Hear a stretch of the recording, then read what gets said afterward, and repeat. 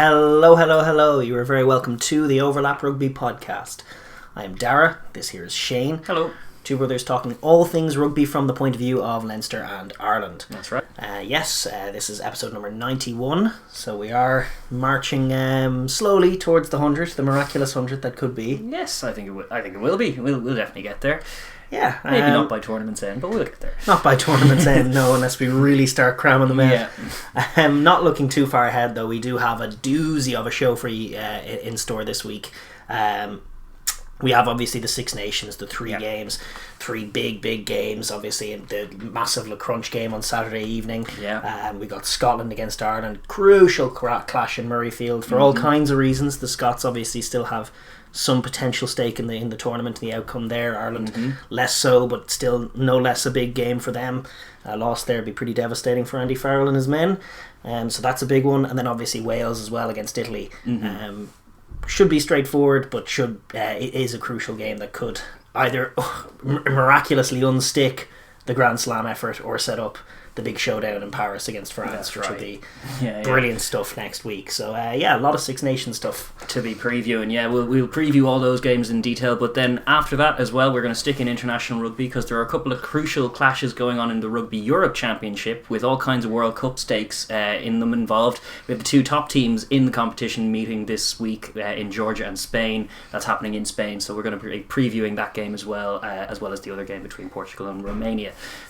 Absolutely. And when we're done with all the international footy, we'll also take a sort of a brief overview of all the club rugby because there is a lot of it going on at the moment. Yeah. But we'll be looking at Super Rugby's Aotearoa and AU, and we're going to be looking at all the domestic competitions in Europe, as well as brief looks at the Japanese top league, the South American competition, which is starting this week. Yes, yeah. And this domestic rugby ongoing in South Africa as well. Yes. So we're going to be touching on all of that and then rounding up the show with the news of the week. That's right, yes. And if you do enjoy the content that we're putting out there, the rugby chat, long form rugby chat that we do specialise in, please do like and subscribe down below and share it with all of your rugby loving friends as well.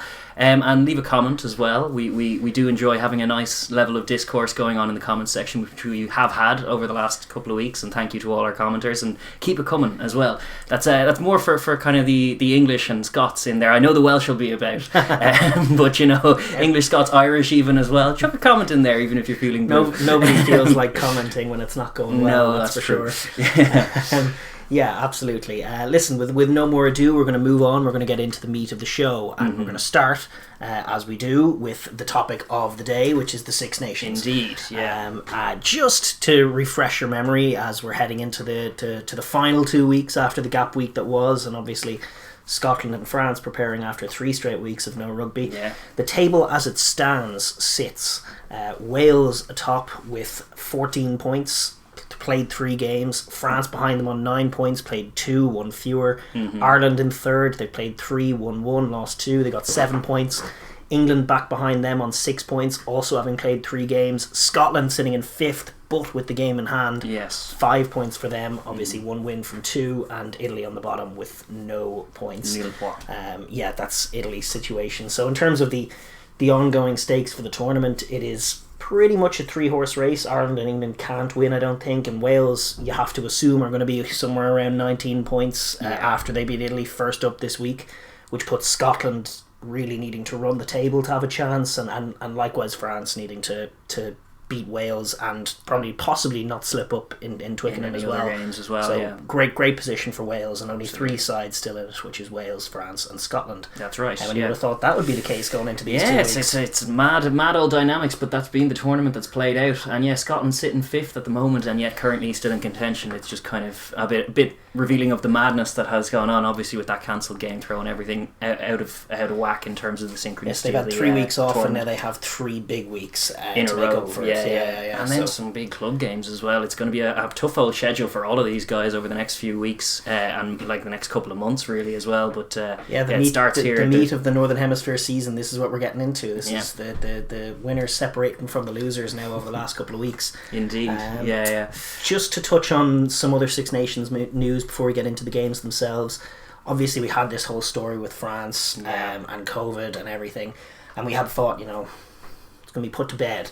We had a meeting last Friday where the sports minister in France did give them the go-ahead to keep playing the tournament, having previously threatened to take them out of it after the COVID situation. It seemed like the French squad was recovering. They named their 31-man squad at the weekend. Obviously, I think Aotearoa, the word is that he's still struggling with the virus, and Arthur Vanson wasn't included either, so I think he just has a niggle, but it's hard to know what the situation is with the rest of the squad, but it seemed to be they'd all recovered. Predominantly, they're back at it, and it might be put to bed, except today, as we shoot this on Wednesday, we got another update, which is that a Clermont player tested positive, and so Willemse and Boutier, who are in the French squad, who played against Clermont last week, and are therefore close contacts awaiting a test and probably isolating currently as we speak. That's it. So waiting for test results on those guys, and hopefully they get the all clear as well. I know. I do not like. We were obviously in this awkward situation where bad news could happen. Tests could come back positive, and there'll be egg on our face if that happens. So let's just hope, as we always do, that we're hopefully going to put this story to bed once and for all. Yes. And it doesn't keep rolling on with more COVID cases. Hopefully our preview vid will not be out of date so quickly, because hopefully the match is going ahead, and that is how we're going to look ahead of the weekend's games, as if they are all going ahead, because as it stands, that is the news we have as we shoot on Wednesday evening. It is indeed. And France and Scotland are still scheduled to play March 26th, the Friday after the tournament ends. Yeah. So touch wood, we get this tournament wrapped up in the coming weeks, and there's no more COVID news to hear of. Yes. Listen, without any more ado about any more of the administrative news and such, we've got games to look at. We do, and I suppose we will start in chronological order, as we normally do, and that puts us with Italy-Wales to start off. Again, as we've said, the whole tournament long, Italy serving as the curtain raiser for the Six Nations weekend. It's just good broadcasting. It is just good broadcasting, because, again, it's something you can't get away with in normal times, because the crowds would ordinarily be there, and they want to rotate things like Sunday games and more primetime stuff. Normally you'll have Italy at different times, but with none of that being a factor, it's nice that they are just slotting them in as the first game of the weekend, because it's appropriate. It makes sense. It makes all the sense in the world. The game is set to take place, as you say, this Saturday afternoon, early afternoon kickoff, March 13th, so that's 3:15 in Italy local time, and 2:15 in UK and Ireland. That's in the Stadio Olimpico in Rome, to be refereed by Wayne Barnes. Slight grievance here, why isn't he reffing our game? Oh no, we've got the best ref out there for our game, but we won't touch on that yet. Well, I mean, Barnes does the rounds. He refs enough big games. He did. I'm just glad he's on the rotation. He's the best ref out there. He did, and he missed out on the Scotland. He was meant to be reffing that rescheduled game as well in that particular weekend. Yeah, he'll probably ref it anyway. So, I'd say so. Wayne Barnes still doing the rounds. Good to see him involved. Preliminary reports, I would say, of some potential wet weather in Rome, as it is across Europe this week, but the background temperature is probably going to be okay. And probably still the nicest conditions of any of the games will likely come in Rome. Not necessarily, but likely. It's going to be fine, I think. Hopefully, any rain or wind should be light and not too damaging. Still should be decent enough conditions to play some good rugby. Yeah, that's what we hope. And just in terms of, I suppose, the colour of the game, the main story is just simply that Wayne Pivac Wales could be on for a Grand Slam. They just need to keep that momentum going with a solid win against Italy. That's kind of what this game is all about. Do they stutter? Do they struggle at all? Or do they just keep coasting along with some nice tries? That's going to be...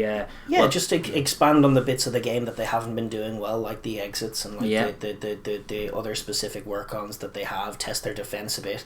But generally it's just about getting the win, notched up, no injuries, smooth sailing, and treating it without disrespecting Italy, because it's still possible they have a performance in them, but treating it as a training match for next week makes a bit of sense. Not that you don't play with full intensity in the training match, but in the sense that it's going to be a dry run for a tougher task for the Grand Slam next week. But also bonus point needed. If they get the bonus point, they have France and Scotland in real trouble for the championship, even if they don't win the Grand Slam. So bonus point crucial here as well for Wales.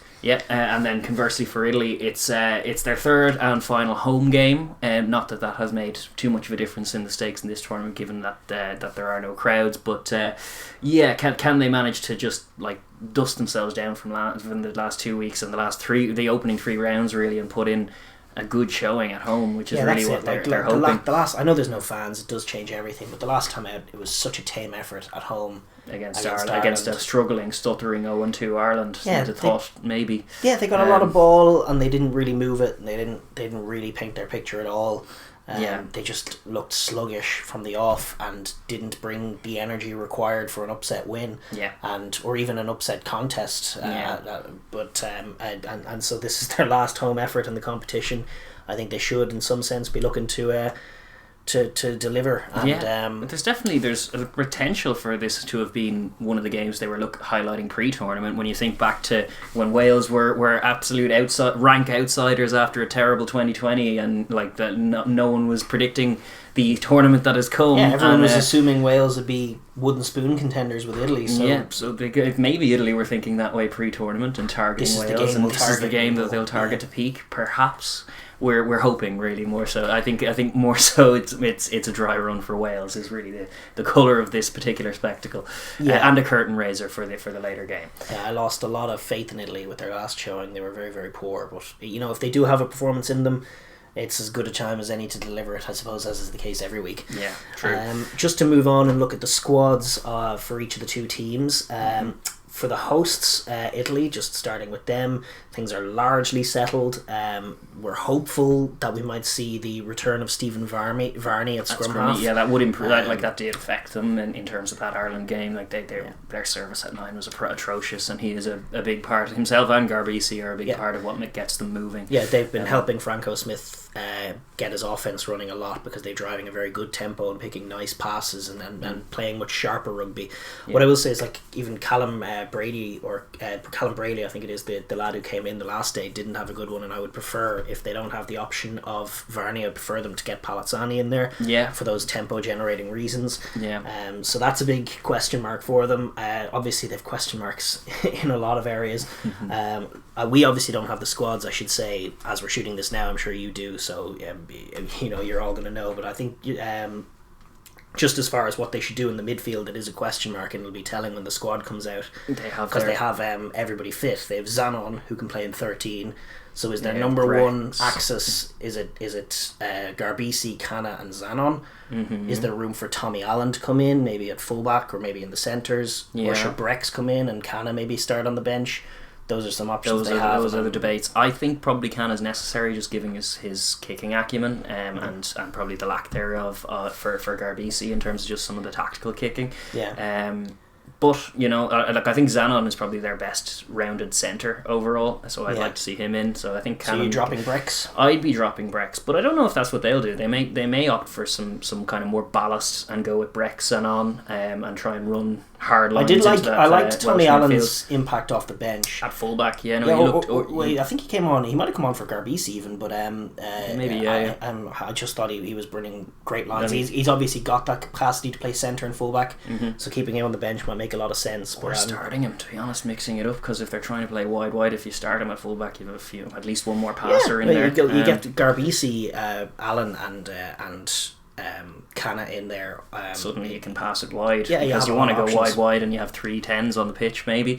But I think it'll probably be Canna's Zanon. I think that's probable, but it could be some other option. You should be trying to test what has been. Might be Brex Zanon as well. I think the last time they had them all fit, they went with Brex. That was at the beginning of this the thing, but then they shipped a load of points to France in that game. Indeed. So they have options. I don't know what they will go with, but they should be trying to test the Welsh midfield, to be honest. But, and the other one I would argue is Canone, the backup lock, should probably come in and start. I'm not sure if they'll do that either, but Lazzaroni and Cece hasn't worked. No, it hasn't. Well, if those two are ahead of him in the pecking order, I would nearly advocate for just picking all of their back rows in the squad. 2 of them at second row and the others in the back row. Meyer could probably play second row. Meyer probably could. As it is, hopefully they have Mbanda back, and he'll play with Meyer and Negri. If not, I think Lamaro will probably come in. Their back row have gotten through a lot of work, and they are the best hope for them. They are. That's right. That's their best asset. Wales have been a little more helpful to us with their naming of the squad 2 days early. A bit of a surprise announcement from them. Bullish. I like it. It's a throwback to the Gatland era. He used to always do that. Yeah, throwing in the teams at early ridiculous Tuesdays stages. And Mondays and whenever. And he's made a couple of changes as well. He says Adam Beard has been a bit beaten up. That's the way he put it. Right. So he says he's given him the rest this week to come in next week. So he's a useful part of the play. He had been playing well. We were saying last week he had a great game in the game against England, and yeah, he's a big part of their plans come the France game. Yeah, and Corey Hill comes in. Gareth Davis comes in as well at 9. Right. But they keep the same side outside of that. They keep Jay Davis and North in the centre. They keep Bigger at 10. Well, to be fair, if it ain't broke, like the last 2 times he's brought Callum Sheedy in relatively early in terms of changing a 10, and it's done very, very well. Yeah, and if they can do that, especially like even it might even just go straight 40-40 for the both of them. You could do that. It's the Italy game. Yeah, if they 4 tries clear at half time, you're just chuck everyone in. They have little Lloyd Williams on the bench at halfback as well, so you could see them. You could see Pivac taking off Davis and Bigger, who at their best are very brilliant attacking wise, and they are nothing if not creative and nothing if not threatening. Yeah, but at their worst can be a little slow. Yes. So if this game is narrow, the capacity to bring on little Lloyd Williams and Sheedy and then just up the tempo in an instant in the second half, it'll kill it. Yeah, it'll break. I mean, it's a good tactical decision as well. Like, but no room for the Sheedies of the world. No room for the Tompkinses of the world. Mm-hmm. Do you think this is their team that they play in France then? Yeah, well, it seems so. Just given that they've picked it the last few weeks, in the England game and now here. I thought there was going to be scope for Tompkins for this one at least, just to keep, as you say, that tempo high and just attack. Or even Halaholo, who's on the bench. Even Halaholo, and you want to get minutes out. Obviously, he will probably get some minutes, given that he's on the bench. But it's you could have done what you like. If he's landed on this pairing. Yeah, I guess there's room for them to grow. It's a relatively young pairing as centre pairings go, despite both of them having played there at various points across their careers. Yeah, it makes sense in the sense that North is in great form. Yeah, he's playing really well. No, I wouldn't drop North. He's taken tries as well, and obviously the back three is immovable. Yeah. With Adams and Rhys Sammet just lethal on either wing, and then Liam Williams best fullback out there at the moment, apart from maybe Hogg. But that's just a perfect back three. Yes. So I get not moving that and wanting to keep North in the team. So I guess the other question mark is just what you want to do with the other centre position. And Jay Davis is he's never let them down. He's been a stalwart for many years, and they've kept faith with him. And now shifting him infield is probably no bad thing. He's always been a good tackler on the inside as well. And the concerns we had about him was testing him on the outside shoulder at the 13 channel. And when teams have managed to do that, he's looked a little vulnerable. But there's potential for him to slot in at 12 and really be a solid plug. It's a really robust midfield, to be honest, as far as a balance of physicality and North has been making some defensive plays as well from 13, which is refreshing. Well, he has more innate speed because he's a former outside back, and if he's lost, as we were saying last week in the review, if he's lost maybe a yard or two of pace in terms of being on the outside, a 13 could be a really good adjustment for him because he doesn't mind putting a hit in on defence as well. So it's a fledgling pairing. The test remains when it comes up against France. If they go with it against France in the deciding game, that's the test. Whereas this game, you could have gone Tompkins and Halaholo, you could have gone Sheedy, Bigger, Tompkins, you could have done anything. That's what I thought they might have done, putting Bigger in at second distributor, but obviously they just really like the dynamic with bringing Sheedy on for Bigger. Yeah, and there's no sense, if you have two of your 10s playing really well, there's no sense to start both of them in the Italy game. The only thing you're doing is tempting fate. If one of them gets a knock, then but I mean, if they were going to work that dual distributor combination, this would be a good game to work it in. Yeah. And there's still potential for them to do it off the bench. Sure, we saw Ireland tried Billy Burns, Sexton for the last 10 minutes of this fixture, and they could do that just to have a look at it if there's no pressure coming from the defensive line and no risk of injury to anyone, and you can try and have a bit of fun. I imagine they'll probably take Bigger off though. I'd say so. Listen, moving on from the squads, we're going to just take a look at the game from the point of view of both teams, what each teams are going to be looking to do to try and get a result, or try and get as positive an outcome as they can. Yes. We're going to start with the hosts, as we do, which is Italy in this instance. Yeah. Out in Rome, and how do they make this one? How do we make this one new? I mean, it's the same thing. It's all about the beautiful thing for Italy is that it's all about them. Yes, it's just getting their own game right and delivering a performance. For me, matters more than any other single thing. Just putting together being the best that you can be as a team, I think, is an important.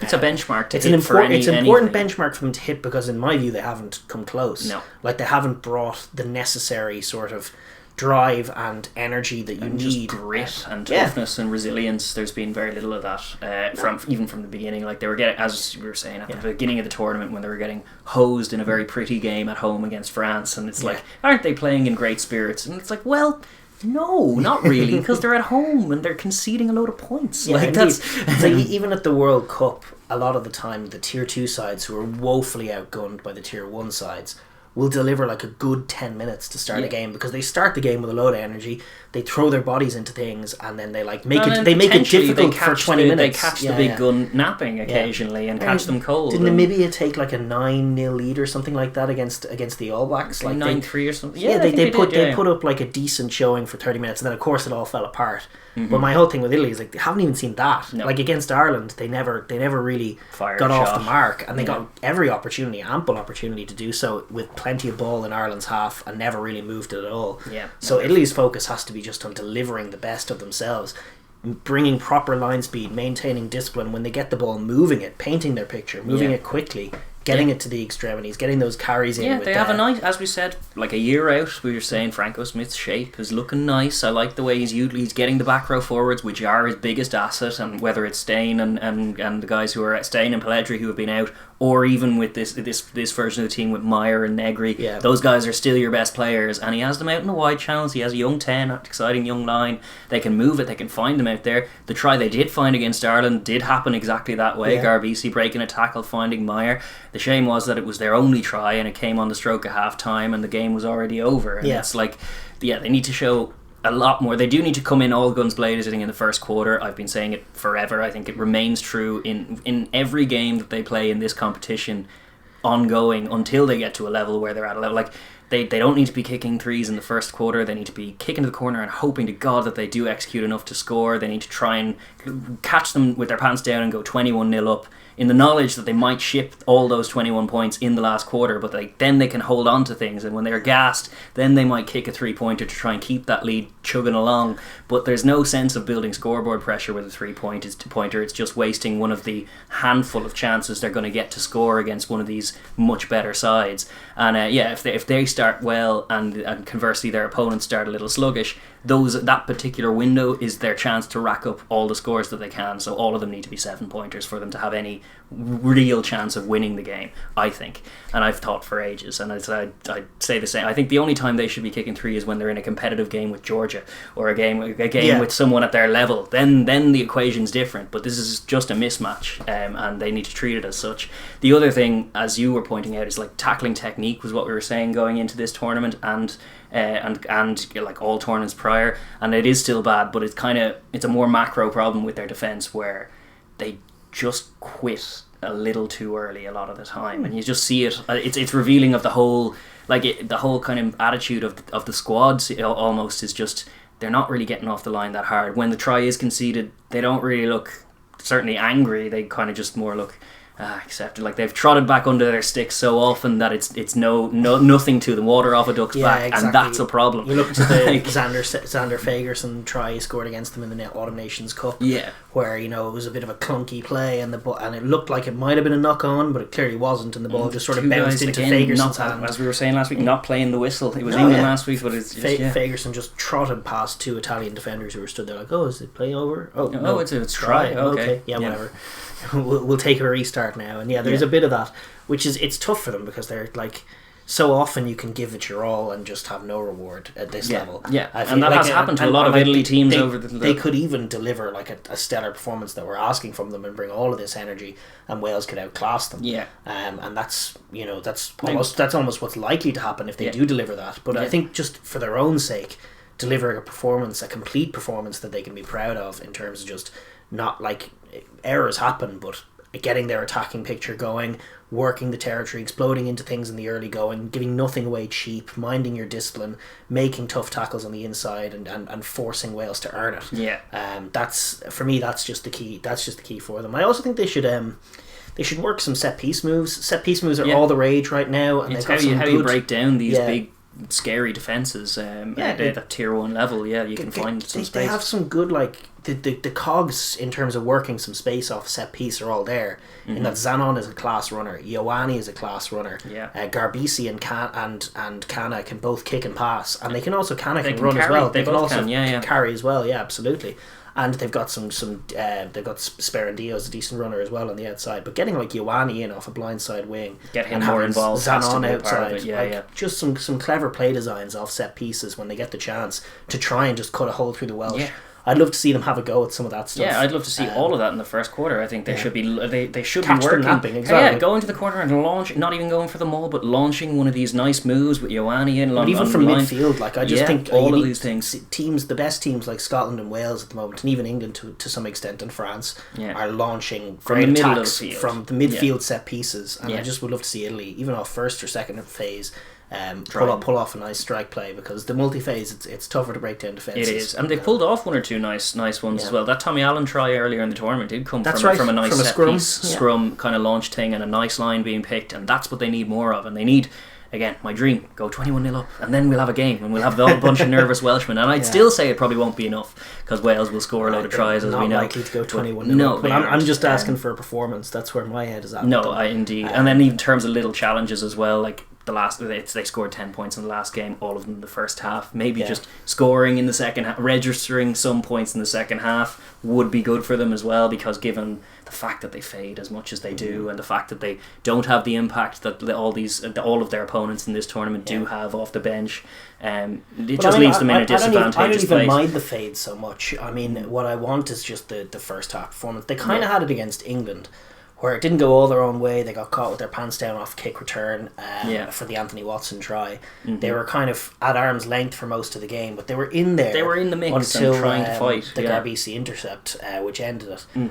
But if they can be in a similar position, especially at home, they're not away in Twickenham, if they can be in a similar position and not throw that intercept pass, there's scope for an interesting game there as well. All of that is true. So I'd love to just see them be in a game at that point, as they were against England, rather than starting it as tamely and poorly as they did against Ireland, which was disappointing. It was disappointing. It was not wholly surprising, and as I said, like, fatigue is not just physical fatigue. Like, they had 2 weeks off going into that game. They're coming off another break here, but it is fatiguing to just lose every game. And even with the extra time to train, it's no guarantee of being more kind of there in the first quarter, because again, if you don't believe that anything you're doing in training will result in any positive result on the pitch, which it's tough to do after this amount of losses in a row, then you're fighting an uphill battle as a coach, I know, trying to motivate them. And you can see the frustration in Franco Smith. I think the very first try that France scored in their first game, you saw it bury his head in his hands, because it was such a present from them, and then they proceeded to give away more.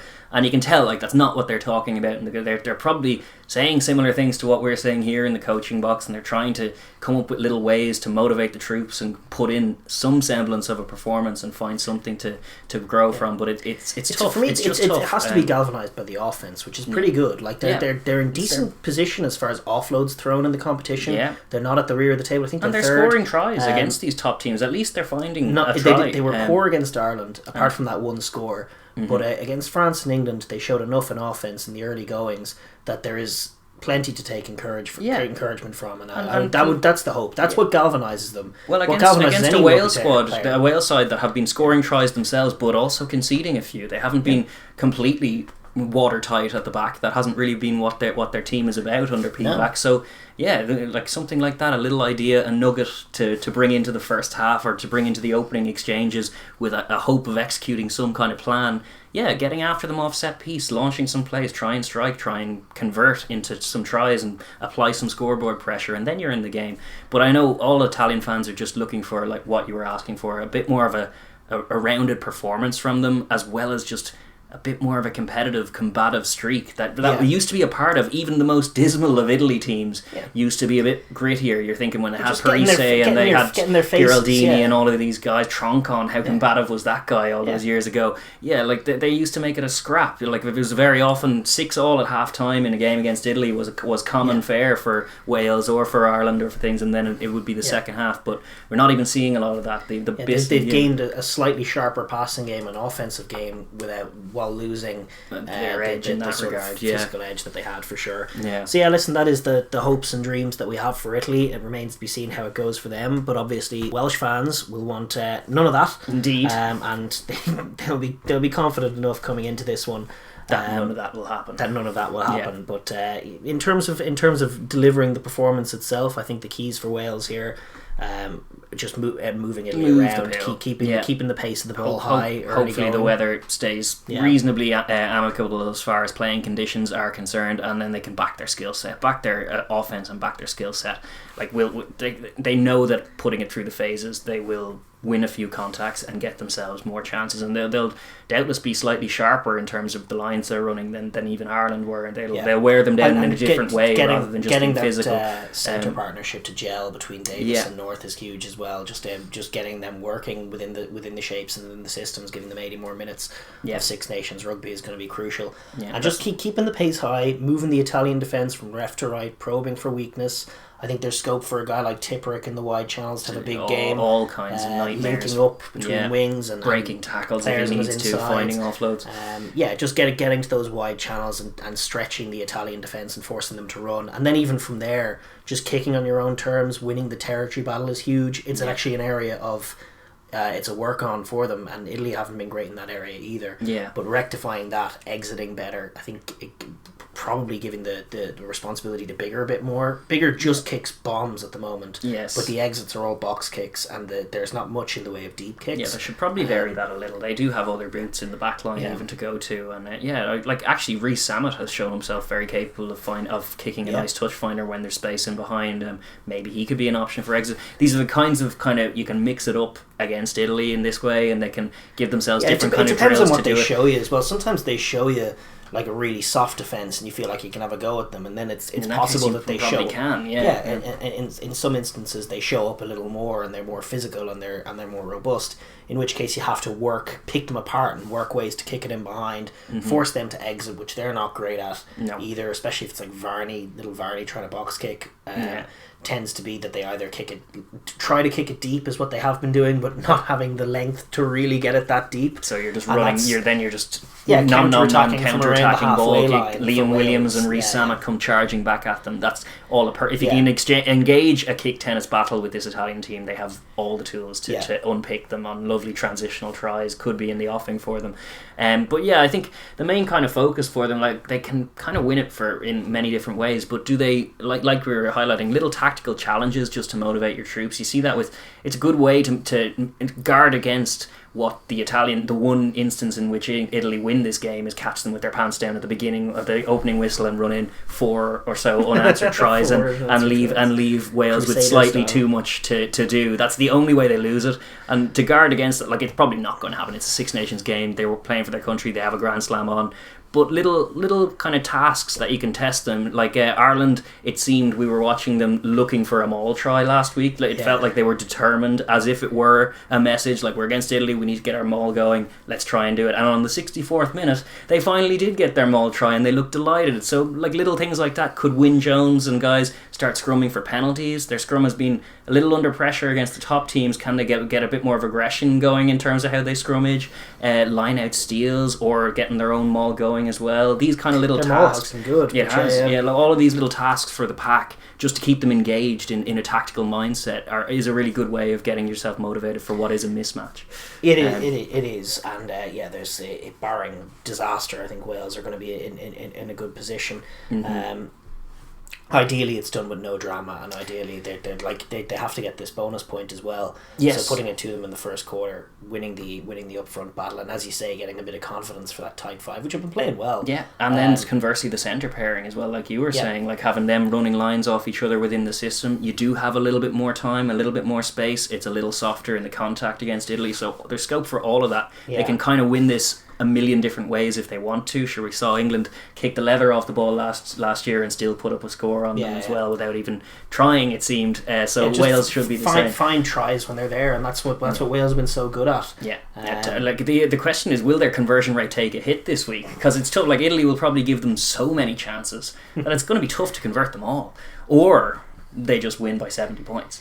They tend to put up big scores against them. Speaking like, where do you think this one's going to go? In what kind of ballpark? You're giving it to Wales, I assume. I am giving it to Wales. I'm just wondering, is there a stutter, an even momentary stutter where it, like, not that the result is in doubt, but that they maybe are a little clunky. If the ref gets on them, if they start forcing the play, giving away turnover penalties and that kind of lark. All of that is big possible. Performances from the Italian back row, maybe. Then Italy striking. I'm still looking at least 50 points for Wales. Probably 12, between 12 and 17 for Italy. Okay, so what's the score then? 50 to 12, we'll say. Let's say 54-12 for the 54-12. Okay, yeah. Something in that ballpark is what I'm looking I'll at. say maybe 60. It could be anything. I'll say 47-17. Yeah. But like, I don't know. It's not going to be perfect. No. Wales have been good without being great in large parts of games.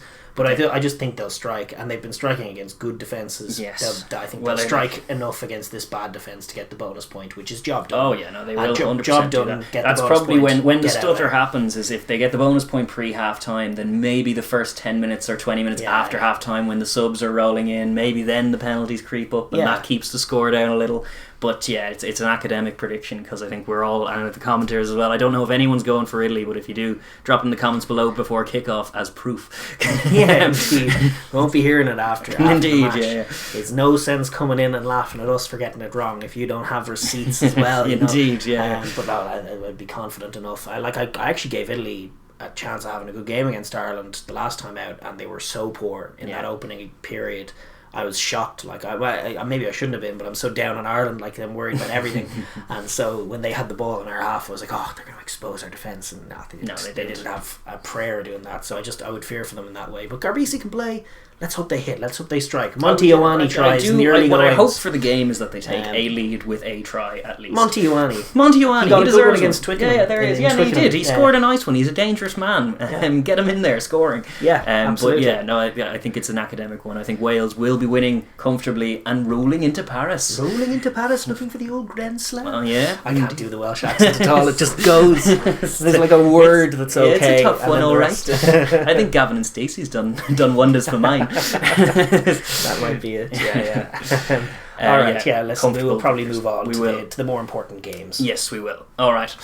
Moving on, we have England v France. Le Crunch at Twickenham. What a contest this always is. Yeah. Always is. And there's no fewer stakes in this one. It's going to be just after it on Saturday evening, March 13th, 4:45 kickoff. That's local time, GMT, at Twickenham Stadium in London. And it's going to be refereed by Andrew Brace, which has the slightly intriguing kind of subplot of he was the guy who reffed their last clash in the final of the Autumn Nations Cup, and had a controversial enough performance because he did. He ended up like Scooby-Doobious decisions. I remember being annoyed with him when I was watching it live. I thought he was very generous to England, and he kind of let them in for that extra time. Once they got to extra time, it was all on France not delivering. But I thought they were very lucky to get to extra time because of one or two dubious decisions. But yeah, Brace has he was getting such vitriol from the French supporters that he had to bow out of going over to France to ref talk towards him. Yeah, that was ugly. You never want to see that, really. That is ugly. No, yeah. So it's just it's funny to see him in charge the next time these two teams meet, and hopefully it goes okay for him, and he ends up becoming a non-factor, which is all we ever ask of a ref is that he's not a factor. As far as the weather's concerned, it's a bit dodgy up here this week. Generally speaking, there's a bit of wind, there's a bit of rain. I think the weather at the moment is suggesting that the worst of the weather on Saturday will have passed by kickoff time. Which hopefully, and it can be true. Yeah. London has its own little microclimate that tends to be a little bit better than the general malaise that we have up in this particular neck of the woods. So hopefully, we have some clement conditions to get some lovely running rugby, because every time they meet, it's a class match, including the last time when the whole chat in the pre-week was, France have to play their thirds, it's over as a contest, and then no, it was a bloody brilliant contest that went to extra time, no less. So we're expecting something similar.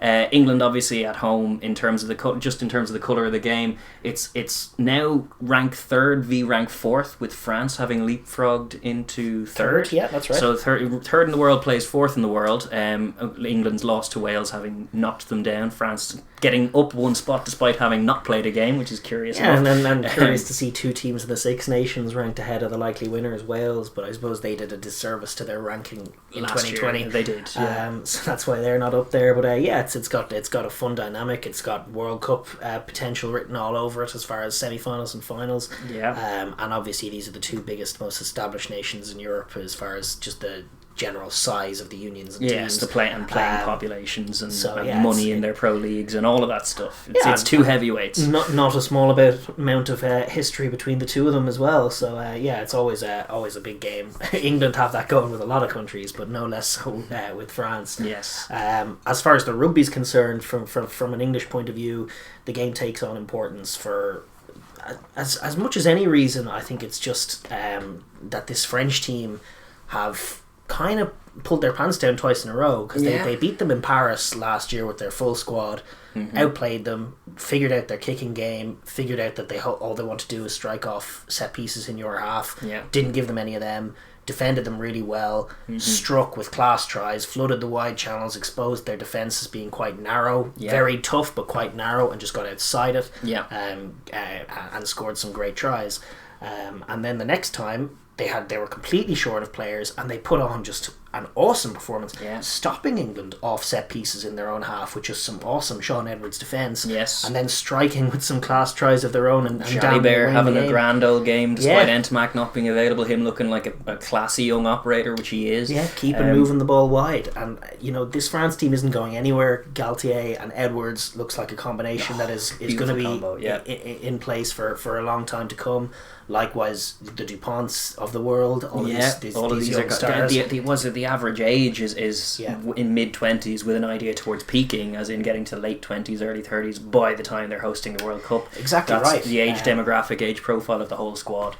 So if you're England and you're looking at this young French team, who's you did technically win the game in Twickenham, but it was dodgy as hell. You're not feeling too proud about it in terms of the manner of the showing. And you lost in Paris last year. I think a defeat again in Twickenham this year would put them in a bad place psychologically against this French team. It would. Giving them good chips in the bank, good memories to log into the bank in terms of, we can beat England, we always beat England, that kind of thing, to get into the brains of your young hotshot side. It's a good thing for France, and conversely, a thing that England will desperately want to avoid by putting a stamp on Twickenham, because we've seen France teams in years gone by, great French teams, turn up to Twickenham and get kind of starstruck and not really perform well and get kind of bullied, and that's definitely the dynamic that Eddie Jones wants to have in force. Cemented into the young French team's heads. And Twickenham's not an easy place to go to, which at the moment isn't cemented in their heads. No. So it's important in that sense. It's also important just because really they kind of sleptwalked into this sleepwalked into this competition, and got caught by Scotland, got stung by Wales, and now they're fighting for their positive winning record. They're 1-2 now, and they need to run the table to get back to 3-2, which isn't a worthy enough here achievement. Would have them staring down the barrel of fifth, and also just they haven't really put a complete performance together. And actually, they didn't look too far away against Wales. No, some of their attacking sequences looked great. Their offense looked good. Their defense was trying to make plays. It was just discipline killed them. And they honestly weren't too far away from putting together as complete a performance as they've had since 2019. And I think that's going to be a huge focus of Eddie Jones just going into these last weeks, is just get one big performance to build from. That could be of untold value. 100%. Like there's more to play for in this tournament for these big teams, because as we were saying earlier, a few weeks ago, it was an absolute five-way melee going into the opening weekend. So like all of these, not everyone can win it. There's only one winner, but momentum is a real thing, and it does carry on. And it's nicer to win games than to lose them, because it's a results-based industry that all of these coaches are in. So from an England point of view, they'll want to up their performance. They'll want to keep getting more minutes under the belt of some of their key guys. They'll be hoping for guys like Itoje, rather than the penalty count creeping up, but just the playmaking count to be creeping up and having him be a nightmare, which they know that he can be. It's about kind of building form back into these guys and rediscovering a bit of themselves, because they have had hints of it, but just not a cohesive full performance yet. Entirely right. For Galtier's France, they might feel confident on the other side of things that they have England's number, but there for them the equation is about the tournament. They've got 3 big weeks now coming up, first against England, and then against Wales, then against Scotland. Chances are they're going to have to win all of them if they want to walk away with some silverware, which last time they took the field was every bit their expectation and their hope. It becomes tiring being raved about as a great team if you can't end up backing it up with any real silverware. Yes, indeed. And the longer it goes on, the more it'll become a question mark about them. That's true. As harsh as it is. As far as psychological factors, it's a horrible thing to always be the nearly men is something to very much, it can affect loads of teams. To finishing second for loads of years in a row before finally getting it is something we can relate to with some of the Irish teams we've had in years gone by. But it is a young squad.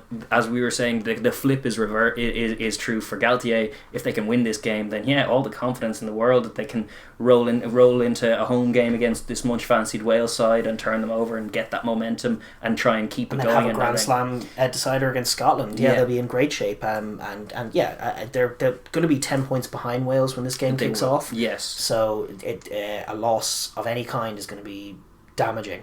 They got to win. They got to keep the momentum going. They got to take this trophy. They feel they're the best team in it. They may well be right. So it's on them to deliver a big performance and avenge that Autumn Nations Cup disappointment as well. Yes, which stopped them from getting some silverware. Indeed, So that's definitely where it's going to be for France. The other thing is, with it being 3 consecutive weeks, there will be scope for rotating that squad a bit, because as we saw in that game in the Autumn Nations Cup, they do have good calibre players. Even a whole 15 or a whole 23 that are beneath the ones that will be started in the big games, they can kind of rotate these guys in and out and try and manage some minutes, as well as having some key guys come back in. So they have the squad to do it. I'd imagine the next few weeks will be a little bit of rotation from their point of view. Absolutely, and then on that note, even they may be forced to do a bit of rotating themselves, because there are as there have been some complications again with their squad. Still COVID complications. Galtier's named his 31-man squad, which does see the return of the majority of COVID positive players. Good. The big headline is the return of 3 star players now from injury: Camille Shah, Vakatawa, and Roman Ntamak straight back in. 3 high caliber weapons to just slot back into an already lethal looking team. Indeed. On the flip side, Louis Carbonell and Arthur Vincent haven't been included. Now, Vakatawa and Ntamak have come in, so it could be tactical, but with Vincent I think he has a knock. Right. He's obviously been starting. I think it'll be a straight swap though for both of those guys. Carbonell out, that means Ntamak's in. Ntamak might be on the bench, he might not. It's hard. Vakatawa will probably almost certainly be straight back in if he's fit at all. Without Vincent, you might think that might be the way to go. On the flip side for them, Bernard Leroux has left the squad with an injury. Winnie Antonio apparently still suffering from COVID, as we said, or at least to some degree, still positive. So obviously, best wishes to the big man as well. So they've had to make changes there at tight head. And Willemse as well. Paul Willemse and Boutier are the Montpellier players who are contacts of the Clermont positive case, which we talked about at the top of the show. So they're pending whatever, they're isolating pending a test result, and hopefully basically, they get the all clear. The Willemse wasn't training. And neither was Boutier, I think, as recently as today. So it's possible they get the all clear, but if they're not training, it seems unlikely, especially as we say, with the probable necessity to rotate as although it'll make it tough with an Itoje taking the field opposite you, and you without your first 2 choices like Bernard Leroux and Willemse not available to them. They're pretty solid guys that they've been relying on for the last since the World Cup. We're looking very, very likely at a similar enough team overall. You're probably going to be having Bai, Marchand and Huas at front row.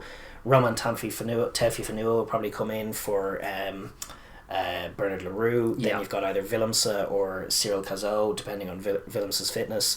Jalonch has the incumbent at 6 with Olivon and Aldrich. There is scope for Dylan Cretan to come in, or maybe the man I'm perennially calling for, Cameron Roki, who we haven't seen yet. Take them on at the line out. Yeah. Probably too late for him at this point, but you never know, they could throw him into the 23. Yeah. Dupont will be at 9. The centres, for me, Fiku and Vakatawa makes the most sense. I know they have a couple of other options in there. They got Dante. But I just think they got Mofana as well, but I think if Vakatawa is good enough to be in the squad, I think they're going to get him straight back in there. I actually think Fiku and him could be an ongoing brilliant partnership to bring to the next World Cup. Yeah, because they had Fiku on the wing last year, which made a lot of sense because that was a channel they were accessing, and he was like a beautiful link man in there. Yeah. But at centre, he's been so destructive in this competition. They have loads of lethal wingers with speed as well, and Penot and Toma. It gets him a bit more central so he can distribute, and if he's playing off Vakatawa, then there's a lot of distributing force in that midfield, and with a guy like Vincent not available, who's another quality player, embarrassment of riches for France. The big question mark for me is whether Ntamack should come straight back in, or has he, like, for me, Jalibert has been so good that I don't even think Ntamack is fully match fit and ready to go as a guaranteed starter. I think Jalibert's been great. Yeah, no, it's true. I would probably stick with Jalibert and maybe bring Ntamack off the bench as an option. I think that would make the most sense, but they might not. They might go in Ntamack straight back in. Might even go 6-2 on the bench just to physicalise up. Well, if they're shy of a couple of locks, it would be tougher to do that, but maybe they do. Cretan and Woki on the bench, that's what I'm saying. I think what I would have said about this squad, I would have said a key selection for them would have been Boutier at 15, because he was such a key man for them in the last in terms of unpicking the England kicking game, exiting and just exposing the England kicking game, as you say, exactly, forcing England to exit from your own exit. I mean, he had a freak spiral against England, one of the great kicks. It was very early in that game. You could see it. Like, I think it was George Ford was the first man trotting back as it went over the boundary into touch in the 22. He's just it was on the 5. He kicked it from his own in goal all the way to the 5. The whole length of the pitch he kicked it, and then it was just along a spiral. But that's our plan. Was the look on his face? It's but our plan. No. What happened to what our do we plan? do now? Which is often a thing that can unstick an English team if the plan doesn't happen. Well, I think they still haven't figured out how not to strike off set pieces. They got a couple of nice counter-attacking tries against Italy, but by and large against Wales they were shut down off the counter-attack, whereas they struck well off set piece. So that difference from an England point of view is everything. So I think Boutier would have been such a key man. Obviously, if he's not available, he's not available, but if he's available to pick at all, I would go. You'd be getting him straight in there just for the boot alone. But like that being said, it's not inconsiderable boot on Doolan or whomever else. They actually comparatively, but he's got a pretty good, like, certainly compared to the long kicks you saw out of Garbisi and Italy and stuff that weren't all that long at all.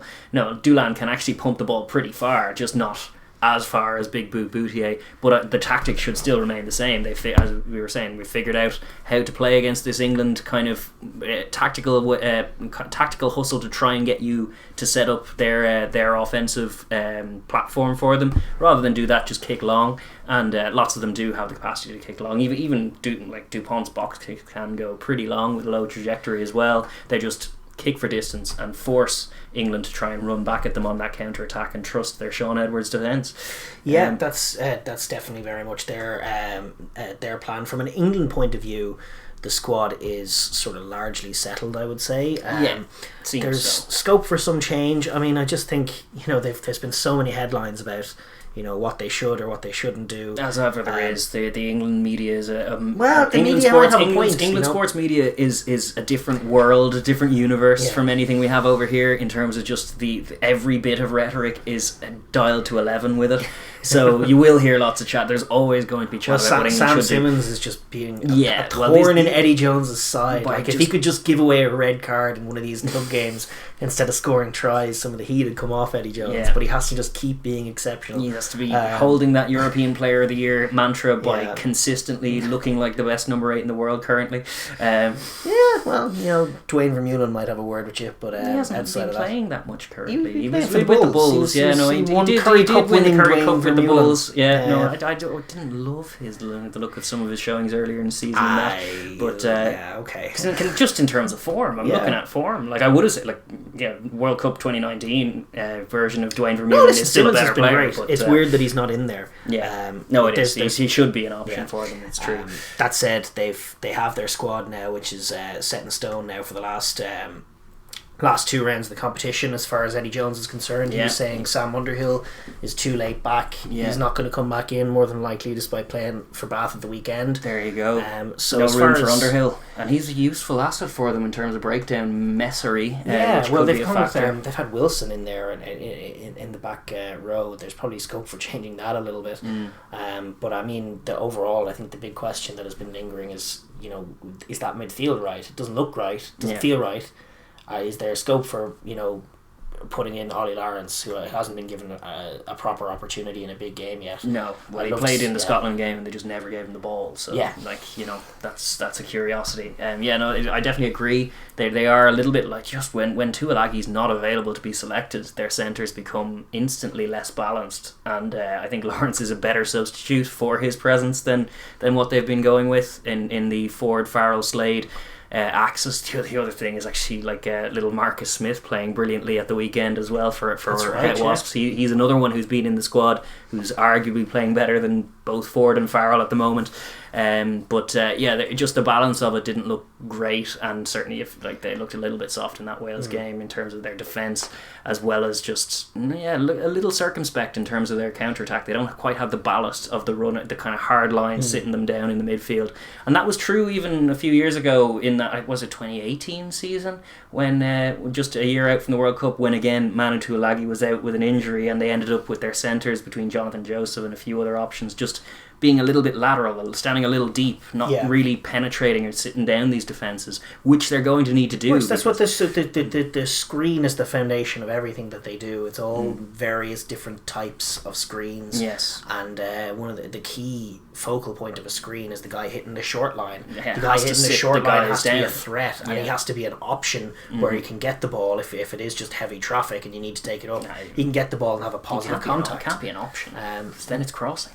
Well, you just better give it to him. If you pass it out the back, you can forget about it. That's the whole point, that back line doesn't have much balance. I also think Elliot Daly's form is pretty questionable. That's true. Is there scope for Malins in there? Yeah, well, you saw what Bristol's form has been brilliant, and you see what Callum Sheedy's doing in a Welsh shirt when he comes in. Yeah, and Sheedy would have been a guy pre-tournament who I would have had question marks about. He's kind of just a ship it on kind of 10.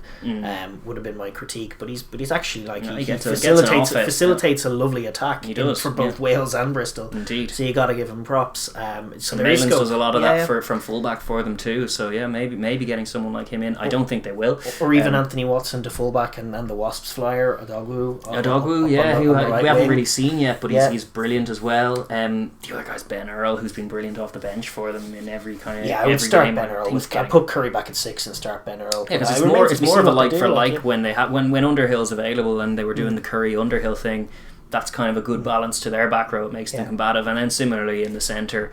Yeah, it'll likely be the Ford, Farrell, Slade axis that we've seen all tournament long. I think it's probably a little bit unbalanced, and then you couple that with Elliot Daly with his patchy form at the moment, and there's question marks about it, but there are still positives too. They can definitely do something with that team that they've named regardless. There's definitely scope for them to play really, really well as that team and put France away with some nice scores. But we're just highlighting that there are a few other options available to Eddie Jones as ever. I'm just curious. He hasn't gone to the tinkering with the squad, and he's under more and more pressure. He's kind of dug his heels in, but I definitely think there's adjustments within the squad he has to make a few changes. That said, whatever team he selects, they're going to have a winning picture and a real chance to win this game. They are not far away from being the great team that made it to the World Cup final. Indeed. I don't think so. No, they're not far at all. We saw glimpses of it, if not the full package just yet. We've seen kind of hints at what they can do, and I suppose we will pivot on from the squads then and look at their winning conditions for the game. How do they go about kind of putting this much fancied France side to the sword at home and kind of re-establishing themselves? They're still champions as it stands, although they're probably not going to do it. So putting in a champion performance at home against the young pretenders is something they want to do. Like we say this so often for so many teams, but England especially for me are a team that really does get energised by a fast start. Yes, more than any other. They do. If they can get, like, obviously if they win the toss, they're going to choose to kick off. They're going to go to the corner. They're going to try and pin them back, try and get them to kick it out into the touch and strike. But by any means necessary, by hook or by crook, setting up a line out or a scrum in and around halfway or in the French half, from which they can launch a pre-packaged set of phases where they open the French defence up with power carries on both the inside and outside, loads of different options, fluid passing. You saw them get it going a couple of times with Wales. I think in particular, like Jamie George in there is a really classy ball player and a good runner. His link option for that Anthony Watson try was great. And Itoje as well can work in those screens. Curry, as we know, Billy V, getting those guys. You saw the blueprint. The 2 tries they scored in Cardiff were the blueprint of how this England side can and should attack. And doing it from early doors, from a set piece where they have a plan, is how this team has established itself. It was what the model was under Eddie Jones in 2019. Striking from early doors with, like, I remember the try they scored against Ireland to start that season. 2019 season. The 2019 season. It seemed like it was pretty much down to the pass. It was designed in advance of the game. Understanding how to manipulate Ireland's defence. We're going to take this line, we're going to kick it off, get the line out, work them in this part of the pitch, and then move it left for a Johnny May try in the corner kind of thing. Simple, and it was well executed. And they did the same. Sure, the All Blacks in the semi-final, they blew them away in the first quarter, and then once they were on top, they are very comfortable when they're on top with a couple of scores lead. Then they can relax and they can kind of control a game from there. What they struggle with is when those plans don't come to fruition and when they don't set their rhythm, and then they're stuck in a bit of a scrap and a little bit of a biddy game. Then they kind of do struggle to kind of jumpstart themselves into gear. It's one of the curiosities it's the same of off them. Kick return as well. Like without that set piece to launch from, to provide them with a bit of direction, they tend to look a bit flat, and that's where the kicking game suffers as well. Because if you remember, the kicking game, with all the different options they have, it's so versatile and so well done that I've seen them manipulate back threes and pendulums and then find the space, knackering the fullback as well as just getting the ball in behind. It was another aspect of that 2019 showing was poor Robbie Henshaw out of position at fullback, and they moved him every which way with good probing offensive kicks and found their ins that way. And then found the nice kick to the corner, but that doesn't happen off slow ball and sitting in the pocket. The back three is not going to be moved. You're going to have less room to kick into, and your kicking game's going to be worse. So finding a way from a multi-phase scenario to generate a bit of deception, a bit of momentum to catch, because the Edwards defence is oppressive. And to be honest, this pulsating English offence against the Edwards defence is one of the best matchups in the whole tournament. It is. And it would be Edwards, nice to see it. If we just see the Edwards defence swarming and England a little bit off with their passing, that's them winning. Them winning, and you rarely see two sides looking great on opposite sides of the ball, because usually the way one side looks great is by stopping the other from doing it. Yes, indeed. So that's the dynamic. But generating quick ball, it's got to be, they've got to find a way to find shape. Really, if you're looking at a multi-phase situation, you want to set up rucks in the middle of the field and have shape either side of it, and then generate just those little screen pods that they have, which give them the options to come onto the ball, generate find a soft shoulder, get over the gain line, and then it's quicker ball, and then you can work from there as they do off set pieces. Little offloads with their tight forwards are exactly how they break down organised defences as well, because you don't give them a chance to set and then rush. Just even to make a little bit more space to work a kick, to work a territory winning kick, from or a territory winning screen where they find the extremities, which they were doing nicely again. It was nice to see that rediscovered. It was that old Sarri shape, that screen, the kind of the benefit of having all those distributors in your back line, having three tens essentially almost in terms of the Ford Farrell Slade thing.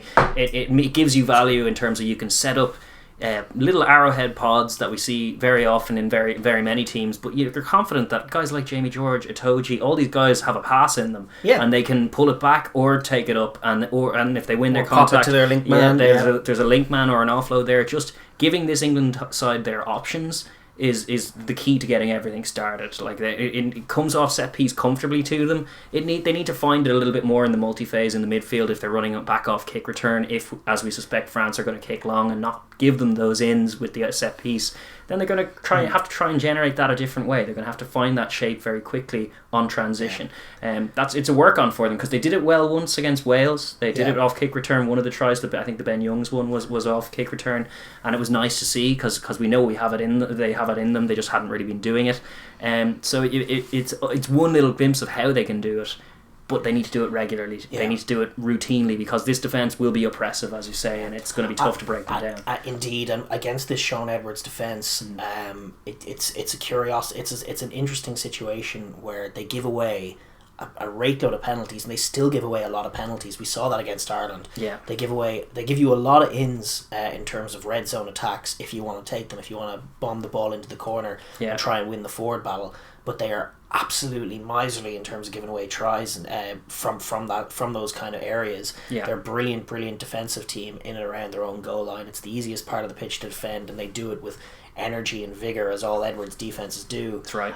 So I think one of the winning pictures for England is to punish the penalties that France give away. I know there's a lot of talk about English discipline, but French discipline is no great shakes. If they can punish the French penalties with 3-pointers, working their attack in the French half, and then when France give away a penalty, no thought of going to the corner, knock the ball over the bar and just punish it with points, and then work on the exits. France do respect the 3-pointer. They will be rattled if they can build a score 3-6-9. That's enough to get them under pressure, and then you couple it with, I think it was John Mitchell earlier was highlighting in the week for England just the amount of ball they play off 9, the amount France do play off 9, which makes their 10s as rotatable as we were saying, but it is really the Dupont train is what keeps them ticking. So that would lead you to believe that pressuring Dupont is a huge part of it, and scoreboard pressure to France will add that. Like if they're behind and chasing, and then you're in Dupont's face, kind of make sure the pillars are there, or whatever you call it, guards they called them, but pillars is better. Pillars don't go walkabout. Pillars stay there, mind Dupont, don't deprive him that running game, force him to pass first mission, and then once he's passing, then you can bring that line speed to yourselves and try and shut down the door for their 10s. Mitchell was dead right to flag that, and he seemed bullish in his intent to take the Dupont running game away from them, which I think is what you have to do against France. You have to track him, you have to mark him, and you have to make him not a factor. The game becomes a little more difficult when you've got another X-factor man in Vakatawa in the 13 channel. True. That Big does broaden test. The danger on the field. I mean, they have been 60% off 9 in the Six Nations this year. They've also not had Vakatawa on the pitch, and he's a game changer out there. No question about it. And without Tuilagi, as we were highlighting for England, they're just a little bit less physical in the middle of the park, and Vakatawa is well able to break a contact and get a hand free, and they will run dangerous support lines to a man, everyone in that back line, so there's danger for sure. The defending this French team is a very tough task, and good defences have been caught with their pants down, including this English defence. But I do think it starts with the dominant forward performance. As much as you want to say you got to keep the width, you got to force them inside, they're going to try and, if you play a narrow blitz, they're going to try and get it outside you, and they're going to very often succeed, and you're going to be in trouble. I do think there's a trade-off there with doing what you're good at, and that's I think discipline has been the number one thing that they've talked about this week. They've got Wayne Barnes into the camp, they've done all this sort of stuff where they're trying to not have a situation like they had against Wales, where Toji was given 5 away and they just gave away so many. It was ridiculous. But the margins are small there. Like with all of those Itoje penalties, the margins were small, and there was a good play to be made in there that he just couldn't make. And I think the English winning picture has to be about Itoje making those plays, Tom Curry making big plays. It's not a penalty, it's actually your penalty. You win the penalty, especially if you're talking about a French team that's going to be without Leroux and potentially Willemse as well.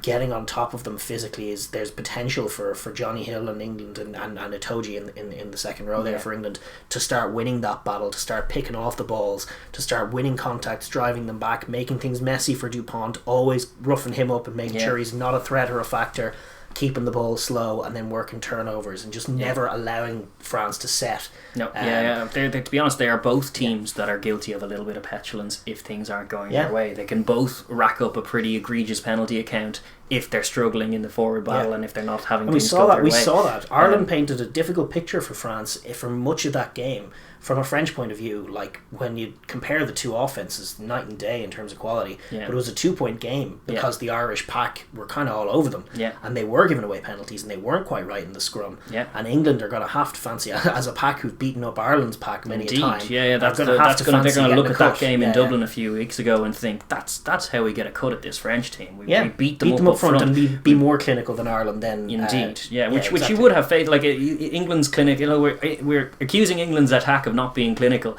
That's not compared to Ireland's attack. It's compared to where England are. I'm not even accusing them of that. I think they might be about to get it right. They could be coming. I think they are building is what they were doing. They started out the tournament just refusing to attack and they got duly punished. And since then they have been working on it and it has been improving.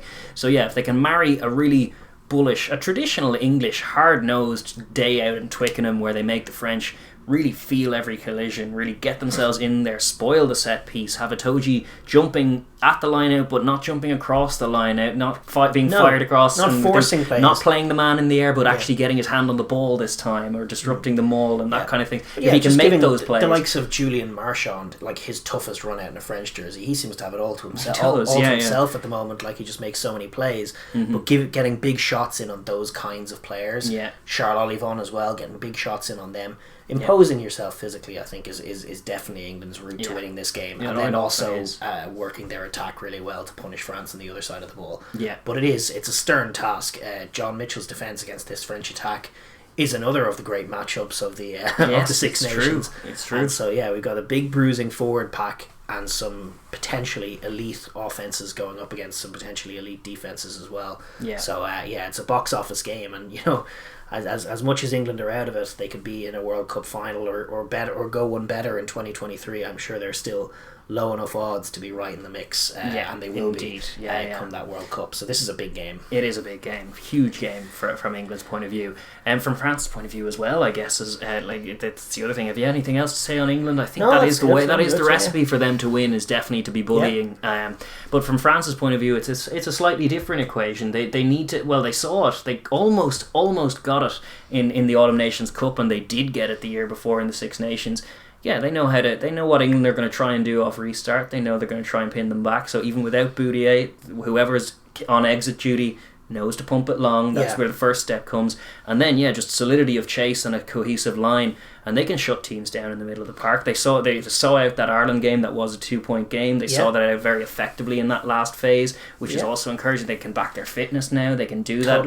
They want to be able to really proactively stop England with their defence. I think that's going to be a big part of it, because it really does.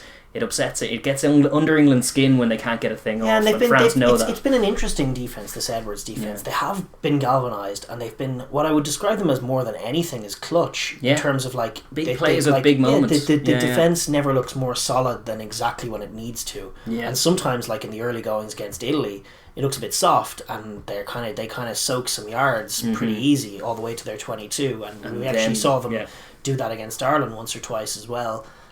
Also struggling under the high balls, but they soaked some yards, especially on the short side, which they're going to have to just keep an eye on. But once they got into their 22, once the big moments came where the teams were threatening their line, they really did turn it on. And the key man for me is Aldrich, because he's the guy usually who ends up making the turnover play if there is one to come.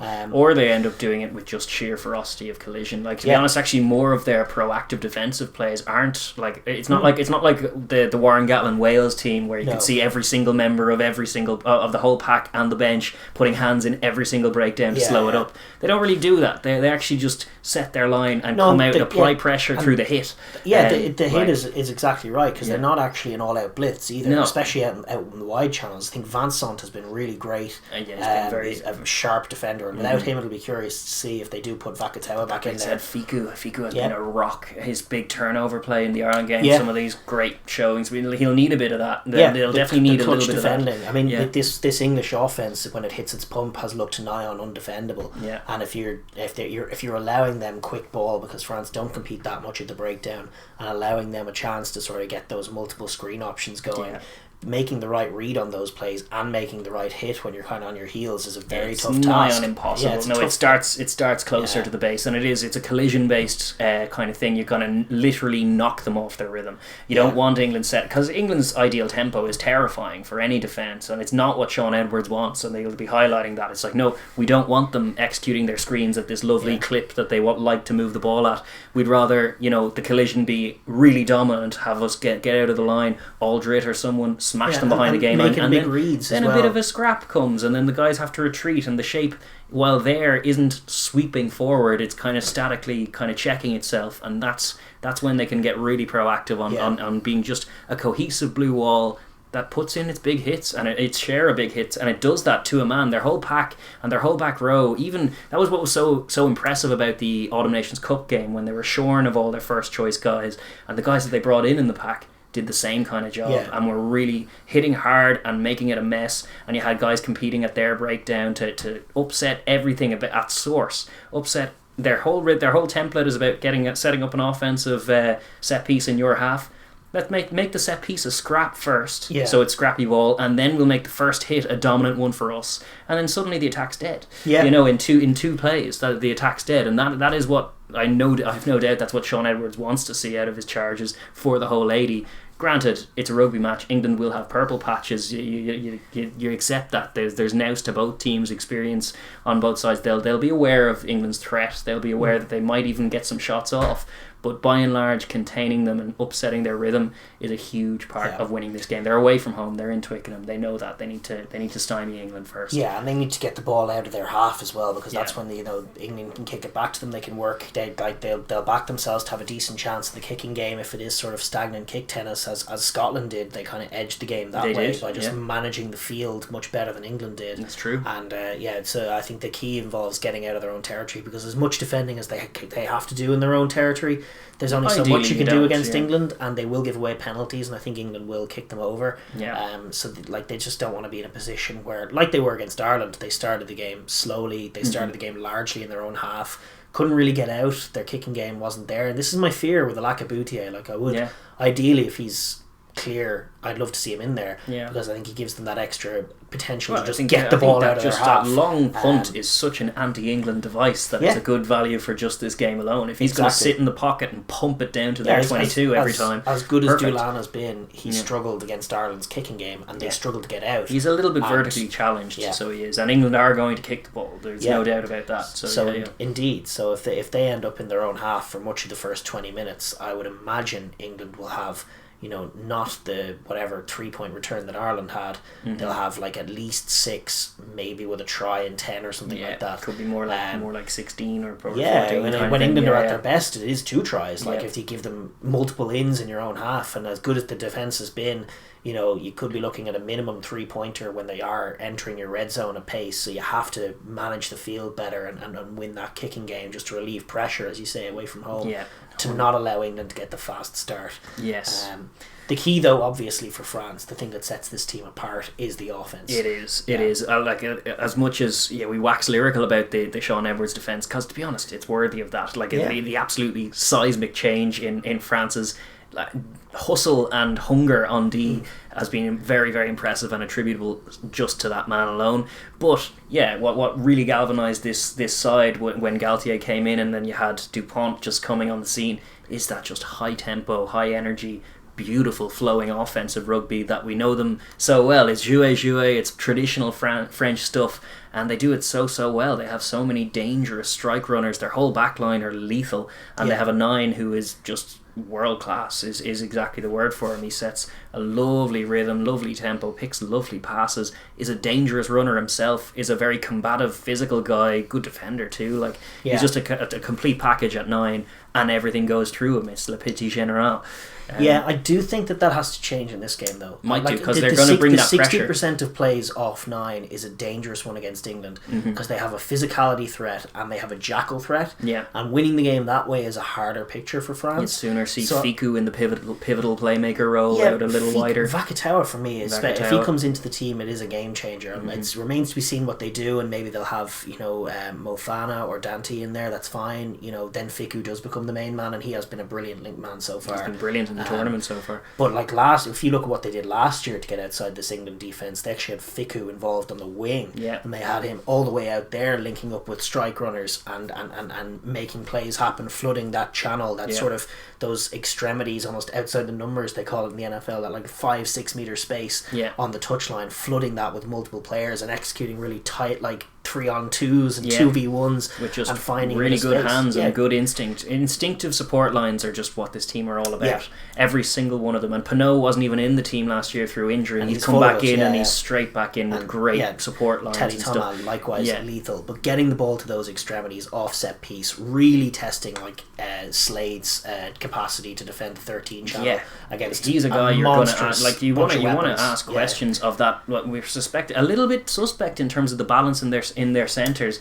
You want to flood that channel with multiple off set options. piece, off first phase, get it away from the English pack, move it wide off first phase, and get some strike runners into those positions, and then stretch the English defence. It may yield tries for Dupont. You shift him from the point of you shift the point of contact from him, but he will be there with the tracking is always line. great. So but I think they should play a little more off 10, a little more, a good few more 2-pass plays, getting the ball wide, getting the ball away from the English forwards and into those channels where their defence keeping it alive as well. Like they are good at that. They have the touch of the Fijian, same as the old school. Like if they're still on their feet through the contact, pop it back. No need for a ruck. If there's no need for a ruck, don't have a ruck. And the ruck is the enemy. You don't want rucks. There are curries and Itojis in rucks, whereas out here there's just space. You know, like that's the mantra for France. They want to keep it alive, and Dupont will track all day. Like if it's a 2-pass play, I'd expect him to be at the next breakdown, or even if there's not a breakdown, ready to receive a pass. And even if he's not, the guys have good enough instincts that if there's a chance there, even if it's a winger or even if it's a tight forward,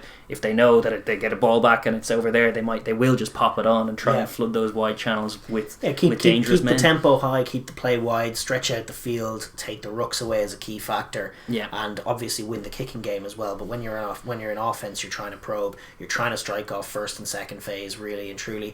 You do need kick return and transition, because you know England are going to kick to you, and you are very, very good in the open field. That transitionary rugby is something this French team are very good at. We've seen them punish Ireland consistently for loose kicks with really nice transitional plays and good attacking, sweeping counter-attacks. At their best, they have this like beautiful synchronicity to their, it's like they're the Borg. They're all tied into each other, attacking rugby. They all know exactly where to go. They're just different pieces of the cog, like the All Blacks at their finest in terms of just knowing where they should be and linking up and finding space. You're amused by the Borg amused by the Borg comment. That's where I'm at. I'm trying to think what is futile. Rooks are futile. 3-pointers are futile against our tries. Exactly. Exactly. They're just like wonderfully synchronized and wonderfully at home in those chaotic plays, understanding each other and understanding where the space is and how to exploit it. And their instincts are unmatched apart from by the All Blacks at their best. Indeed, and they have a great track record for being the good guys and flying the flag for attacking rugby, certainly at our expense, but also England, teams like Ireland and England who've been bitten by the bug and fetishizing attacking kicking to the point that they're doing it on every play. France are just the side to punish that kind of carry on with beautiful scores, because that's what it should. Like if your only goal with good clean ball in the middle third is to kick it so you create a 50-50, that's not a good plan. No, and especially not against France. But it's not a good plan anyway. Even if it works, it's you should have more ambition with ball in hand than that. But in terms of transition, that is a big part of setting up their offense. I think they're probably better placed than this England side to operate in those chaotic exchanges. So if they can generate more of them, that's probably a good recipe for this French team as well. But keep Itoje out of the game, limit the indiscipline. And then at set piece, they're looking for parity. They were given a bit of a scare the last time out by Ireland. They were, their scrum, which has it's a formidable scrum, but it was he was getting bullied. He was getting bullied, so he was. And if without Antonio as well now going into this game, could be potential. And then the other thing is, they have a decent attacking maul if they want to go to it, but I don't think they should be going to it at all. I think they should be trying to get good clean ball off the top, and as I say, 2-pass plays, move it around. I think outside of the red zone, mauls are wrong at the moment. Unless you've got a really good maul, it just gives the defence a chance to turn clean set piece ball into phase play ball, which is just way easier to defend. Yeah, even if you concede a few meters in the maul while you're folding into a shape, that's like mauls aren't right. From lineouts, you need to be going off the top and striking at the moment. It's just the best way to. It's another part of keeping Itoje out of the game as well, because he will suffocate a slightly loose maul every single time. Unless you're like hoping they give away a load of penalties, but honestly, my view of it is that I think England, I don't think they're too far away. I actually thought their performance against Wales was them nearly putting it together. Yeah. And I think if they're just a little bit sharper, a little more match fit, which they likely will be after a couple more they'll turn weeks. Those penalties, like half of the penalties they gave away will turn into positive plays. And possibly penalties for instead of penalties against. Yeah, that's enough to turn the game around. The difference between being fired across the line out and being ping for that, or for playing the arm versus playing the ball, the difference is a penalty to you or versus a penalty to the other way, or just a turnover. Yeah, and that, indeed. Like Itoje's a playmaker, and he's like at his very best. When he's not a step off the pace, he makes all the plays and he doesn't clean. Yeah. So I don't think that performance is too far away, and I think France need to be wary. Yeah, they don't need to invite him into the game. Yeah, if they're thinking like he'll give away a penalty if we do this, or we pat him on the head, I just think you're asking for trouble. You are poking the bear, which is a silly idea. No, you should be moving it away from the bear towards the space. It's a simple enough philosophy. It's something that this team are all about, and it's why we love them so much. You'd love to watch them. But keep it high tempo, attack the space, try and catch the English guys a little bit on their heels, and take your scores clinically. That'll be enough. If they can build up a lead against this England team, the cracks will start to show, and I think the confidence is only a brittle one currently, given that they've lost a couple of games. So if France can get on top of them early, smother their offense smother the English multi-phase or even phase play with their good proactive defense, as well as executing their own plays on offense themselves. Yeah, that's obviously the recipe for them. It won't go all their own way. It is away from home. It is Twickenham. That is a factor. They should be expecting a tight contest. They conversely can't be too shocked if they go 10 points down. They'll need to be able to gather themselves. They don't want to be going 10 points down. Obviously, it's not one of their. It's not one of their winning conditions. But don't panic is one that is written on the whiteboard in the background, just in case. Yeah. But ideally, they get on top early. They prove themselves the more clinical side a little bit further along in their offensive development, if you want to look at it that way, because they've been doing it for a little bit longer than England, and that's what they want to make the game about. If they want to make it a shootout, they'll win. If it becomes a scrap, they probably won't. That's probably the dynamic, as far as how you think it'll go, who you think will win, where's your head at? A combination of shootout and scrap that leads to a scrappy shootout that is won by... That's kind of what they did against Ireland, a scrappy shootout is how they won it. They were losing the scrap but won the shootout, and that was enough for them to win the game. Indeed. Because they took 2 tries. 2 tries to the 1. It's a tough one to call. It's a very tough one to call. Do I see England losing 3 of their first 4 games? I didn't see it pre-tournament. Do I see France losing at all? It's tough. I'm leaning... Well, like my heart says France are the better team, and my head also kind of says that, but it also says that with all this COVID stuff and the interruptions in camp and then guys in and out, doesn't seem to be falling for them. Maybe we see a slightly disappointing French performance and an England back on the horse win by a couple of points or something. Yeah, I was kind of half thinking the same thing, but I mean, I did back France for the Grand Slam pre-tournament. Well, you got to stick to your guns. I think I'm sticking with that. I also think, there are 2 great sides, and as I say, the matchups between like Edwards' defence and the English rhythmic offence, and then this French jouet offence against the John Mitchell miserly defence with loads of playmaking and Itoje and the like, is just a really fun matchup. I think it's a great game, and I do expect it to be a great game. And I suppose my rationale for France, I think England will score 1 or 2 great tries when they do get their rhythmic offense going, but I think Edwards' defence is good enough to hold them to that. And then France, it'll be on them to generate enough in attack on the other end to win the game that way and not give away so many penalties that just conceding 2 tries ends up being 20 plus points on the board for England.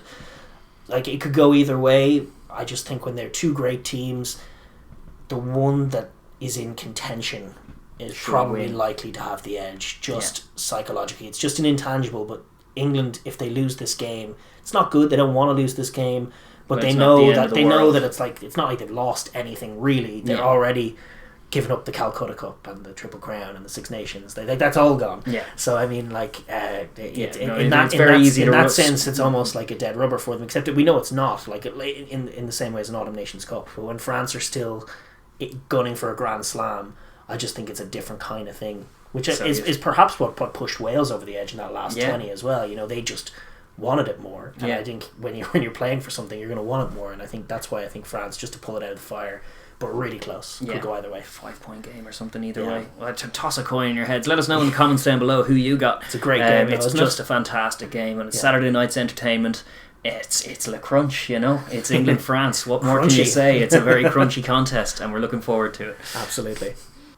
Yes, and we will now turn to the final Six Nations game of the weekend. Yes. Game on Sunday between Scotland and Ireland in Murrayfield. And this is a doozy. A massive game now again for both sides. Yeah, as ever it is. Thick and fast in the Six Nations. It's never small scale, and it feels like, for both of these teams, like a real... must win in many ways. Like a loss for either of these sides for me would be crushing for different reasons. Yeah. But anyway, we will get into the game from both teams' point of view. But it's going to be taking place this Sunday, as I say, March 14th, 3:00 local time in the afternoon, GMT. That's in Murrayfield, as I say, in Edinburgh. Yeah. And the referee is to be Romain Poit.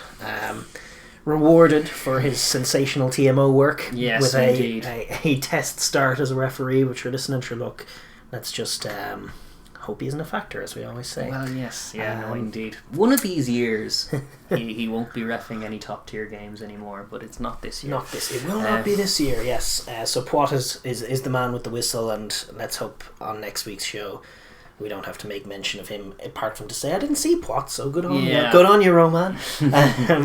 Hopefully, touch wood and all that. As far as the weather's concerned, it's to be a wet week all week in Edinburgh. It's been wet all this neck of the woods, and normally when you head up to Scotland, it's even wettier than most other areas. Just a little worse, slightly a bit worse than the rest of these two rocks on which we sit.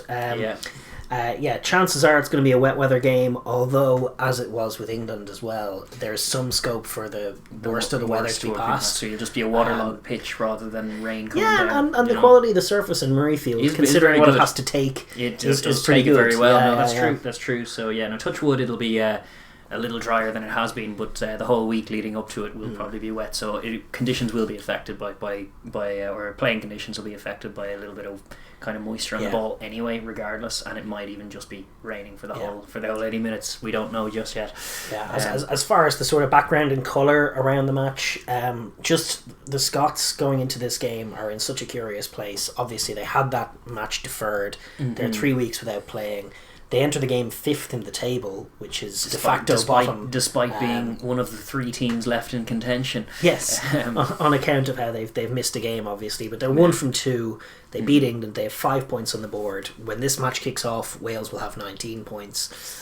So it's a long way back. They'll be able to reach a maximum of 20 in their games against Ireland, Italy and France. So, I mean... it is a long way back for them. They're going to need a lot of things to go their way if they're going to win the competition. But it starts with a win against Ireland. It does, as many things do for the Scots. They need a win. They need a win here for all kind, not just tournament credentials. For me, it's like they won the Calcutta Cup. Okay, they lost the game against Wales. Chances are this tournament's got away from them, barring miracles in the run-in.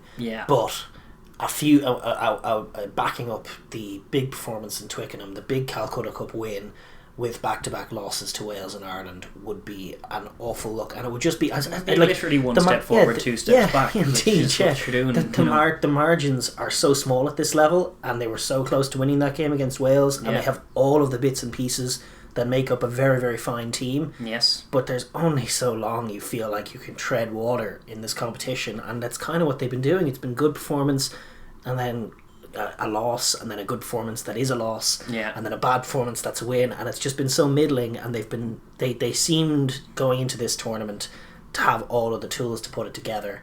And like the Wales game, it went the way it did. Ferguson with a match costing error, and also the red zone offense with some match costing errors as well. That's true. And that's the way it goes. But in this game now, with Ireland, who have always had the Indian sign over Gregor Townsend. Well, they since one game, I think in 2017, Gregor Townsend has just consistently lost to Ireland. Yeah, we have the stats are you here. Talking about his Scotland team? Yeah, no, even his Glasgow team did manage to do some damage in they won a Pro occasion. 12. They won a Pro 12 one of the years, but they've also went through some suffering at the hands of the Irish provinces as well. No, there's no doubt that Scotland owe Ireland significant pain over the head-to-head over the last few years. Even Ireland's patchy form, like Ireland's poor form, has been interspersed with sporadic random wins over Scotland. Much to the chagrin. Convincing wins. 2019, the one good performance of the year was the World Cup win over Scotland, and it was 27-3. Likewise last year, the Nations Cup. The last game of 2020 for Ireland was a good win against Scotland. And then the games where we haven't blown them away with physicality have been characterised by just like baffling lack of clinicality from Scotland. Errors from Scotland. Stuart Hogg dropping the ball over the line. There was that one game. Was that 2018? Grand Slam year. Grand Slam year where they carved Ireland open on 3 separate occasions and then just inexplicably missed the last pass. And it's like there's 7 points on the floor 3 times in a row. And it's like it must be baffling to look at from a Scottish point of view, because it's certainly we seem like we're dodging bullets left, right and centre looking at it from an Irish point of view, because like on paper and on form, Scotland are the better team going into this, and it's effectively like it's a home game for Scotland, which means they're more familiar with the conditions and all that. There's no crowd, so it's a bit more of a neutral game in that regard, but even still you're looking at the 2 squads and the form, and you're thinking that it really should be Scotland. If they both play their A game, Scotland will probably be the more clinical offence and probably win on that. But there's the intangible thing. It's just not played out that way. They have one win in the last 10 against Ireland, dating all the way back to 2013. That one win came in 2017 in Murrayfield when they finally did. Get a bit of rhythm. They caught Ireland cold at the beginning and punished them and got on top, and they set their rhythm that time. They did play their game, but that is an outlier. Rare occasion. It's an outlier as a result and a performance. Most of what's happened is that they've lost the battle up front, and they've actually not been the more clinical team. Their fast backs have failed to find tries. They've found breaks but not tries. And Ireland in the red zone have bludgeoned Scotland and found tries at a more clinical rate in these games. And that's been the difference maker. So those are 2 big areas to look at from Scotland's point of view, and just overall righting this wrong that is their terrible record against Ireland feels like a massive priority, along with the fact that they've just heaped pressure on themselves with that narrow loss against Wales, because, as I say, backing up the win of the Calcutta Cup in Twickenham with back-to-back losses against Wales and Ireland is very, very, very frustrating. As far as another like treading water season for Scotland is just so frustrating, because they have the potential to compete and they haven't even competed. Like, it's so crazy. They have a great team, they play great rugby, they have the pieces, but they haven't yet had like a title run. They haven't actually been in contention. The best they had was that 5-game streak last year, but it came at the end of the tournament and into the Autumn Nations Cup. So they haven't had a proper run at a trophy in what feels like way too long. And they are better than that, and this is a good chance for them to get right back on the horse, exactly where they need to be, and have that, put that Wales game to bed.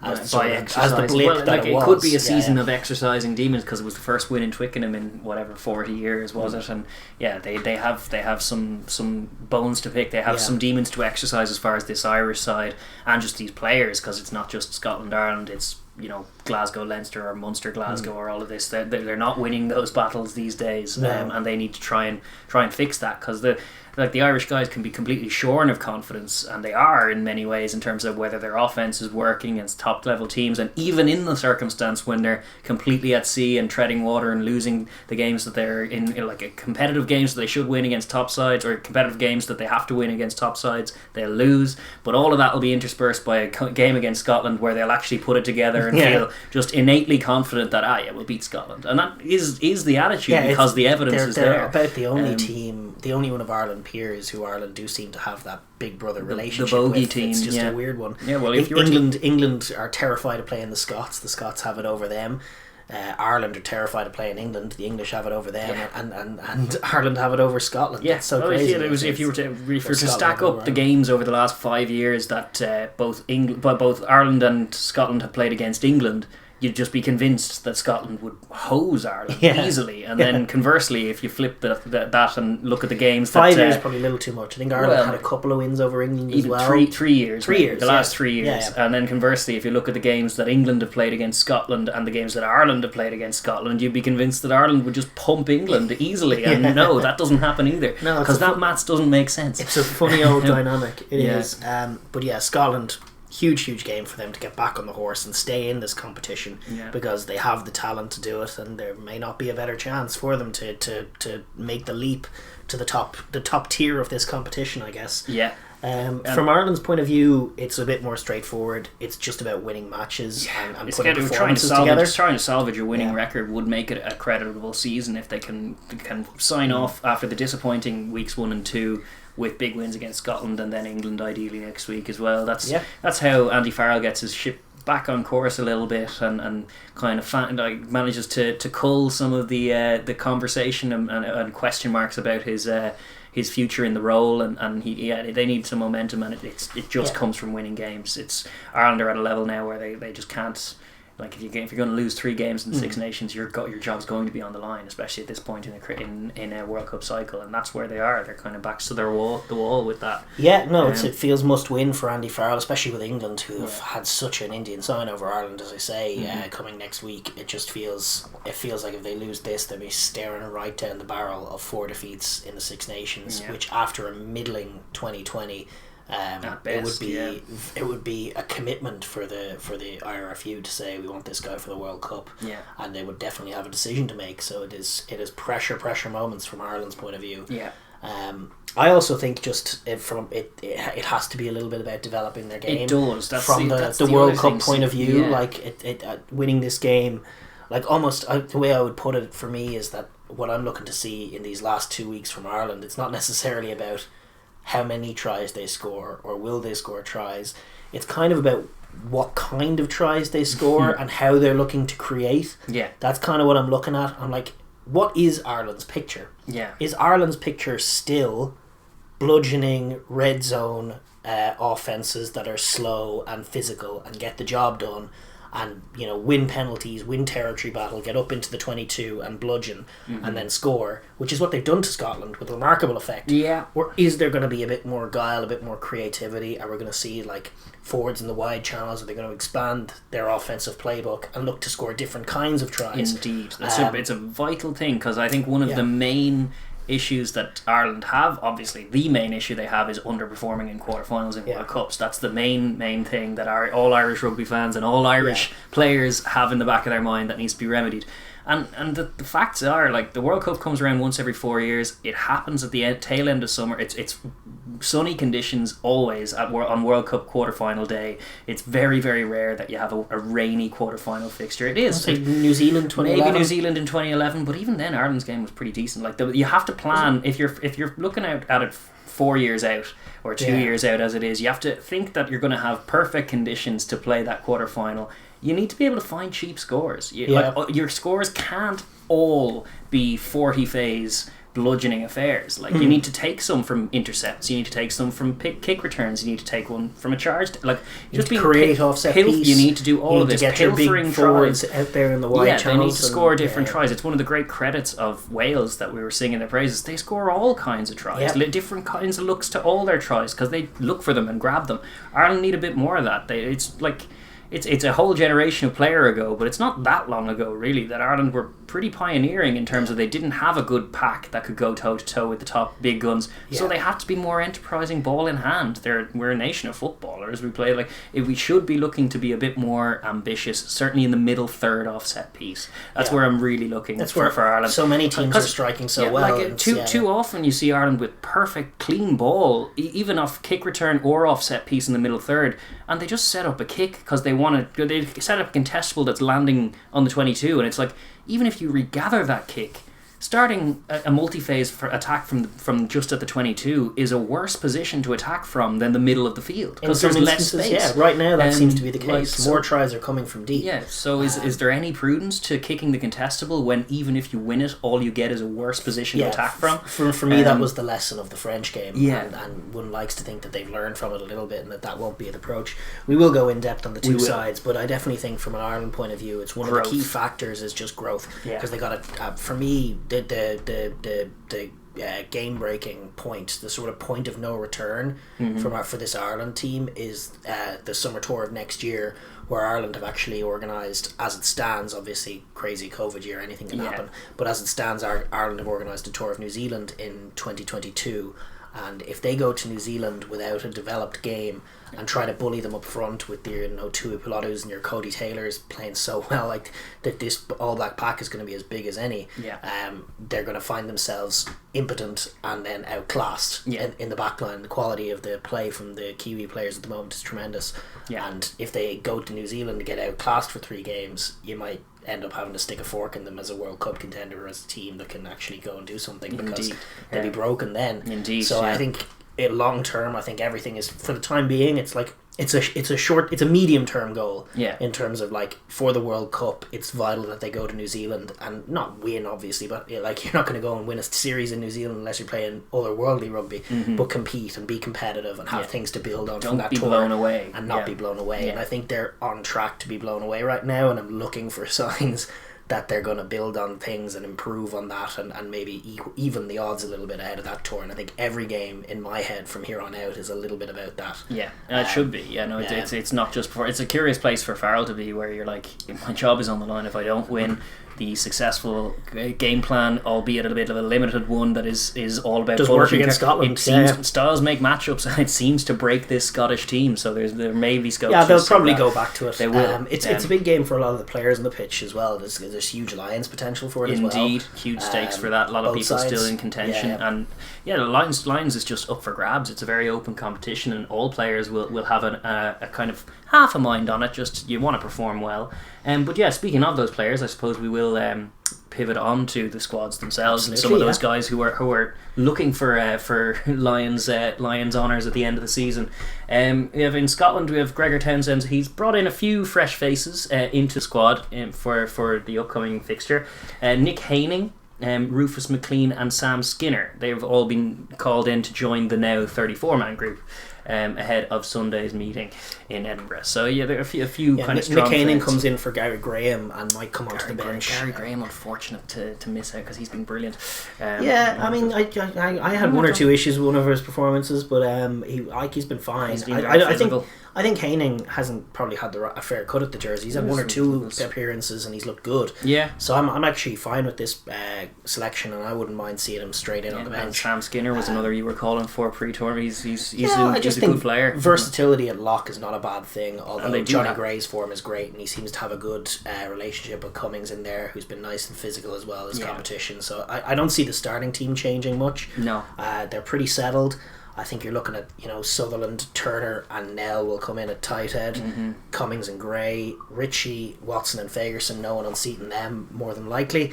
And then you're looking at Price and Russell, and then you have question marks. The centres is interesting, isn't it? Like, we saw Sam Johnson and Hugh Jones to put on like a really good showing against Leinster in the Pro 14 a couple of weeks back. They looked very gelled, and they could just chuck both of them in to try and attack them. But the incumbents are James Lang and Chris Harris, and apart from the Louis Rees Samet try, really, Chris Harris didn't put too many feet wrong from a defensive point of view. No, he didn't. So throwing Hugh Jones in there is potentially dangerous from that point of view. Although I don't know how much threat Ireland have in that midfield.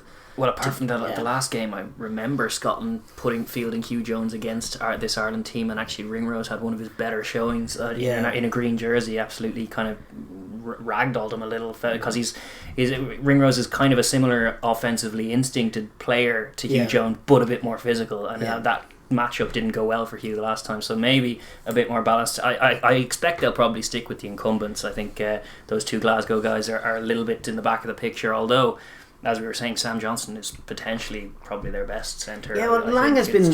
He hasn't broken anything. That's kind of the instinct. It's a difficult one. No, he's not out there making plays for days. No, but they're a bit more robust. They're a bit more solid compared to the exciting thing about having Hugh Jones in there is that there's the potential for that great try that he's got against England, and I agree he's a very nice attacking player, but there's just no arguing that the centres are just porous when he's in there. He's not a 13 in the traditional sense. It's been a while since he's got a chance though, and he has been in good form. Yeah, no, it's true. He has been in good form. There's definitely scope for mixing it up. It's just been very unsettled when you go back to the opening game and the great showing of Redpath, and then he's out, and it's like it's a very unsettled picture in the midfield in Scotland. There's winning pictures for them with whatever combination they go for, but it's definitely a question mark going into this. My suspicion would be that they'll just go with Lang and Harris and keep it as it has been, and try and make it not about that. They're trying to make the link between Hogg and Russell is the conduit for good play, because their danger men are Graham and Van der Merwe on the wings, who will not be going anywhere. Well, unless Maitland comes in. Maitland was great. He was great in the opening game. Yeah, no, he was absolutely, and that would have been at the expense of Darcy Graham. Although Darcy Graham's dangerous as well. It's a tough one. They have danger. They have a lot of good options on the wings. They do, and they'll probably have Cherry covering hooker. Keble, who's been awesome forward wise for Glasgow. I really like Keble coming on as an explosive loose head for Sutherland. Simon Bergen, really solid tight head. Great to have him in as third choice when your first choice decides to lose the plot. Yes, he's now in. I'm sure he's delighted, because for Simon Bergen's going to be backup tight head. He's going to have a chance to play some rugby, and he probably is super frustrated because he doesn't do much wrong, and he's just behind Xander and Nell, and now he gets a chance to come in and influence the team. So I reckon he could have a big game. Well, we know from all of those front rows will be involved at some point, because it'll be a very attritional battle. And then obviously we don't have the team named as it is, so we're kind of just going off what we assume. There could be one or two glitches here and there where they've gone with someone else, but they'll probably have one of Skinner, Craig or Gilchrist covering lock, probably Skinner in my book, and then one of Cornell Dupree and Nick Haining or Rob Harley covering back row. And for me that's Haining or Cornell Dupree. I don't really know about Rob Harley at this level, especially against this marauding Irish pack. I just would not throw him in there. Probably not. And then they've got Scott Steele covering halfback, Jaco van der Waal covering 10. Who's looked good in some of his recent showings for Edinburgh as well. Hugh Jones or one of Maitland Graham, I guess, covering the backs. Jones, Graham, all of those are an option. Good impact, to be honest, for Scotland. A pretty balanced side. And in good condition as well. But by and large, no injury crisis. Yes, their key players are still there. Obviously, the hooker position notwithstanding, but Turner's just made that not a problem. Brilliant. They're not even factoring that in. Like the performances you might have got from Would you even Brown pick Fraser Brown over Turner right now? No, this tournament's Turner has been an absolutely brilliant hooker, and I think for the better. He'd be tough to dislodge him. And then for Ireland as well, there are some decisions to make. They really do. Like there's a settled side there that are losing these tight games, or there are definitely good assets in the squad itself. You're looking at the guys like Conan, Ruddock, both looking good form. Ruddock had a brilliant showing last time he was in and was rewarded by being dropped the next time. It's curiosity, isn't it? There's definitely, he's been brilliant all season long. Gibson Park at 9, or do you go with Murray, or do you go with potentially with no way would they go with the young man Casey. I don't know, but he was very impressive. But these are good headaches to have.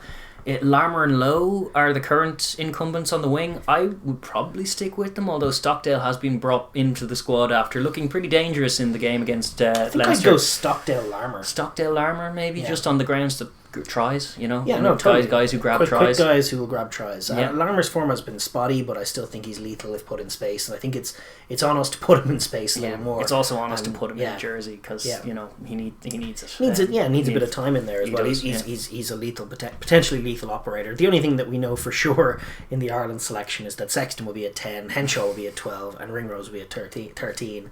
That midfield is set in stone and nailed to the wall forever. Seems to be.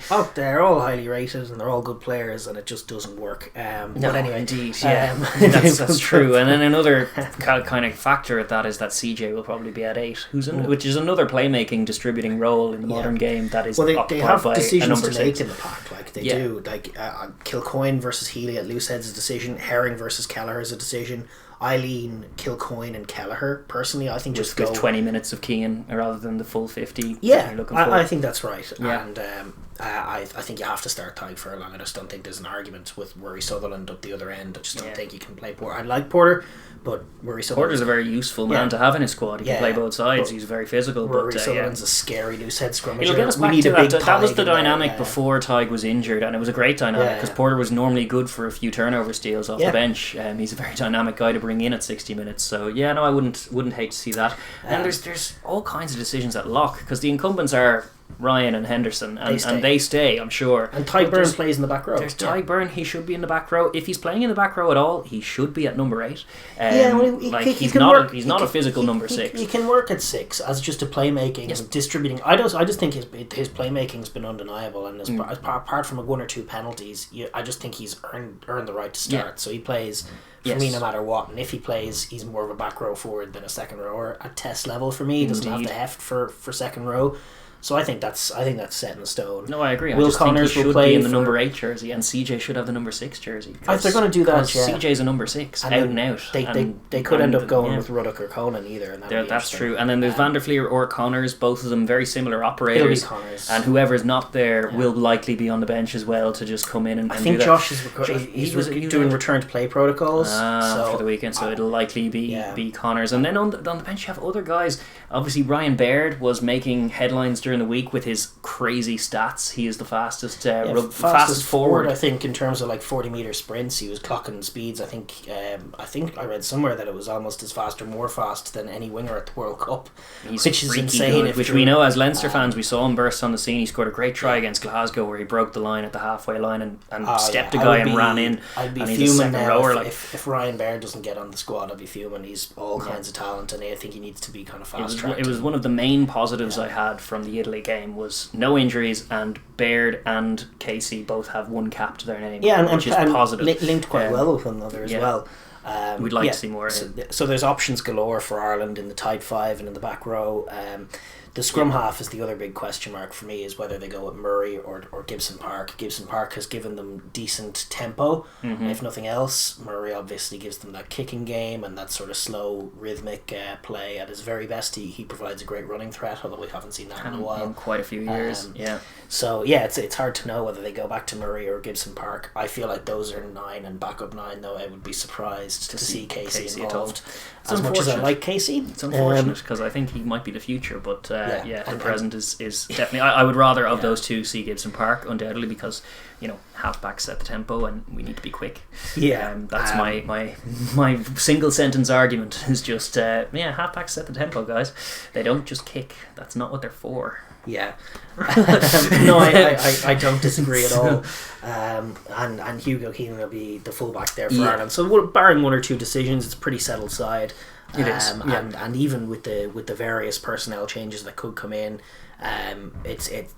they're all comparable enough in terms of skill level and ability. Obviously, if Furlong picks up an injury or something like that, or if Sexton picks up an injury, it changes the dynamic completely. It does, yeah. But outside of those guys, it's pretty much a horses for courses. They all can play, but will they? Indeed. Anyway, we're going to take a look now in depth at both sides, just looking to preview their conditions for winning the game, and we're going to start with Scotland. Yes, the hosts as they are, the team in contention, I guess. They are. They're still have a lot to play for in this tournament. As we were saying at the top of this, it's just so important for them to get this monkey off their backs in terms of the Irish consistently putting them to the sword when it comes down to it in these clutch moments.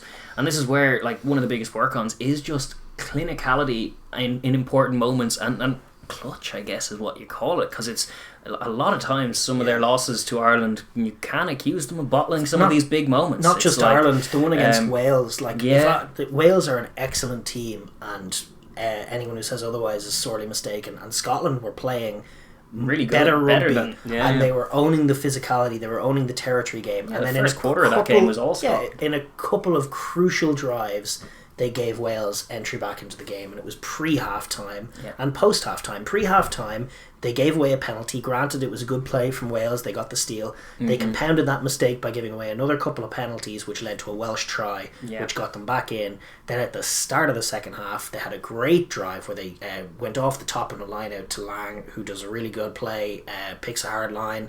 They go around the corner for a few phases, and they look sure for all money to score a try, and then butcher it over the line badly, and end up really paying for not taking that score. And while the tools in terms of their rugby, their capacity to create great offensive plays, to cut through the line, to make things happen, to bully teams up front, to win the kicking game, all the elements of a rugby team, like, it can all go away if you don't execute in the big moments. You know, you look at what separates the best teams, the great All Black teams, the Crusaders team that dominates at the moment.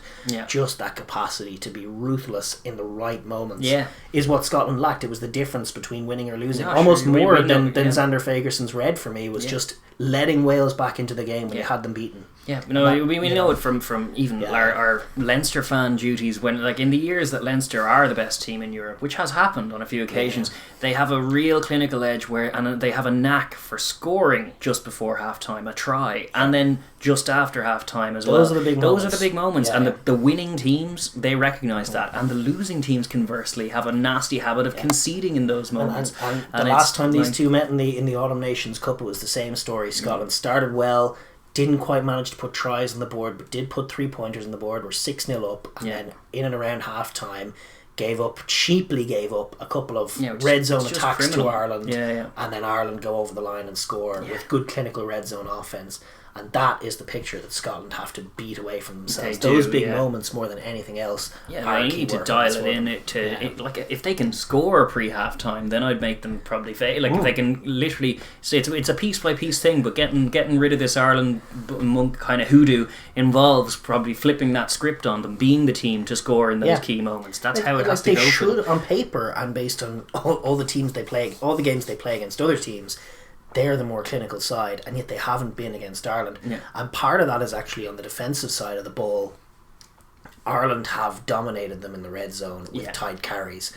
You know, you look at Tyg Furlong and James Ryan, and they never have bigger games than when they're matched up against these Scots, just barreling them, winning contacts, going around the corner. And it very often isn't at a frenetic Gibson Park tempo, it's at a slow Murray tempo, but they're just winning contacts, getting over the line. They find it very, very easy to cross the line against Scotland once they set up stall in their 22 with raw physicality. Now, if there's one big improvement that Scotland have made in the last year more than any other, it is their tight five physicality. This is the huge test to show that. They're just not allowing Ireland to score cheap tries. I mean, every defence in has had a field day against us. Like, it's been, Sean Edwards is going to put it on his CV because it was like, granted his CV is stacked, but John Mitchell, same thing. Give Ireland all the ball and make all the tackles and defend them. Same thing for Wales. And now it's this Steve Tandy defence. Like, every other team is loving defending this Ireland team. Why are Scotland struggling with it so much? It's because they're not standing up physically. If they can stand up physically and stop Ireland and repel them, that could paint a very different picture. Sadly, that's the simple equation to unstick this Ireland team. As an Ireland fan, it's sad to say, but that is literally what you do. Make your first up tackles in the tight, like the few. You want Johnny Gray to have a big game. The few bodies are piled around the breakdown. If the four men out from pillar to post there. Those guys just meet them on the gain line and occasionally drive them. If they drive them back 1 in 3 phases or 1 in 4 phases, that is enough to unstick this Irish offense in the multi-phase. It's a sad indictment of Ireland, but it's a true thing if you're kind of galvanised as a defensive coach. And it's true, Scotland just haven't done that yet. They haven't dealt with us. No, it would be a totally different picture, a potentially game-changing picture for them to be backs against the wall in the red zone defending Ireland and to knock them back, and then for someone like Ritchie or Watson to come up with a big steal and then to repel Ireland and make Ireland, expose Ireland as lacking in clinicality as opposed to the other way around. That's how you flip the script on them. If they can do that, they'll be so buoyed by it. But for me, it's as pivotal as any other point. Although their offense is brilliant and does match up well against this Irish defence if they can finish tries. Well, you saw with the way France scored against them off set piece in terms of just go one way or through 2 phases and then flash it back the other side. With guys like Finn Russell and Hogg who run these great lines and things, like there's potential for them to score that carbon copies of that exact try over and over again. Crisp passing, find the wide channels, move this Ireland team around, keep it quick.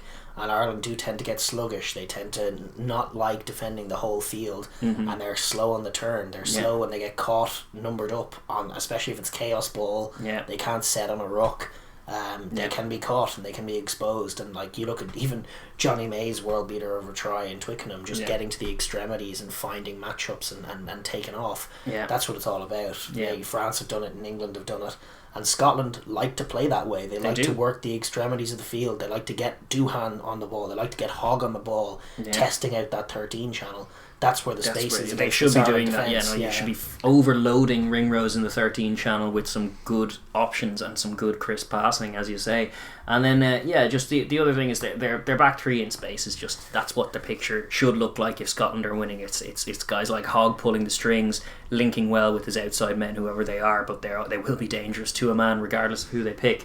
And there are other nitty gritty kind of aspects to performance that they like, tactical elements like just the kicking game. They shouldn't necessarily be kicking contestables because I don't think they match up particularly well. They've been kicking really well. Finn Russell and Hogg have been sharing the responsibilities, and Hogg's kicking from hand has been exceptional. Brilliant. They should be finding grass, because this, as you say, we're a bit slow on the turn. Not necessarily have a young guy at fullback. Outside of James Lowe, Ireland's exit game hasn't been great, and if you can target the likes of whoever they go for on the right wing, whether it's Earls or Larmour, both have had dodgy moments. Like Earls had a couple of catastrophic ones, bad kicks and drops, and Larmour likewise this season. If you can attack that right wing position, get it in behind them, even if Hugo Keenan can mop up the ball, he has like an average boot as opposed to an exceptional one. Lowe's the exceptional boot. If he's out there, it's a bit of a game changer as far as deep kicks. But if they can probe in behind and force Ireland to exit, Ireland tend not to exit with any great depth, and then they can set up those great set pieces from which they scored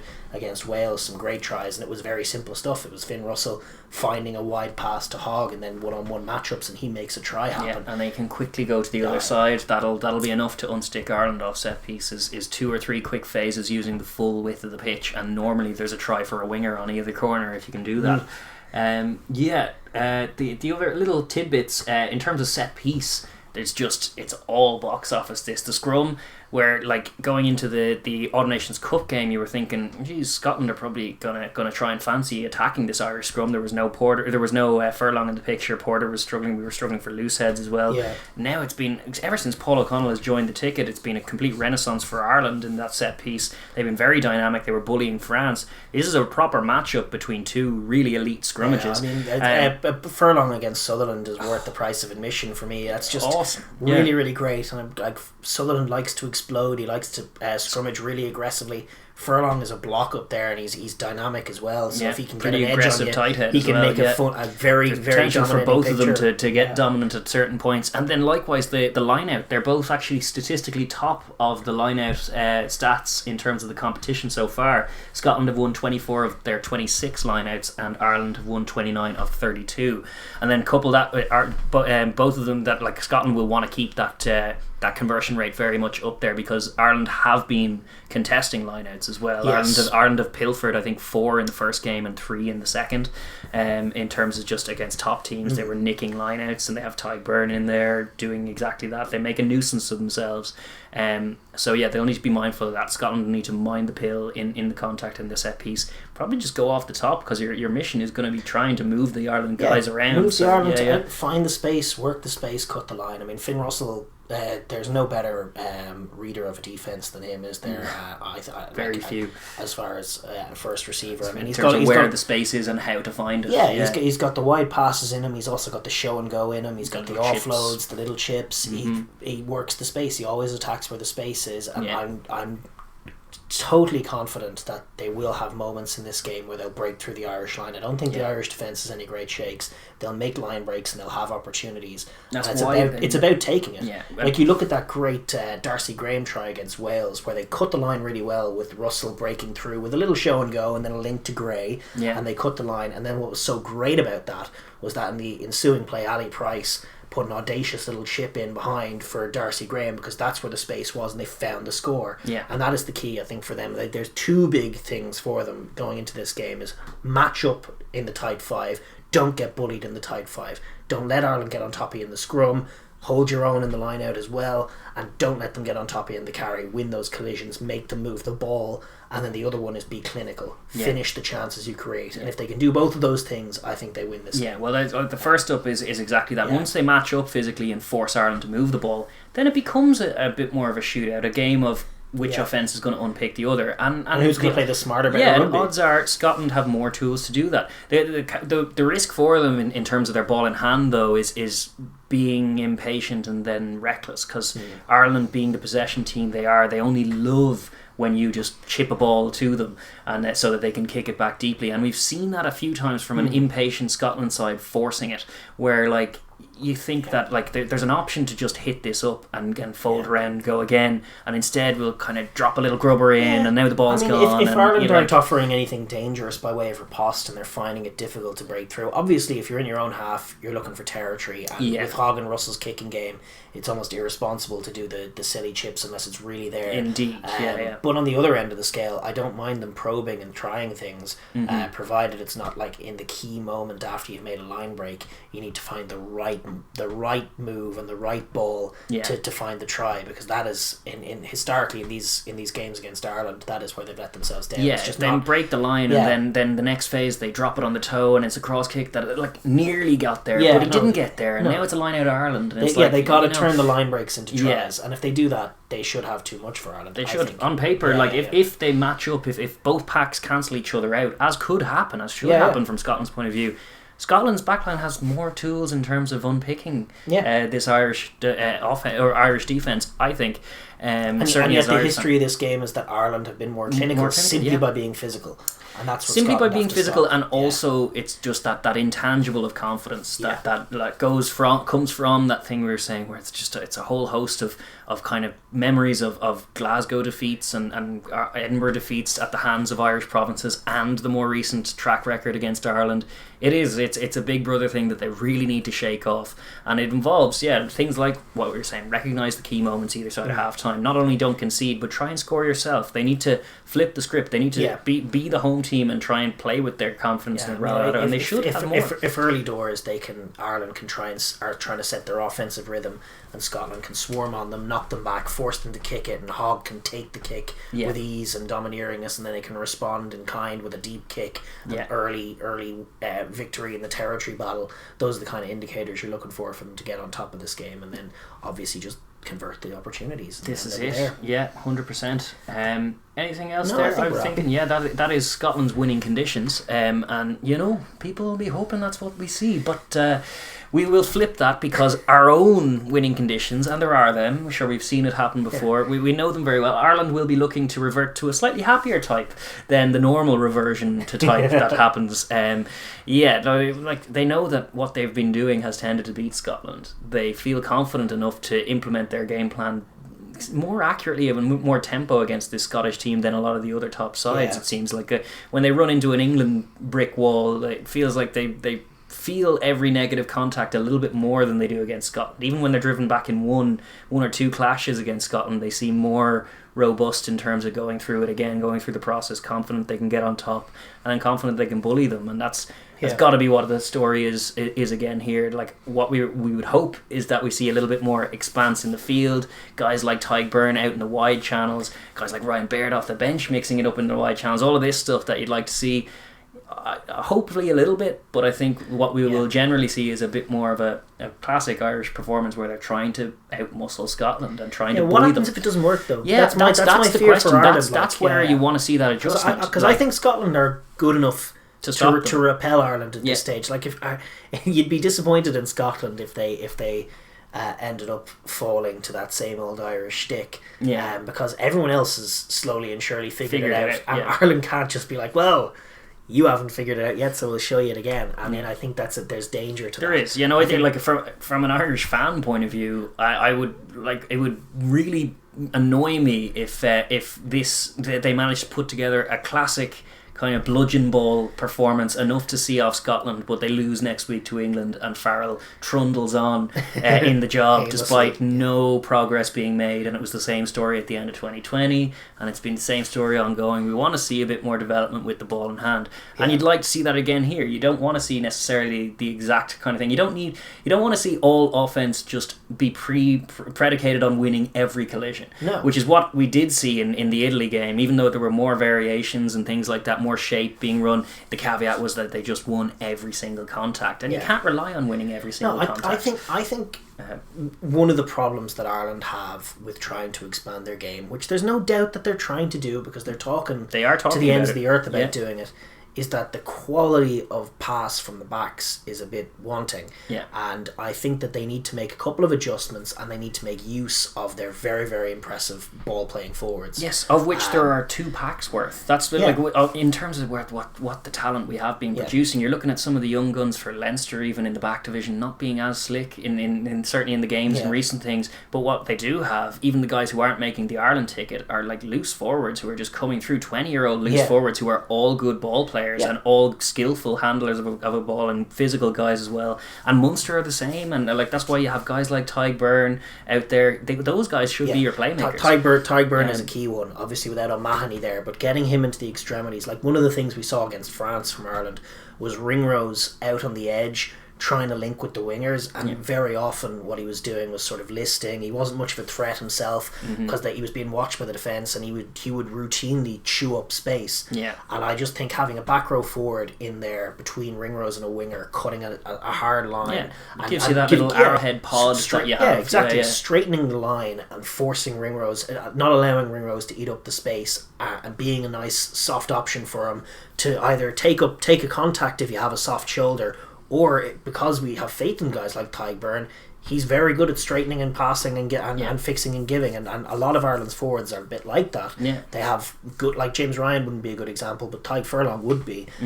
Kelleher's a good running threat with a decent set of hands on him. He can throw a pass. Kelleher or Kilcoyne as well, the same. A bit more of a dynamic runner. Wouldn't put Kilcoyne near the back line. I think he's a good man to have first in the pod, and he can do the pullback pass as can Kelleher. These you need to have the forwards being the ones mixing it with the hands and moving a few of them into those centre channels to sort of counteract the unslick passing of Henshaw and Ringrose in there. Well, there is a dream in Ireland that is the distributing force of Gary Ringrose, and it's a little bit of a dream because he's a better runner than he is a passer. He's always been a more dangerous strike runner than a passer of a ball. And it's only by necessity, because they've downright refused for many, many years, be it because Rob Kearney was awesome and rock solid at the back, but just the refusal to get more than 2 playmakers in the back line. And then you couple that with CJ at number 8, which is another playmaking, distributing role in the modern game, and you're not doing yourself the best chance of getting your strike runners on the ball in dangerous things. And that's why you can see, as you point out, Henshaw and Ringrose and Sexton can all play what look like pretty solid games. They both carry pretty well, play really good with good heart and good gusto, and you can't fault the effort. And yet what ends up happening is that they don't unpick any defence at all. Like nothing works. It doesn't apart gel. from like maybe the occasional chaos play with one or other of Henshaw and Ringrose running back to the breakdown and somehow busting through, as Henshaw did for one of the few tries Ireland have scored against Wales. But it's not enough, and it's not sustainable. But I think with a few adjustments, they made some of them against Italy, and it'd be nice to see them there. With Hugo Keenan picking straight lines, line picking out there is crucial.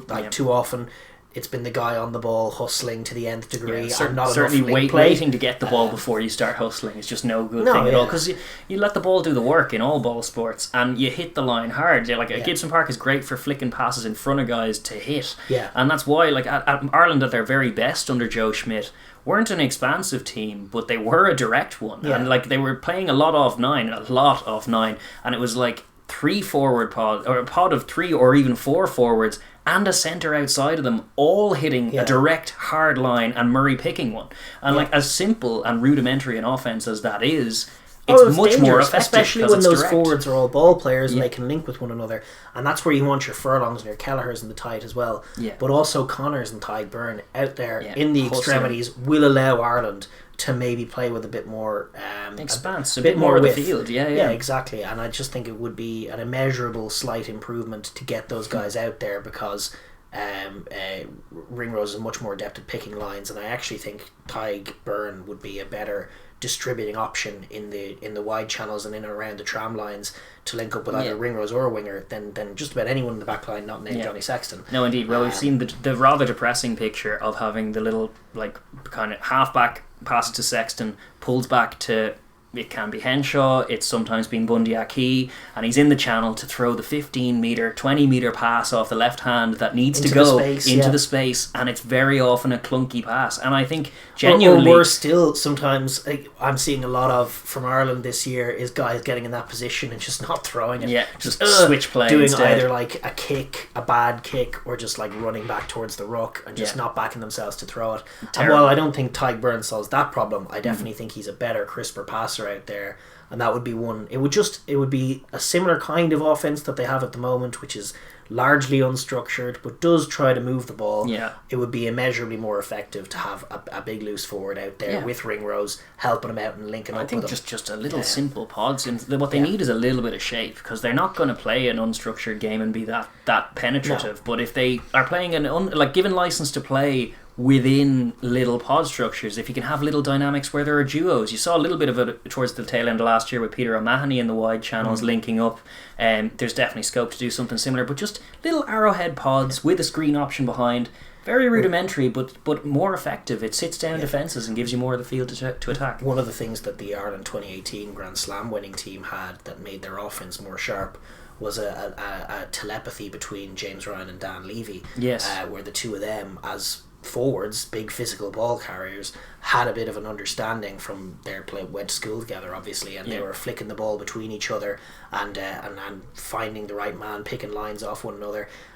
Having forwards doing that kind of interplay, especially when you have a pack as potentially domineering as this Irish pack can be. The showing they put up against France would encourage you. It's the biggest asset at the moment. Just link up a bit more. Link up a bit more and then you can penetrate. And that makes it so much easier on the backs. Yeah, indeed. And avoiding some rucks would be nice. Little pops out of the ruck. Like, you don't need to ruck every time. There's a little hangover of the 40 phase monster that was the Ireland team of a few years ago. I keep saying it, but like the notion that a ruck is safer than a pass is wrong. It's just not the way rugby is. Especially with Jamie Ritchie and Hamish Watson lingering out there. Like, there's a bunch of wily Scots going to make a mess of your breakdown ball. So keep it alive. That's how you break down structured defences, with a bit of unstructured running and a little bit of offloading. If they can get some go forward ball, Sexton can find the right passes and the right extremities. Yeah, sure, we saw that. Sexton can get this backline pulsing better than any of the other 10s, and it's definitely better to have him in there. I agree. From an Irish point of view, and they just want to punish the Scottish errors, be clinical in the red zone, and while they could do it with that old bruising picture, they might have to expand their game a little bit to do that, but they should be able to be clinical in the red zone and punish the Scots on the offensive side of the ball. That would be very much their picture. You would think so. That being said, like, there will be realistic things. There will be kicking. Obviously, it's an Ireland team. You're not going to get through attacking when you're in that half. That's sort of indeed. But like attacking, the difference between attacking kicks, it kind of goes to what we were saying about England with their kicks against France. Doing it on your terms is so vital, because loose kicks and pointless kicks, or like perfectly good clean ball in the middle third, but we have no ideas, so we're just going to kick it to you and create maybe a 50-50. That's a terrible plan, and Scotland have the tools in the back three to punish it. Whereas proactive and dangerous kicks that find grass and manage to turn Hogg and turn the back three, that can break Scotland. We've seen it before. Like Hogg still, he hasn't had to face it many times this season. He has had a renaissance, but still, I think his least favourite picture in the game is the chaos ball in behind him. It's a nightmare scenario for any fullback. It's very tough to do on the turn when you don't know what's coming behind you. Like, they will kick a fair bit. Obviously, you have to. It could be a wet weather game. There will be a lot of territory, but just doing it on their terms and doing it with a purpose. It's about like the why and the how and like, why are we kicking? It can't just be the only attacking idea. I would love to see a little bit more just verve and attacking impetus in the middle third is really what I would like to see grown, because what we saw in the first two games, particularly the French game, actually was you saw like winning clean ball. They turned over a ball in that French game at a line out at about the halfway or just inside the French half, and they had numbers out wide, and the instant thing they did was kicked it in the air, because it's like the offense doesn't begin before we get to the end of the 22 and then we smash. And like all teams are recognising, as we were saying, the place to attack right now is from the middle third. Yeah. It's like getting good clean set piece ball, and better yet turnover ball, and they're turning over lineouts. You've got to be dialed into switching on and flashing that wide and trying to attack. Get your dangerous runners like Henshaw and Ringrose to try and test that guy. And here's hoping Sexton can be the guy to direct that offense and play a little bit, but Billy Burns was kind of playing scared in the opening of that game. Yes, he was. And getting Sexton in, the more assured, experienced head, you'd hope to recognise understanding the value of turnover ball and set piece ball is falls within his remit. It does, but it kind of marries with the old like kick on your terms and kick with a plan, as opposed to just kicking for chaos, which they do a lot of. They might do a bit of in this instance, but it can't be your only plan. We talk about opportunities for territory and opportunities to score tries. From Ireland's point of view, their pack is without question a stronger weapon than their back line, and part of that really starts with the set piece. And Scotland have the statistical best line out in the competition, and a mighty scrum. Arguably the best scrum in the competition, although Xander in his pre-red card showings was padding the stats a little by slipping once or twice. He lost a penalty on the first engage on the first two games he did that. So maybe with Nell in there, there's scope for it to be even more ferocious, but from an Ireland point of view, they have no reason to fear Scotland in this area, and they should be looking to attack in this area because if they can get an edge up front in the scrum, if Cian Healy the battle's halfway to being won, because as we said, with the confidence, if they can get on top in a few key areas and win a few early exchanges like that, they should be able to exert that pressure enough such that the Scots will be the ones to fold, because historically that's what all evidence has shown. They have a really, really tough tight five, Ireland. It matches up to most teams in World Rugby. One or two, like the Safas, would probably say we're better, and they're right. And the English have bullied them the last few times. The English have bullied them, but like at their very best, Healy and I feel like it'll be Kelleher, but it could be Herring. But even with Herring in there, it's very physical, and Tyke Furlong, obviously, James Ryan, obviously, Ian Henderson, big Ian Henderson's all class as well. Even but if they can get Porter off the bench is a mighty unit to come in. If they can get like a power running game going, a power tackling game going, and win the scrum battle, and even get some line out mauls, I think, because you talk about avenues for Ireland to score tries. That's one where they haven't been scoring tries. They actively tried against Italy to score one. Finally got one in the 64th minute. Gave away a couple of crossing penalties, which did seem harsh.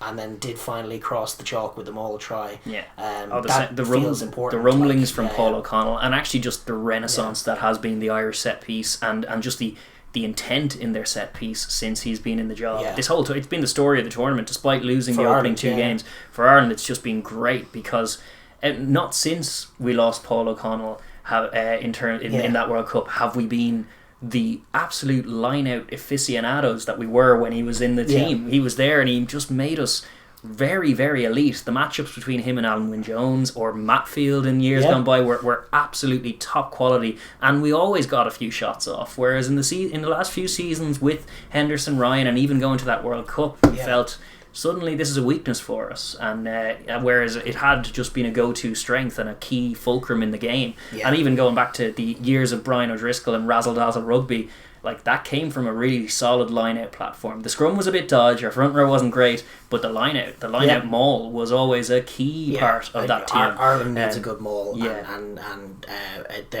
putting it together against Scotland would be, as you say, halfway or even more than on the way to winning that game. Winning the tight five battle will win the game for Ireland. Indeed. And then a few minor jobs. Big job for Ringrose out in 13. You have Finn Russell opposite you.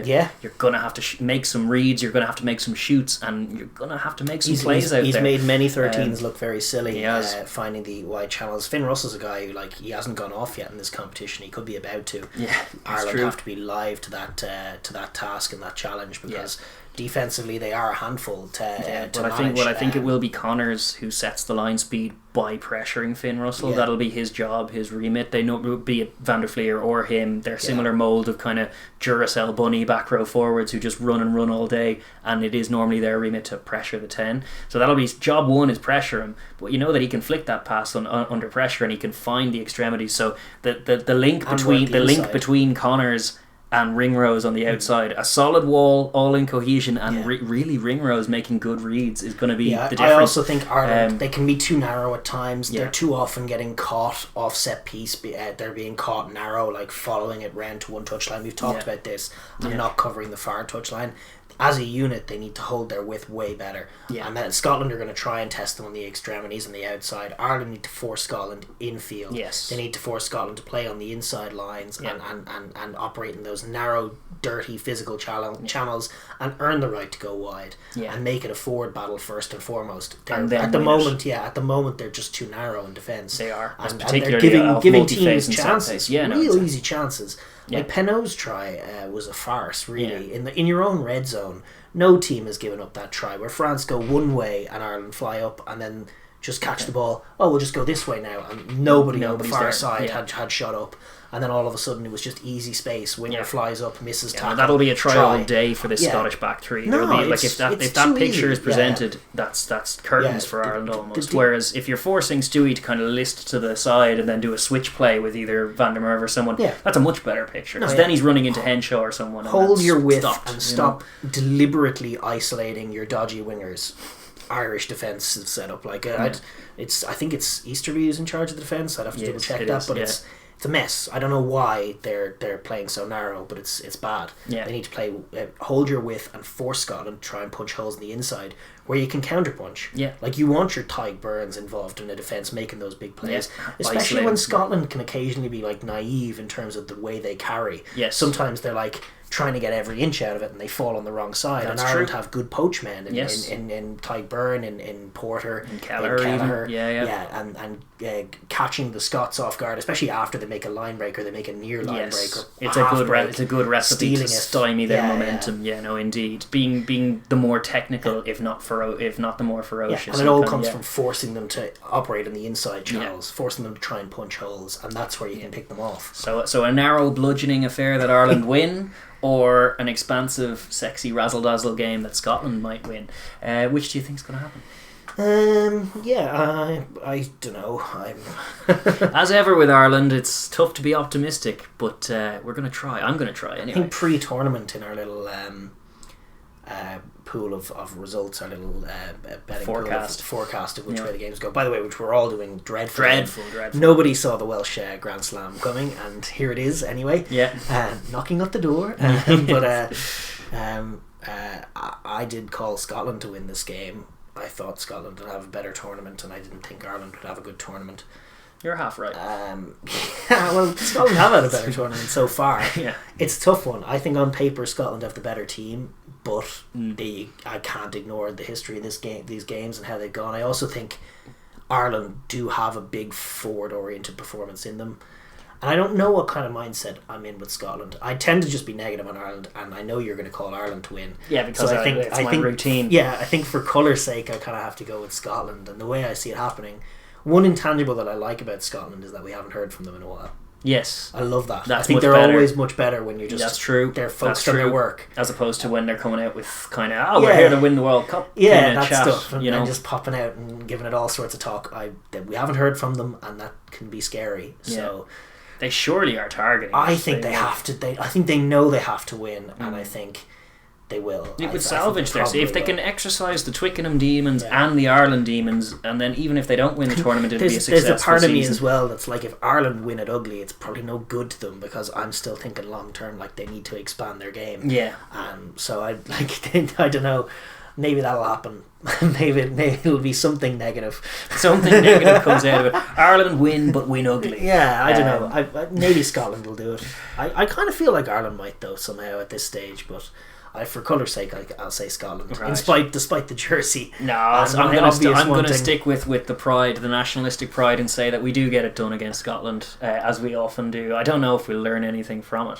I hope we see a bit more expanse and we see a little bit more ambition with ball in hand. It'd be such a crushing blow for the Scots if they lose this game. I know, it would be brutal, devastating. But if it rains and wind and rains, and then it becomes and if Ireland play well, if Ireland can just turn it on. Certainly, Ireland do have a big performance in. They've performed pretty well, but 2 losses.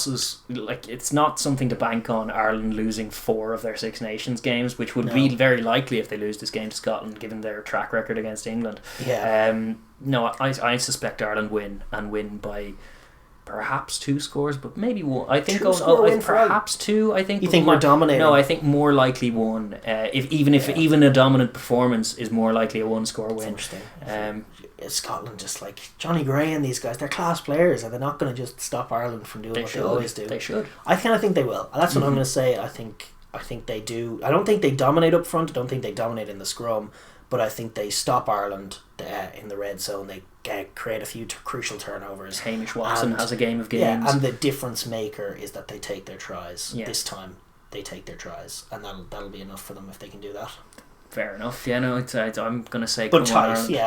Tight. And come on, Ireland at the end of the day is true. I want Ireland to turn it around and look good and move the ball better and get the forwards on the ball, link up and score tries and be better. That's the goal.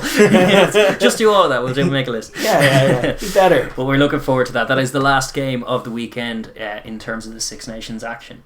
But the Six Nations is not the only international rugby that we have to look forward to this weekend, and we are going to turn our attentions to the Rugby Europe Championship, where there's a whole load of World Cup qualification stakes up for grabs in terms of the coming weeks, and a massive marquee fixture this week as well that we're going to preview. But we're going to start just by looking back on round 1, which took place last week.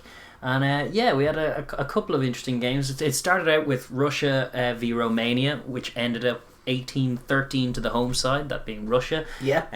It was a poor showing from Romania is one way to look at it. Encouraging from Russia's point of view to get the home win. Yeah, but, as we kind of said last week, you can't write them off. I mean, it was an interesting game in that Romania shot out to a 10-point lead pretty early doors. They scored a lovely try. Their right winger, I believe it was, Dumitru. Yes, he was a gorgeous try, really well taken, broke the line and finished it. And you thought, oh boy, these boys might be able to play this year. And then really from then on, they had plenty of physicality, but the discipline was just incredible. Absolutely, they just gave away penalty after penalty after penalty. And you have to give a shout out to Guy San, the Russian out half and goal kicker. Just kicked them into oblivion. Kicked them into oblivion. Every penalty they conceded, he just punished and punished and punished. And that was the story of the second half. 3 penalty goals was all she wrote, and 4 penalty goals was all she wrote, and literally discipline killing turned it around from being behind to just winning the game and seeing it off comfortably enough. Romania, they just shot themselves in the foot time and time again. It makes it very, very difficult now with Spain and Georgia still to play, and even Portugal as well. There's danger all aplenty. It does their World Cup qualification hopes all kinds of harm. That opening day you've result. Got Portugal game to come, you've got Spain to come, you've got Georgia to come. Last time out they had the benefit of the Georgia games not being a part of the World Cup qualification because Georgia were qualified from their 2015 not showing. So here. Not so this time. So all of these games, all of these losses are going to pile up if they keep coming for Romania. On the evidence of the first week, you think, how can it not? They looked plenty physical. They obviously have some talent where they can score some tries. A shout out is deserved for Florin Vlaicu, the 1,000-point mark. It's centre for Romania. 1,000 points in Test rugby. Good stuff. It's the first time it's ever been done at Tier 2 level, I think. There you go. So proper shout out deserved for awesome Florin. Achievement for him. But overall, it was sloppy discipline. It was pretty poor. And from Russia's point of view, just taking the kicks, playing the more solid, more disciplined rugby without scoring any tries and without needing to, as it turned out. The jury's still very much out on where they're going to be. But it was plenty physical. The game, both those sides were plenty physical. It was a physical game. It was played with decent intensity. It was just that the Romanian discipline cost them dear. Yeah, so it kind of remains to be seen how much of a contender Russia will be this year. But you can only play what's in front of you. They kicked their goals. They took the win. They get off to a winning start. They came in unfancied, and then you win your first round, and you never know. Look at Wales. You never know. Momentum is such wins a on the key board. thing for in tournaments like this. And that was the curtain raiser though on Saturday morning afternoon kind of thing. But it was followed by probably a higher quality game, I would say, comfortably, which was Portugal and Georgia out in Portugal. It was a fantastic game in the Lisbon sunshine. It did finish somewhat predictably 29-16 to the big burly Georgians in the end, but that doesn't tell the full story of the game because there was definitely Portugal fired some shots. Their scrum half, who really impressed us, Samuel Marques, he was excellent, particularly in the first half, but even throughout. He was hustling towards the end when the game was a little bit past them. Like they were completely outmatched physically, and yet their halfback was playing brilliant. No, they were bringing good tempo. Yeah. They had the conditions on their side, home advantage on their side. The Georgians felt it a bit, and when they brought good tempo, they have slick offense and good skills, and they can take tries, and that's what's encouraging from them. Yeah, I think they should have been a little more ruthless in their pursuit of tries in the early goings. They were getting on top. Those threes in the first half, and you were going cocking a sceptical eye, going like, is that the right call? Maybe not, because Georgia, by contrast, were very, very clinical. Yes, they were clinical in a 5-pointer way, as opposed to a 7-pointer way. No, yeah, well, yes, their kicking was atrocious, but that's you have. They had Soso taking the kicks. They had Soso by the end, but not at the beginning, and he's not he wasn't even getting his foot around. There were floating slices from Soso as well. Like the kicking wasn't great, but the try grabbing was very, very clinical, and like. They know that they're at a physical level that they can mix it physically with tier 1 sides. What they've kind of found out in the Autumn Nations Cup was that some of their other kind of exit play, some of their stuff that they were getting into bad habits in this tournament, getting away with things that they just weren't getting away with against the top teams. Yeah. And it seems like that is a focus for them. They really did try and back that clinicality. They kicked to the corner and tried to. There were bits of what they were doing in the autumn that weren't quite right, like the scrum and like the maul, and both of them looked brilliant. They did. Working on that was great. The passing game obviously was perfect conditions, but they looked sharp enough. Yeah. They managed to find the extremities where they have those mismatches with Jalagonia and Saganadze at 7 and 8, who are just everywhere. Awesome. They're the loose forwards from Georgia. Like they're young guys. Different breed. They really are a different breed out there than the other guys in this competition. And Jalagonia takes a well deserved try at the very end. Yes, he did. To add a bit of a gloss to an otherwise great performance anyway. Even without I was impressed. Portugal they are a tricky opponent. They are lacking in physicality, but the Georgians made them pay. They worked on their game. They improved in the areas they needed to improve on. Mikaladze at tight head looks a really good find. So dynamic. The scrum was just one-way traffic as well. Like, they painted their picture in the end, and it looked, every time they kicked to the corner, there was a feeling of inevitability because the Portuguese pack just couldn't live with them in those tight exchanges. It was on Portugal to recognise that they needed to get them chasing the game to a greater extent than they did. Yeah. They did a good job of punishing their indiscipline, though. They did get down the pitch. They did make it difficult for Georgia at times. When Georgia gave penalties away, they were happy to keep the tempo up and get themselves down the field. They asked questions of them, found a good try.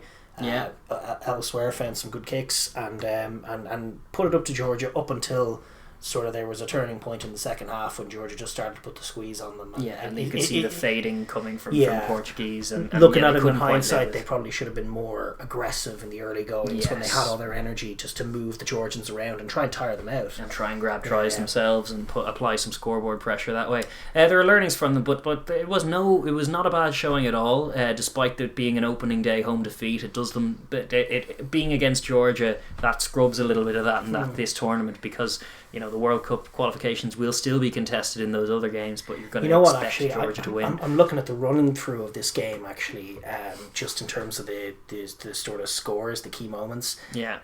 This is the key moment right here. 46-minute Marquez kicks a goal to make it 16-10. 48 minutes, Georgia scored a try to take the lead. There you go. And that's for me, that's a key moment where you're 13-10 up, start of the second half.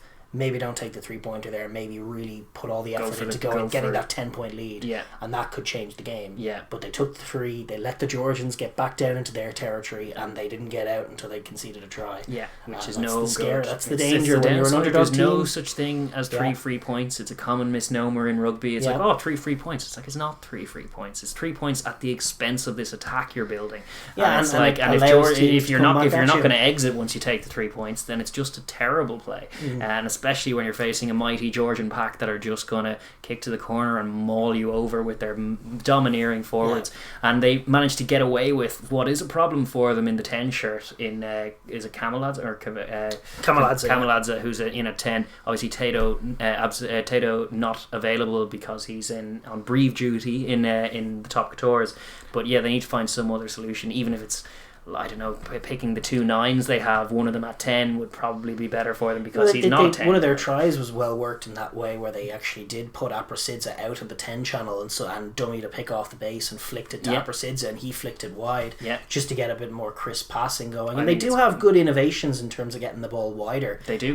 Because the matchups for them out there are great. I was thinking of another moment where it was an overlap that it came to the 10 and he just looked at it and went...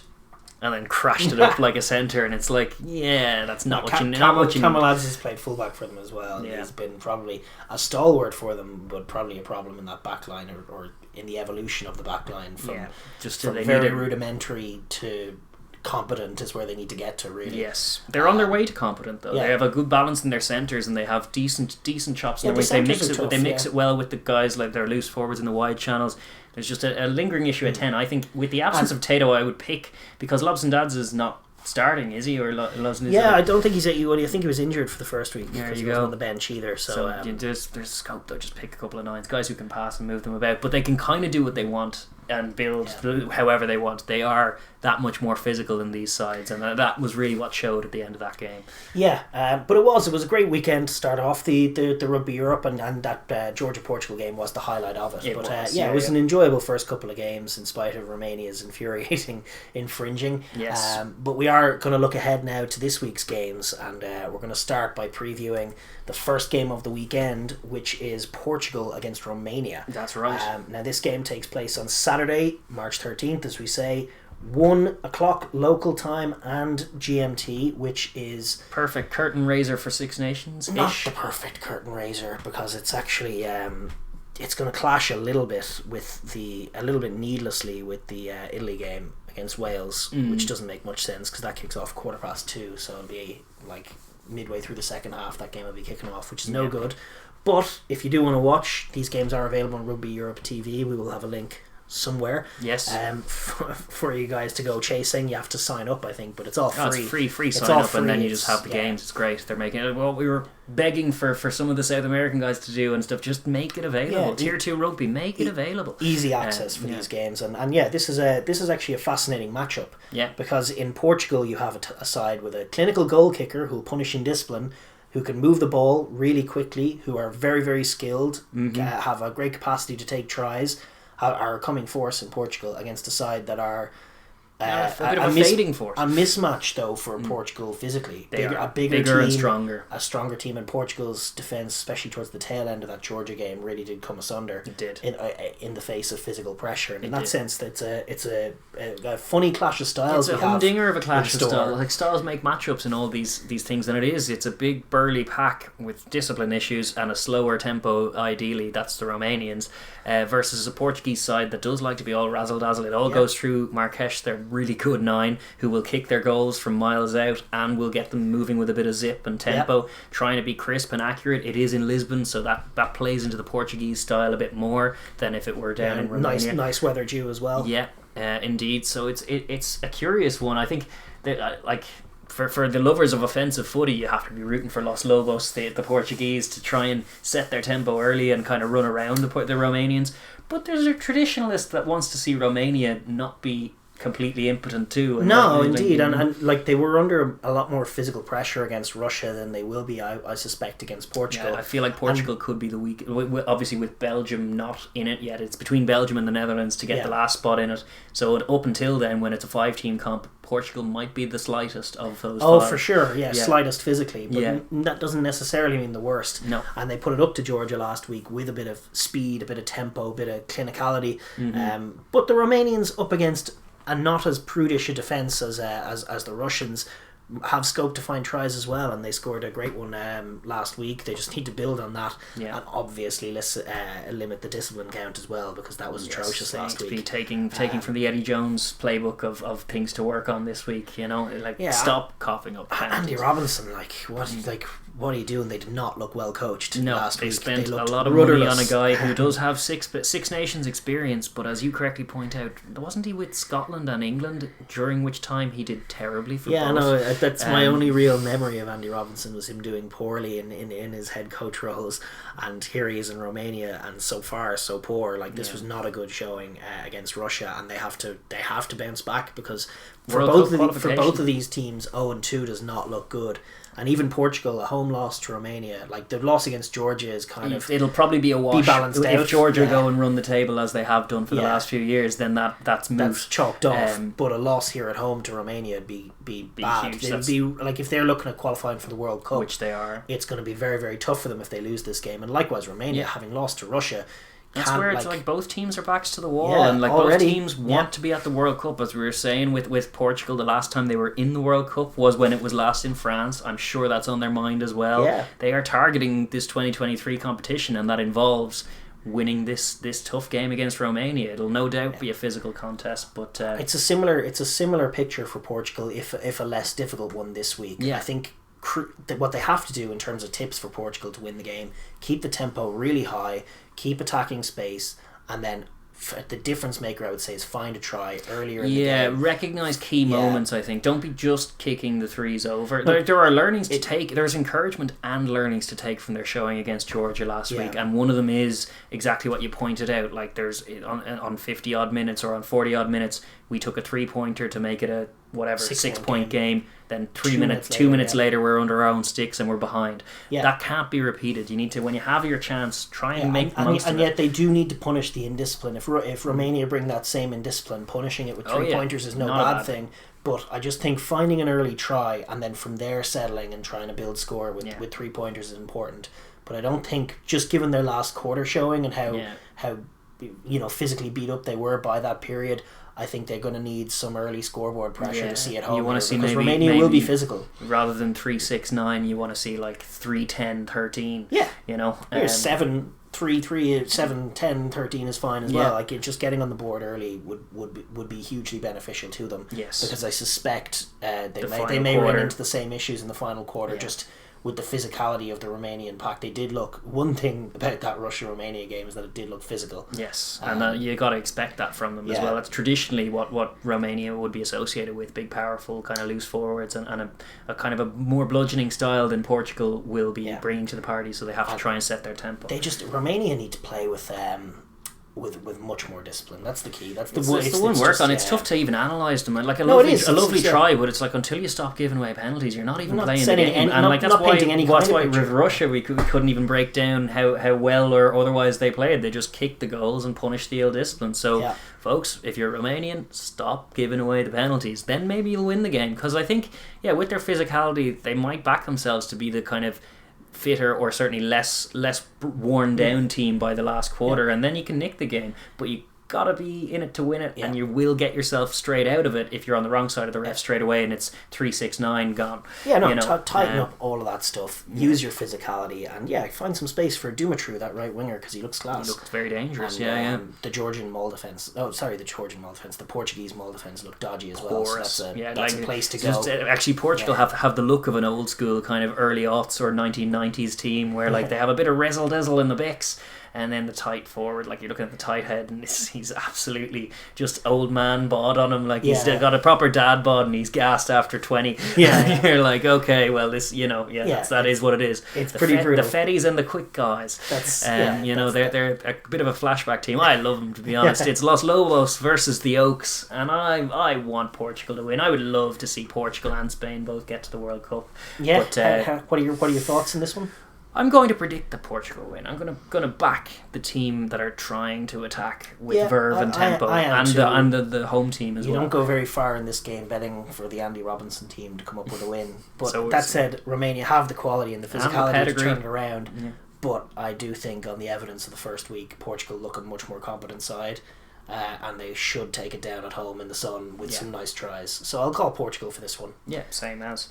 Right, and I suppose we will move on because that is only the curtain raiser. The big game of the weekend comes on Sunday, which serves as a perfect... This one is timed right. Yes. It's kicking off at 12:45 local time, which is 11:45 GMT, which leaves it perfectly just before the Scotland-Ireland game later that day in the Six Nations. But it is between Spain and Georgia. Los Leones and Georgia. Just Georgia. Just Georgia. In this competition, you just need to say Georgia, and it's scary.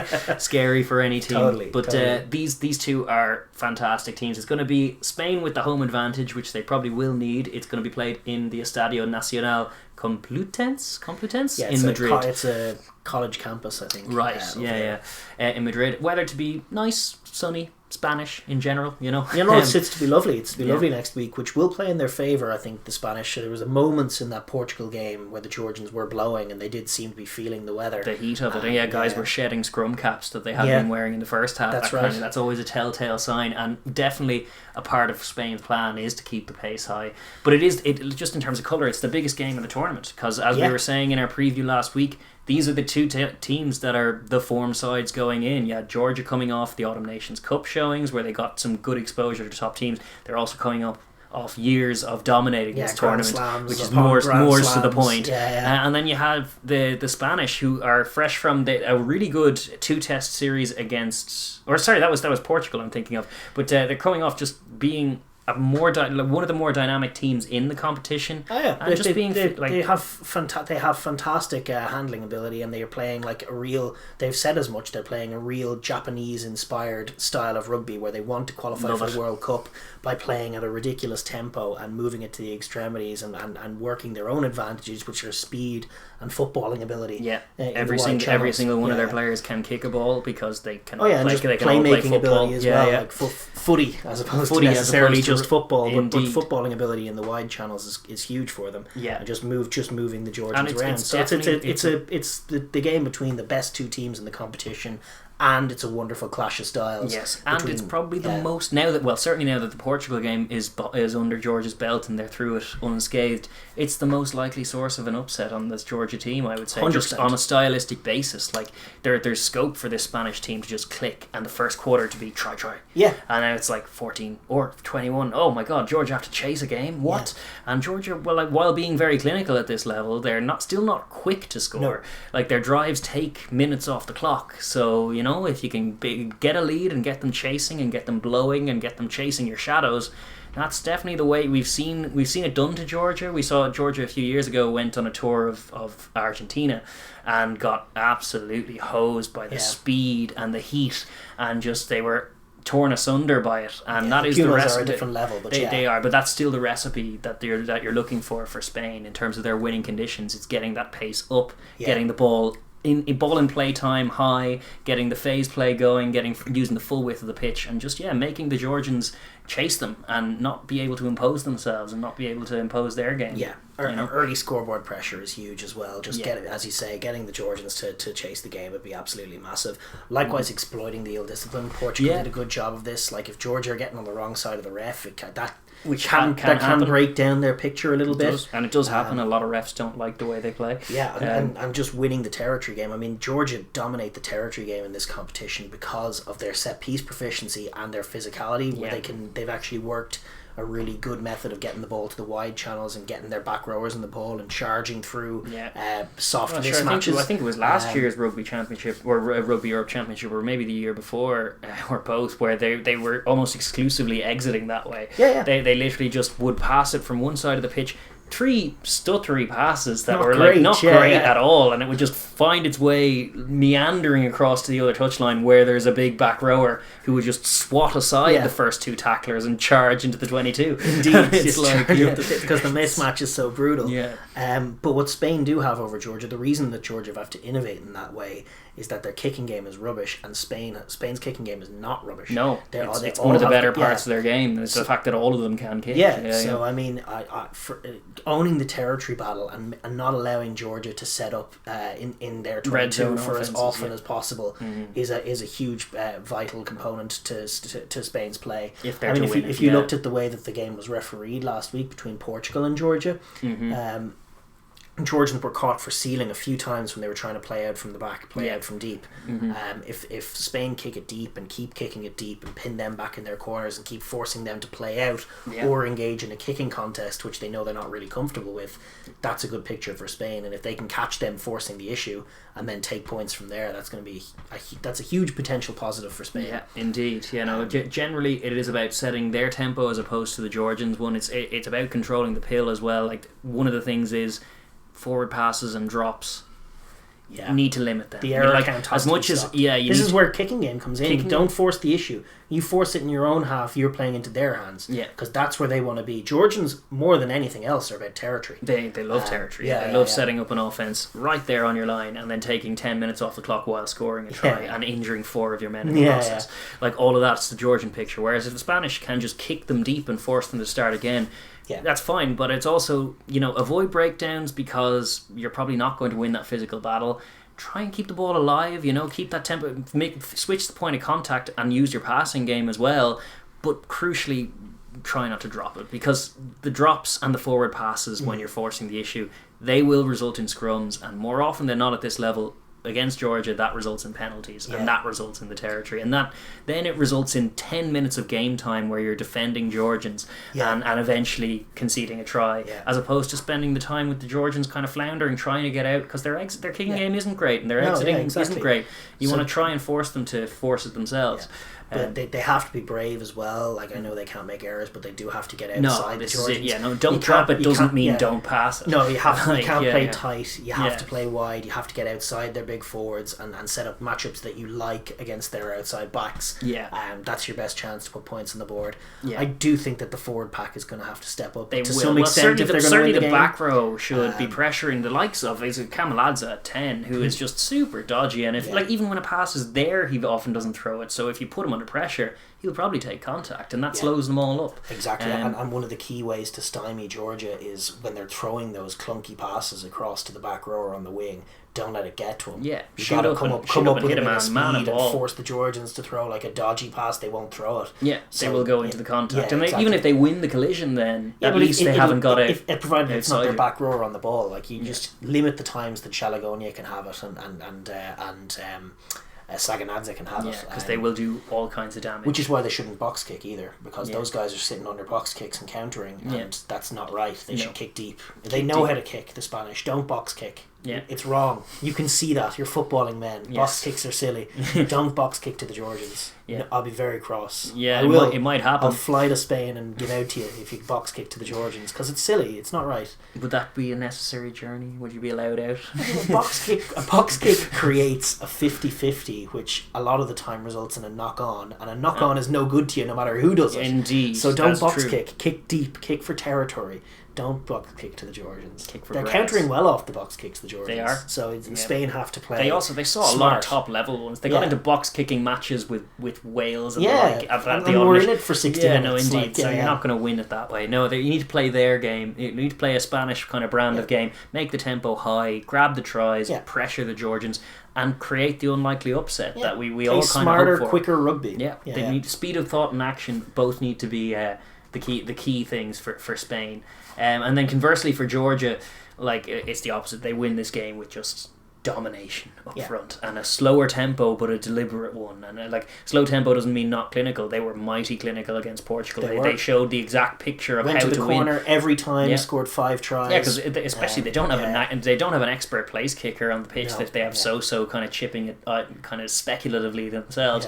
So they will be kicking the corners and they will be trusting their set piece and maul to launch off. One of the great improvements was their maul. It was always a curiosity even in the last couple of years that Georgia are such a great forward-oriented kind of team, and yet their maul was pretty poor. They'd jump at 2 every time and never set it up and get driven out. In the second row. I always think that their second rows look a bit wrong. Like, they don't have enough sort of skinny guys. They always just look like, back rowers, auxiliary back row so they're like they can look not dynamic in the line out, but actually their line out was very good. It was much better, and they were mixing it up. They were going to the front and the back, and they seem to have taken some good lessons, some good learnings from their Autumn Nations Cup campaign, albeit it was an 0-4 campaign, including a tonking at the hands of Fiji at the end.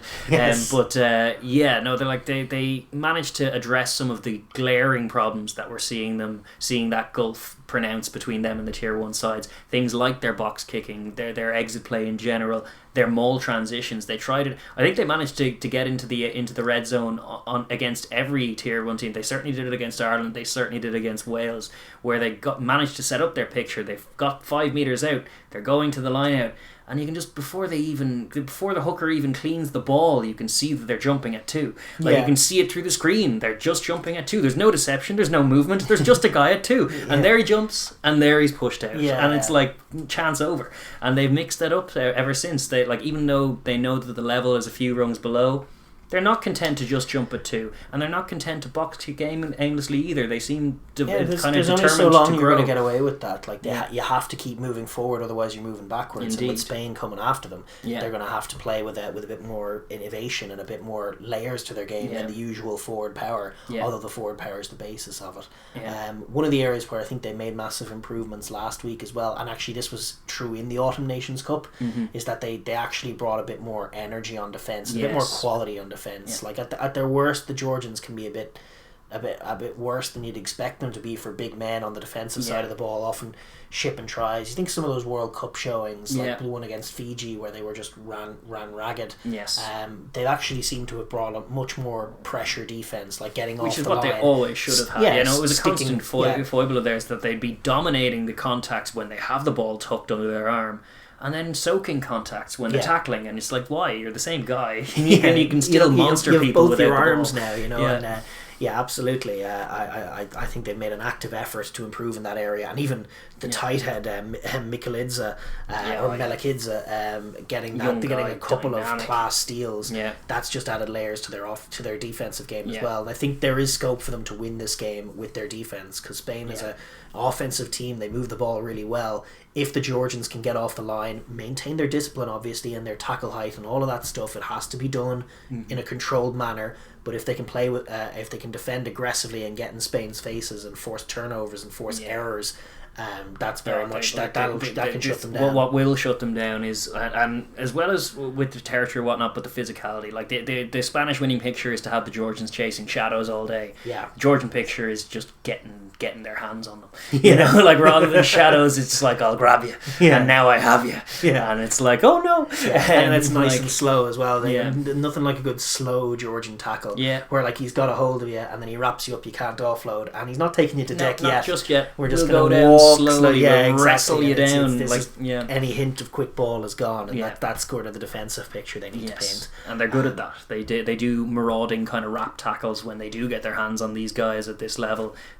There is a gulf in physicality. Like the Georgians do have freaky innate strength that serves them well. It means that they're one of the few tier 2 sides that can mix it with the big boys, because they are physically there for the fight.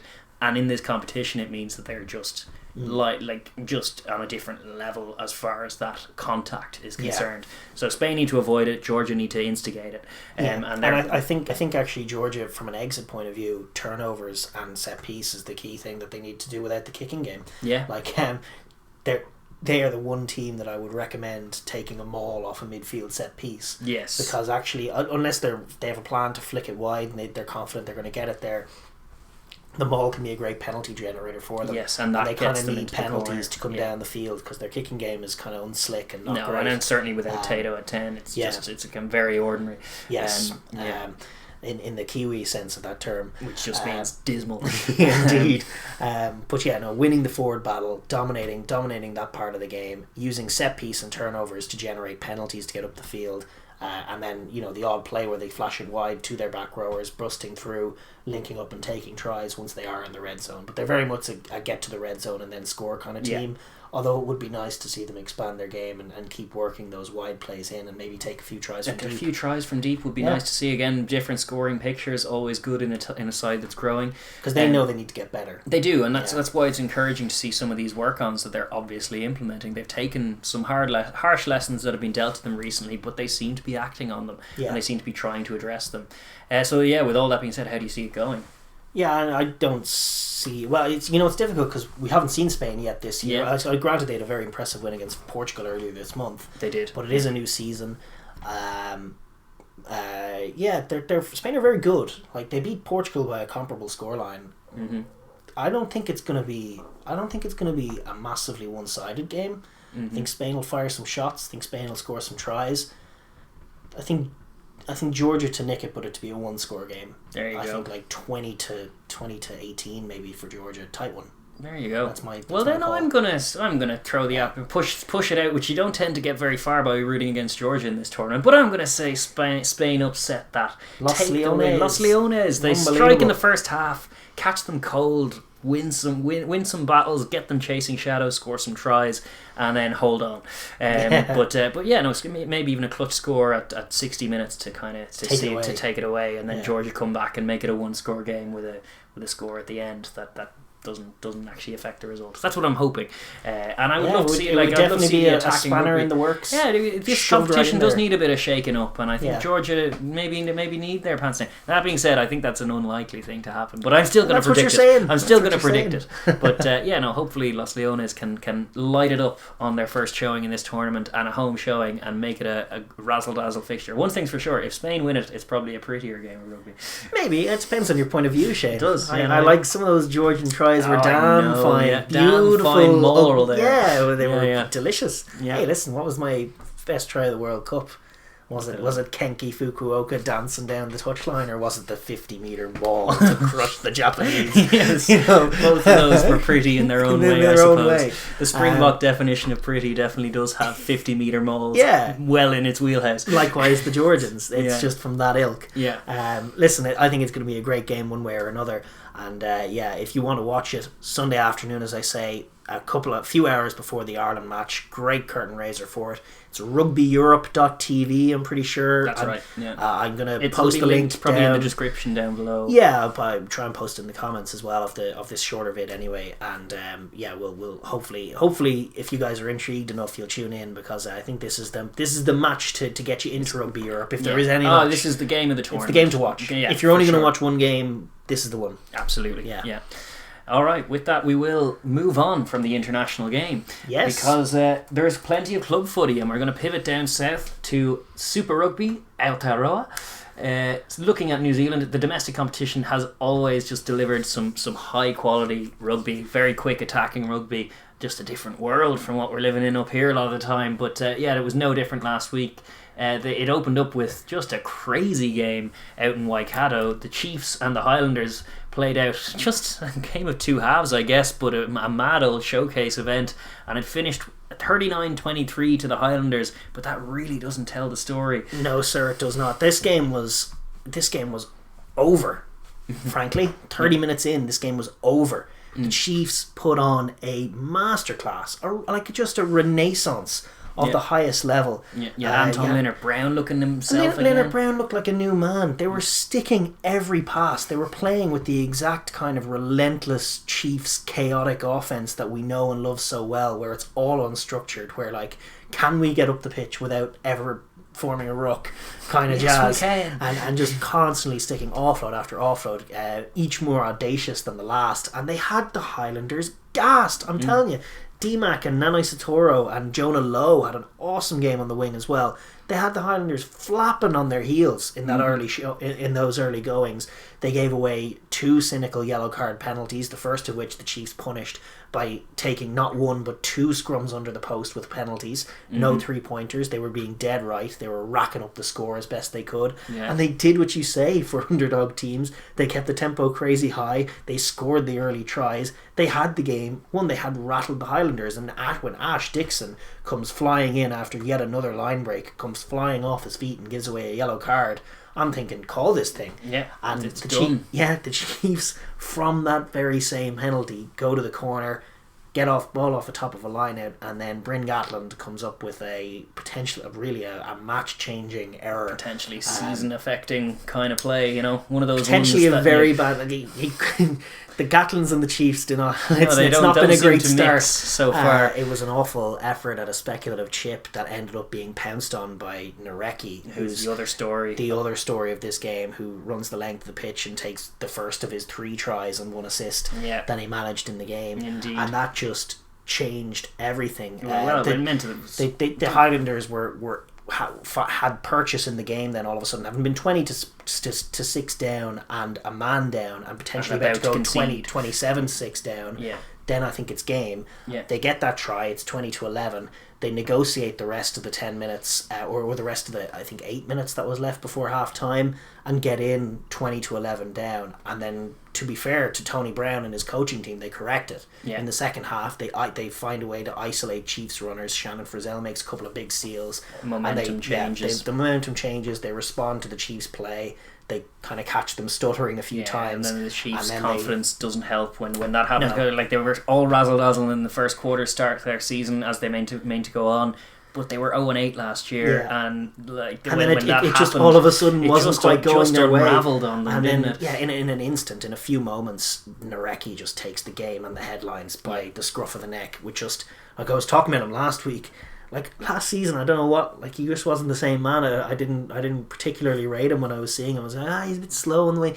He's just exploded into life, and he's got all the skills. He's got, because he's the guy who used to play 10. He's got a class left boot. He's got unreal hands, passing game, physical, and then like the physicality, just sitting down Brad Weber for that try assist, and all the tries he was taking, he was just blowing me away. He looked brilliant. Just sensational. The more ridiculous Kiwi pundits were asking, like, is Nareki in the All Black conversation now? And it's like, well, yes. Like, of course he is. The question is he in the jersey? He's obviously in the conversation. Here we are talking about it. But it's like, he's close to an All Black berth just based on that showing alone, but he's definitely in the mix. That being said, there's so much quality on the wings, but he did his stock no harm in that game. Really was a difference maker. In terms of just like that one game-changing play that the weight of which can't really be overstated. Like that play just the other side of half time. If ever there's a 14-point try, that was it. And it stunned the Chiefs. It knocked them completely out of rhythm, and they never really recovered. And then Nareki goes off and scores those tries. And actually, there was a sequence on about 65 minutes. They got a penalty, the Chiefs. And having in the first half, turned down every shot at goal, they actually took the penalty on to make it 32-23, to make it a 9-point game, not in their favour. So they took it. They were 32-20 down, and they took a 3-pointer to make it 32-23.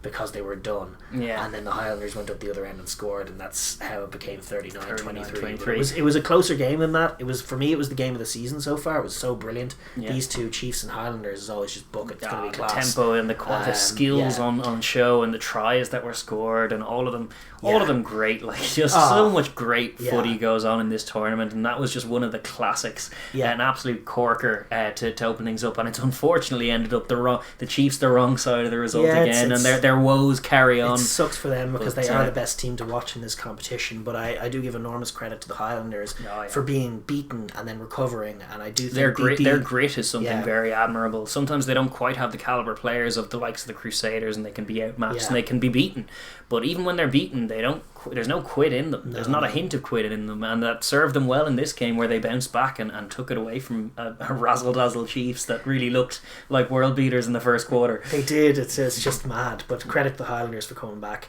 The other game was between the Crusaders and the Hurricanes. Far more routine sort of stuff really in this one. 31-16 it finished, but it was all the second quarter really. I think it was 4 tries in the second quarter. It was dominant. We were had it on in the background there watching it, and it was just it was a dominant Crusaders flex their muscles, don't have the answers kind of routine. We've seen it before in this tournament. It's been a story of Super Rugby. Teams just cannot live with the Crusaders when they set their tempo and get their physicality and their launch plays going, and they can be so clinical. They can just really take games away from you in a few minutes of playtime. Literally it was 4 tries in the second quarter. There you that go. was it. And that's So the game. that was 26-6 at the half. Yeah. And then they got one more try, I think, later on in the game. Yeah. But outside of that, Cody Taylor's other try, on 46 minutes, the one with the line-out overthrow. Oh, that's was right. their An only absolute freebie. Yeah, it was the only score of the second half, and then Yeah. outside of that, it was just that blitzkrieg that came in the second quarter, Yeah. where Cody Taylor himself just goes off, Oh, he's awesome. just tapping and going, cutting, classy centre-esque lines, and then having the gas to get outside players, the passing in to link up, awesome. the power on the he looked Nareki-esque in the open field. He actually, awesome. I was noting, he Yeah. has a little kind of outside swerve where he rides a past the outside, not dissimilar to our own Brian O'Driscoll in terms of it, except the fact that he has a few kilos on him. And he's just a very scary prospect. The man moves very, very well, and he's already dynamic and powerful. He was a serious asset for them. And the Canes just couldn't quite deal with that onslaught. They were a little bit soft to concede some of those tries, but it was mainly Crusaders setting their irresistible rhythm and being it was in that opening quarter as well, like when the Crusaders were stuttering at times. You remember 3 of the 4 quarters they were in this game, but it was that second quarter where they were blown away. But it was not really having much by way of riposte. No, they didn't. I look at the execute Garden Basher interception. Garden Bishop, sorry. Yeah. He just misses that try, and he doesn't stay in bounds either, so he kind of makes the play and then doesn't close it out. And likewise Artie Savia with that bust up the middle of the field. That's right, that was very impressive. He was stepping loads of guys and puts in an audacious crossfield kick, and it just doesn't sit up. Yeah.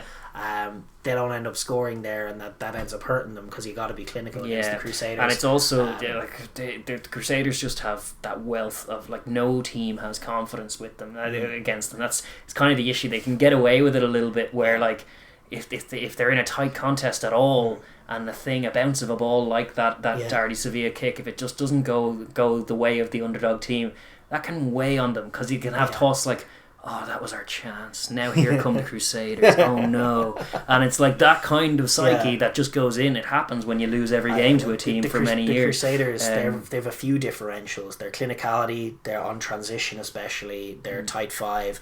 But one of the key differentials is just what happened with Aumua on the wide channels versus what happened to him the week before. I can't remember who was he playing the week before. It was the Blues, when he managed to ghost in and score those tries. Like every time he gets the ball in the wide channels, the Crusaders just dropped him instantly, and then he went took him down, and then exactly. They just had him. They had his number. They had their Kane's number on defense, on attack as well. And while the scoring was very lopsided for one quarter, they just ended the game in that second quarter and saw out the second half. It was over as a contest, and that's why the second half was played at a little bit more of a stuttery pace, where both teams seemed accepting of their fate. This is what's happened. This is what's happened in this game. Okay. But yes, the Crusaders train keeps rolling, and that is just very much a fact. I suppose with that we'll move on to this week's games, which are coming up. And speaking of the Crusaders rolling on, they face the Chiefs this Saturday, March 13th. That's 7:05 local time, or 6:05 a.m. Over here at the Orange Theory Stadium in Christchurch. Crusaders will be expecting a comfortable win. They will need to deal with, I'm sure they'll have done their homework, but that first quarter from the Chiefs last week would be enough to scare any team, to be honest. It's very dynamic stuff that they're bringing. In recent memory, the last time that the Crusaders were competitive or were losing, it was the Chiefs that were knocking off them. Chiefs and the Hurricanes, I guess. But the Chiefs have tend to have ding dong battles with the Crusaders. Less so in recent years, where they've just been blown away physically. And there is scope for that to happen again. Oh, indeed. Well, it's like if Sam Cane versus the Crusaders pack, isn't it? A lot of the time, Yeah, I mean, not entirely. They do have other players like Finau. Even that number 6 is a quality player. They looked very, very good in the early showings against the Highlanders. It's just about not melting down quite as they did once that one error came in, because the Crusaders will exploit errors when they come. They will. And that'll be the dynamic. Like, can the Chiefs stick enough passes that they put a load of scores on, or are they going to drop enough that the Crusaders are going to go up the other end and score off them? Probably the latter. Our Chiefs line breaks going to be more likely to end in Chiefs tries. And it's even heightened because the Chiefs are now 0-9 out of the last Super Rugby, and it's Super Rugby Aotearoa. They're 0-9 so far between the two seasons. and here they are facing the Crusaders. Like there's no way to have confidence in that circumstance. There is a way to go exactly that. Like just go out there and express yourselves and play yourself. Quality, I'm telling you, Weber is unreal. Nana Satoro and Lowe are great wingers. Wainui at 13 is an interesting option. He looked good. He did. Yeah. Anton Leonard-Brown looked a new man. Damien McKenzie, we don't need to say anything. He's just unreal. That was undoubtedly danger. It's a class backline. They just need to, like we say for a lot of these smaller sides against bigger sides, when you got the techers, keep the pace of the game high, keep it crazy, keep it ruck averse, link up with one another, make crazy runs from deep.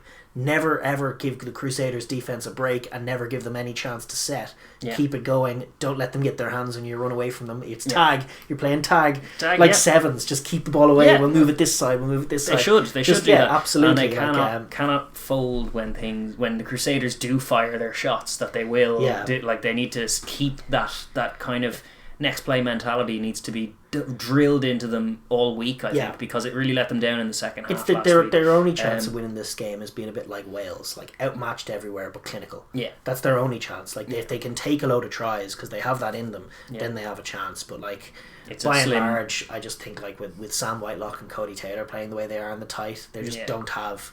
The matchup is just so strong for the Crusaders in the tight that they're probably just going to win it there, and because it's not something you associate with the tight five, but they're speedy and clinical in a way. Like Cody Taylor will take your legs off, and Sam White likewise. His little soft touches and his carries are all just brilliant. Scott Barrett we haven't even mentioned as well. It's just Scott Barrett might be a good emblem of the difference between these two sides. There is no Scott Barrett in the Chiefs pack, not even close to a big physical lump that is Scott Barrett. And that's if the game becomes about tight exchanges, which rugby games very often do, that's where the Crusaders will likely win it. And even with the ball, they'll probably just maraud them. Yeah, indeed. That's the scary thing for the Chiefs' defence. Yeah, so the Chiefs need to drill in their next play mentality, even if they're behind on the scoreboard, just try and actively go for tries, as you say, play that helter-skelter, high-tempo stuff, and live and die by the sword. They're not favourites, they're away from home, it's in Christchurch. May as well go out there and give it their all and have. I'm sure they will. I have no doubts that they will. They did against 100%. The Highlanders, despite that terrible interception leading to an outmatched second half. I still expect them to come out all guns blazing and playing their footy, which is why they're so great to watch. Yeah, and that'll be the Saturday game. The Sunday game. This one is I think at 3:30 local time. That's 6 a.m. our time. Wrong time. 2 a.m. our time. 2 a.m. Right, that's 2:05. That's, I tell you, that's an early morning, or a late night. More likely a late night. That's the Blues and the Highlanders. This is first look at Eden Park this year. That'll be in good Auckland. To see. Yeah. I think this is a great game for the neutral. Tony Brown's Highlanders up against this Blues team, which is really class. Big marauding Blues pack with a good 10 and a good backline that's starting to purr pretty close to a full package. Might be the big kind of contenders to go up and mix it with the Crusaders in terms of how the season goes. But you have the Highlanders who have that intangible quality of having bottle as a club. Yeah, they really do put it up to these teams more often than not. They always make it a scrap, they never quit, and they get their due a lot of the time. So I have a lot of faith in the Highlanders' ability to mix it with the Blues. And the Blues, conversely, have a history of kind of being great sides that don't necessarily win the games they should win. So that's definitely a dynamic that's at play when these two meet.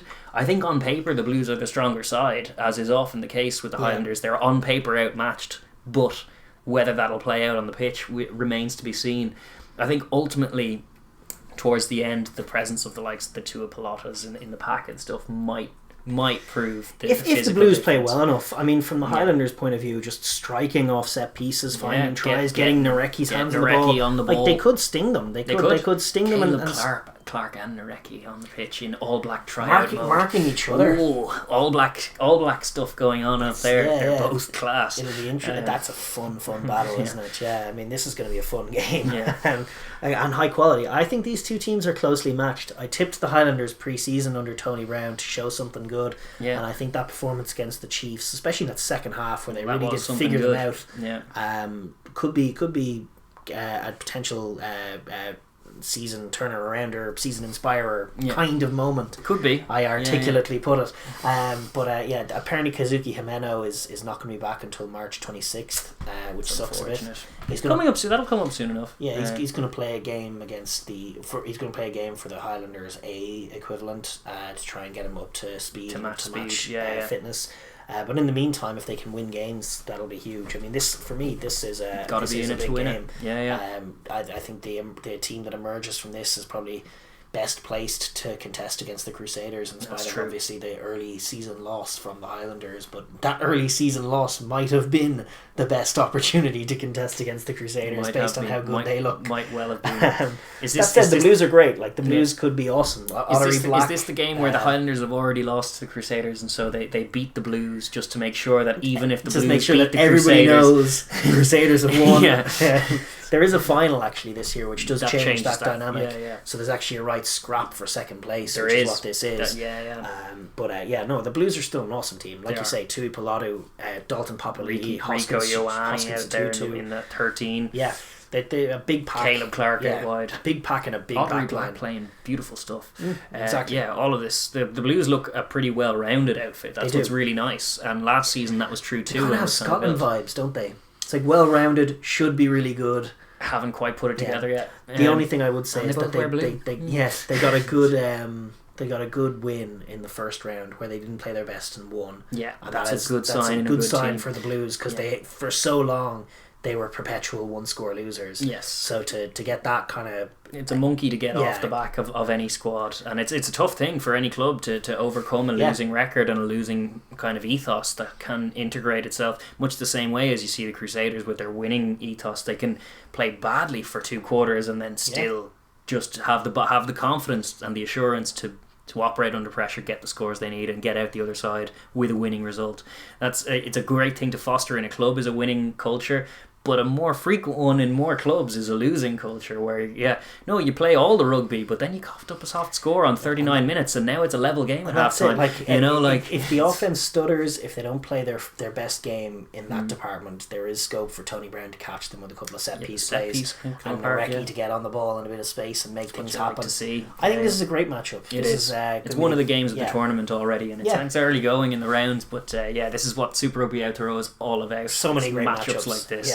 We're looking forward to that, absolutely. And then we will pivot across the Tasman as well and look at Super Rugby AU this time, because there was interesting stuff happened last weekend in this competition also. We had the Waratahs and the Western Force playing out a bruising encounter that could end up being the bottom of the table clash, but it was 16-20 to the Force. Yes. The Force got their first win in Super Rugby AU, and weren't they good value for it? It was great to see. They were the better team, I thought, overall. They started slow and it looked like they were going to get blown away, and I was like, what? How could they be this bad? But they grew into it. They were talking up a storm about how fit they are, and they do look fit. They looked fitter than the young Taz side, and they stayed composed and found the winning score and did a good job of holding out to the end, as well as the Taz made one last go of it. But I'm delighted for the Force. Delighted to see them get up and get a win. Delighted for Rob Carney, who played another solid game. Absolutely. And his chat on Player Mike of them being so fit, it paid dividends. They are so fit, and that compares to last year when they were outmatched and also gassed in the last quarter. It seems like it's always a good thing to just work on when you know that you're probably outmatched as far as talent. Hustle beats talent when talent doesn't hustle, as they say. And being the fittest that you can be going into a tournament like this stands them in great stead, and they're good value for their win. The Taz, conversely, as the young side that they are looking like they're in for a rough old time of it this year. They don't look particularly fit. They don't look particularly dangerous. They don't look particularly like they've got particularly anything. No, they don't really they're a young side, but I don't really see any young game-breaking talent in that. I just see a bunch of young kids who are a little bit soft and a little bit wanting at this level. Maddox obviously has a bit of pedigree, test potential, but I'm not sure how long they'll keep him either. Even Lockie Swinton looking outclassed by the Forces lad Anstey at 6. Anstey looks a player. He was excited about him. Jeremy Thrush had a good game. They actually looked to have a bit more quality to them and a bit more strings to their bow, the Force, from an offensive point of view. Obviously 2 tries is nice to see. Encouraging, because they do defend with heart. They play with pluck and gusto anyway, and it's nice to marry that with a bit of fitness and a bit of clinical edge. And a win. They have a win now. They need to build their offense and get a few more entry points into the opposition half. A few more 50-22s. Get Rob dialed into that game. He tried it in week 1 and it nearly came off. I'd still expect him to go for it. I'd love to see the Force become that kind of team. Yeah. To use that 52 as a real tactical thing, not just like an opportunistic thing, but like, no, we're going to work these, kick into the corner and launch red zone attacks and generate scores that way. Yeah. I think that'd be a fun team for the Force to be. Yes, indeed. And it starts with the confidence in their game, which comes from winning games, and they managed to do that. So it's onwards and upwards for the Force, less so for the Taz as a result of that game. Yeah, well, I think the Taz, I think I'm just double checking to see if they broke my rule as well. They did, 17-13 down on 72 minutes. They took a 3-pointer to make it 17-16. And then they were done scoring. Force went up the other end and took a 3-pointer of their own, and it was just a pointless endeavour. Yeah. Should kick to the corner, go for the win. All of that stuff. That's on the Taz as well. Yeah. Breaking that golden rule. Yeah. Speaking of losing games while playing well but not scoring tries when you should, let's talk about the Melbourne Rebels and their loss. Who have once again put together a very combative showing against a side that are much better than them on paper, but really being physical and combative. It was the Brumbies 27, Rebels 24. And I know, like, when you look at 24 on a score sheet, you're thinking like, they didn't convert a couple of their tries, But no, they actually didn't score any tries. They just kicked the goals. And that has done them in because... they need to score some tries, or they're going to keep coming up on the wrong side of these tight games. They're doing well to create these tight games. They're fighting well in the forward collisions. They are in some sense being clinical in that they're punishing indiscipline, and there's a lot of whistling going on in the early weeks, and they're punishing it with 3-pointers. They're generating a few pressure points. Tamua's kicking well, unless the kick is for a result. Yes. And it is a little industrial, and it's still no tries in the last 2 games, which doesn't impress me. It's like they are picking up hurdy-dirty losing bonus points, but they have to add tries to their acumen. It's without it, they're just not going to be a complete team in a position to win games. Not going to be a factor, and I reckon they will be blown apart at 1 or 2 points in the season if they are to carry on with this. I think there will be players will adjust. There won't be quite so many penalties going, and they will need to find tries if they're going to find results. That being said, credit to them for making it a scrap, putting up a good challenge to the Brumbies. That might be the tightest game that the Brumbies face this year. We don't know how they will stack up stylistically against the Reds, although that is obviously a big contest coming up.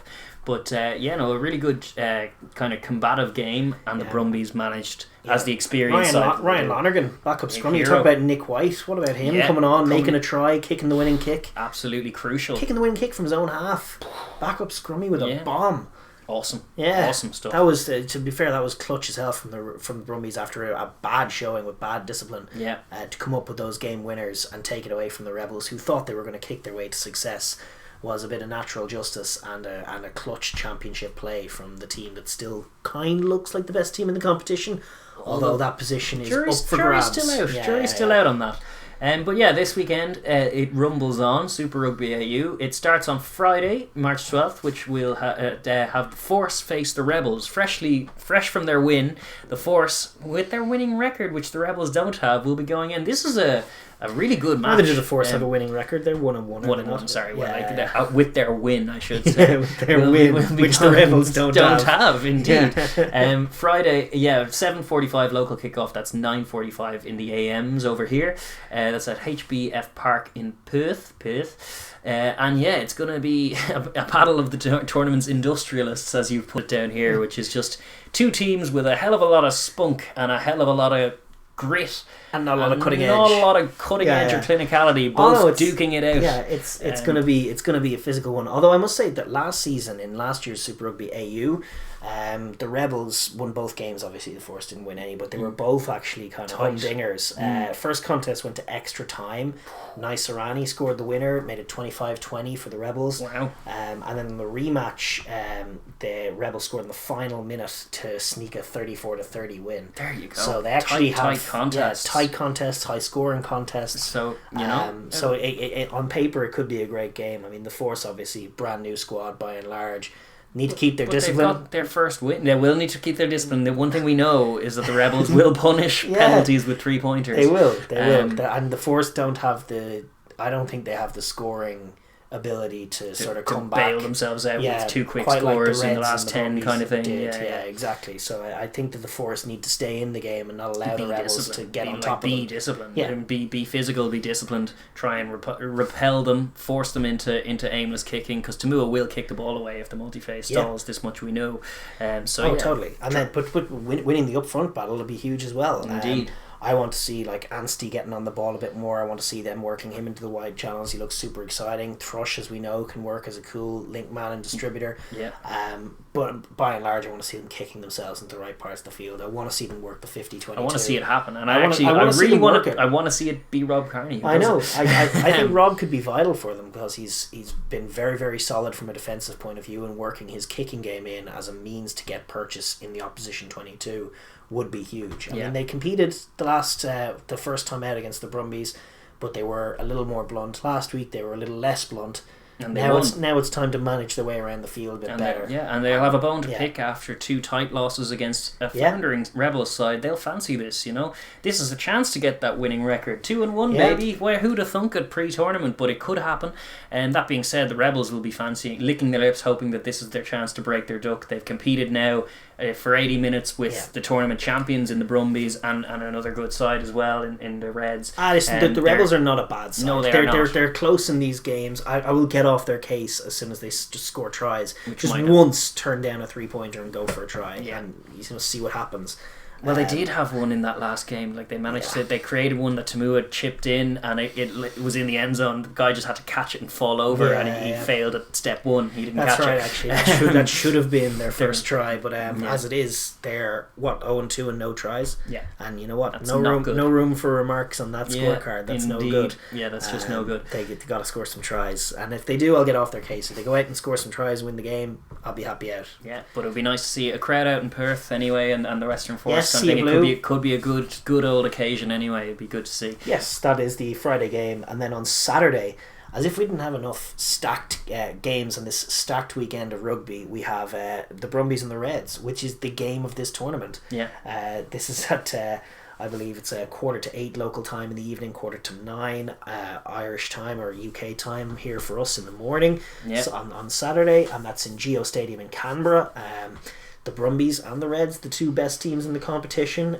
The first iteration of this fixture this year, I suspect we'll see it twice more. Yes, once in the regular season and once in the final. You would think so, yeah. They both look very, very good. The question, it's an interesting question as to who's better at the moment. It's hard to know. Certainly, that showing from the Brumbies last week threw that into flux. I would have said the Brumbies before. Yeah, when the Brumbies were putting 60 points on the Taz, I was like, gee whiz, are this team just unstoppable? But there's loads of fun matchups in this game.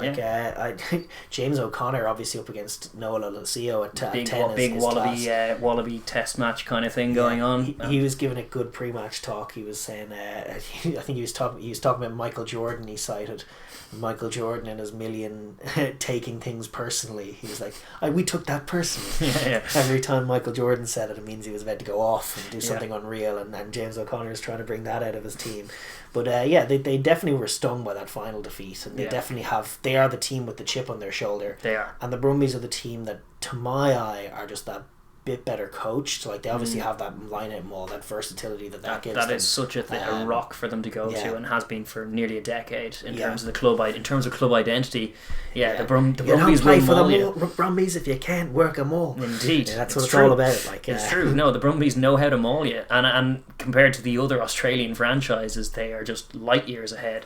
To be honest, compared to most of the other Super Rugby franchises, they actually mix it with the SAFA mauls. When Super Rugby normal things had been going on. The Brumbies are dangerous at that set piece, and that gives them ins because it means they can confidently kick to the corner knowing that they have a plan to try and execute to set up a try. The Reds have to make it all about their slick offense as well. They have Paisami and Pataya back in the centre. Who they're going to hope will cause havoc for the Brumbies in the midfield. They're back in at 12 and 13, but I tell you, Iroi Simone and Ikitau on the other end have been as good. Indeed. And so it's got all kinds of Wallaby potential as well. This match is it is a Wallaby training match in many regards. There's a lot of these same faces. You're talking about picking a few heads from the other teams, but the bulk of your team is from these two squads. Indeed, because they're the two top teams. They really are. Nick White can be a difference maker from 9. I'm just looking at the teams looking for difference makers, but I tell you that Reds backline with Tate McDermott and James O'Connor, Paisami and Pataya, Dungunu on the left wing, Vunivalu on the right wing. That's just really, really good. It is. Unequivocally, they can take tries. If you give them space, they will attack you and likely score. Yeah, and the other guy who's yet to come to life this year is Taniela Tupou, who at his best is one of the best tight heads out there. So dynamic and marauding. He could be a game-breaking difference against this Brumbies. If you're talking about Nick White being a game-breaker for the Brumbies, potentially Tupou for the Reds could just be sitting down a lot of tight forwards as he is wont to do. If he gets anywhere close to his Tri-Nations form last year, he could be havoc to deal with from a Brumbies point of view. And the Brumbies are without James Slipper and Alan Aotearoa. There you go. So that's big. Pressure in the front row. If scrums could become penalties for the Reds, that's a serious. And especially when the Brumbies are so used to dominating up front, it could be a different kind of game. Yeah, indeed. If you can erode that confidence they have in their pack by winning some set piece penalties, by putting the pressure on, by winning contacts around the field, that's how you sow seeds of doubt in what is a champion side in the Brumbies now. So. It's just an interesting matchup. I don't know who I have in this. It flitters from moment to moment. The Brumbies have won 18 of their last 19 at home. There you go. Tough record. They do tend to be the more efficient of all the sides in this competition. So I think on that you'd have to back the Brumbies, but the Reds are definitely in there. It's a good game. No, it's the game of the tournament in terms of the regular season, pre-postseason. It's going to likely decide where the seedings end up. Whoever to the victor goes the spoils in terms of first seeding and all that. But an absolute humdinger in Australia between the Brumbies and the Reds. Absolutely, yes. And that concludes our little look at Supers Rugby. Super Rugby's AU and Aotearoa, both involved. But we will pivot back up to the Northern Hemisphere and just take a brief overview of the state of affairs in all the club competitions therein. Starting with the Pro 14, which kind of reached its denouement as far as the regular season intrigue is concerned, because the Interpros happened at the weekend just gone. We had Connacht v Munster and Ulster v Leinster, both of which had serious credentials because Munster and Leinster, top of their conferences, would have required big wins for Connacht or for Ulster to throw that back in the mix. Neither came, so it now is pretty much decided that the final, which will take place on the 27th of March, will be between Munster and Leinster. Yeah, I tell you, the Ulster-Leinster game, never before as a Leinster fan have I felt more guilty about winning a game of rugby. And not because they weren't necessarily going to... they might have done anyway. Going to win it anyway. It was just because the refereeing... A bizarre red card was officiated on against Ulster, which was a really weird one because... It's one of these things where it was leading with the forearm and they said it went direct to the neck, which is red. But from my point of view, it doesn't make much sense because as a guy who's played rugby, if you get that contact in a match, you barely notice it. Yeah, it was just like it was the slightest touch. No force. It was a foul. It was a foul because foul. You can't lift your arm out like this, so it's a foul. But for me, he starts low and there's zero force. Yeah. So it should have been an initial yellow mitigated down to just a penalty. Yeah. And the ref and the TMO come up with a red card. The ref said yellow initially and the TMO overruled him to make it red. Yeah, and it was an absolute kind of hodgepodge mess of officiating that resulted in a terrible game-killing call. And just a horrible precedent. It goes back to the Cipriani issue as well of that season ago at Munster, where it's like you're freeze framing and going back and forth in this thing and going like, look, shoulder, head, that's a red card. And it's like, well, what you're trying to prevent, yes, head contacts but what you're trying to do is make the game safer. So surely a reference point for all of these decisions has to be, is it dangerous? Yeah. And it's like relative force is what makes things dangerous or not. You can have a perfectly normal looking tackle that's a bit dangerous because a guy lifts a guy and then it's really forceful. That's more dangerous than a glancing shot, like a fend that's missed with the hand and then touches with the elbow. That shouldn't be a red card, especially if it's barely any contact in it. But similarly, a retreating Danny Cipriani who's like not even tackling, he's kind of doing this. His shoulder hits the onrushing face of the man winning the contact. Yeah. And that's a red card against him. He tucked his head down into the shoulder as he carried and perked Cipriani, and Cipriani gets a red for that. Yeah. Those are the kind of ones that are silly. A danger needs to be a huge factor, and force needs to be a huge factor. Force. Who's initiating you can't just the force? take a screenshot or a paused screen, a still, and say, oh, that looks like a red card. Because I'll grant you, the still of the Ulster lad with his arm in his face, when the still is taken, it's like, oh yeah, that could be a red card. Yeah. But it depends on the actual nature and the context of the collision. And as it was, like, it is a foul, you're not allowed to lift your arm out, but it's just so gentle that he does it, and it's just so, it's such a nothing contact. It's an innocuous like collision. The Leinster player literally has, the tackler has the arm in his face and kind of just goes, brushes it out of his face. Like, he doesn't feel any contact. Yeah, no Leinster player appealed for anything. It wasn't a red card. It's a red card. And the other thing that happened in that game was that Ulster had like a perfectly good, brilliant set piece try from Robert Balakoon off back in his first game from injury, looking unreal, taking a brilliant try to make it a game again, and the ref chalks it off for crossing almost unbelievably. It was the classic example, like where Rhys Ruddock it was on the Leinster team just bought in, he just made hit a bad read, the wrong man, made a bad read, hit the wrong man, and got rewarded with a penalty, and Ulster had that try chalked off. Yeah, so I never felt more villainous. And geez, these regular season games that actually have, you know, playoff implications are a rare enough thing in the Pro 14 without you making them a non-event with dreadful officiating, which is what went on there. So it was a real shame, actually, a bad weekend for the Pro 14 because of that game and how badly it was reffed. And the only little bit of intrigue we have left in the Pro 14, it seems, is that the Ospreys lost, which throws them and their European credentials back into an all kinds of... There's a spanner in their works because they have to play Glasgow and Glasgow have several games in hand on them and could... And decent games as well. They have the Dragons and Zebra, I think. Yeah, so if they run the table, including the Ospreys, then the Ospreys will miss out on Europe next year, which is... After their good season, that's disappointing for them. But that is pretty much the only other bit of intrigue left in the competition, because barring the final, which will take place on the 27th, because it's all now condensed. It's nearly finished. There's only a handful of games left, and it's pretty much decided who's going to be in the grand final on the March 27th. Indeed, yeah. So the Pro 14 is on its way to being wrapped up. The Premiership is more in flux in England. Bristol escaped from Worcester with a 1-point win. They looked good doing it, though, to be fair. They went way behind, and then managed to dig themselves out of the fire, which was nice. And they have a few decent players in there, considering they're missing Radradra and their halfbacks and a few others as well.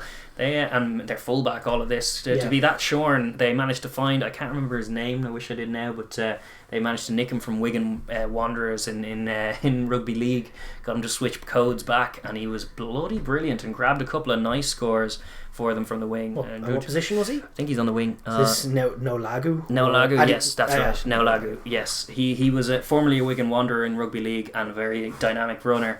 And he grabbed a couple of tries, looked excellent for Bristol. Bristol still playing the sexiest rugby in the competition, I would think, even with their B team, and they're looking good for it. They roll on despite the bit of a scare. They roll on, clinging onto their top spot, 6 points ahead of Exeter.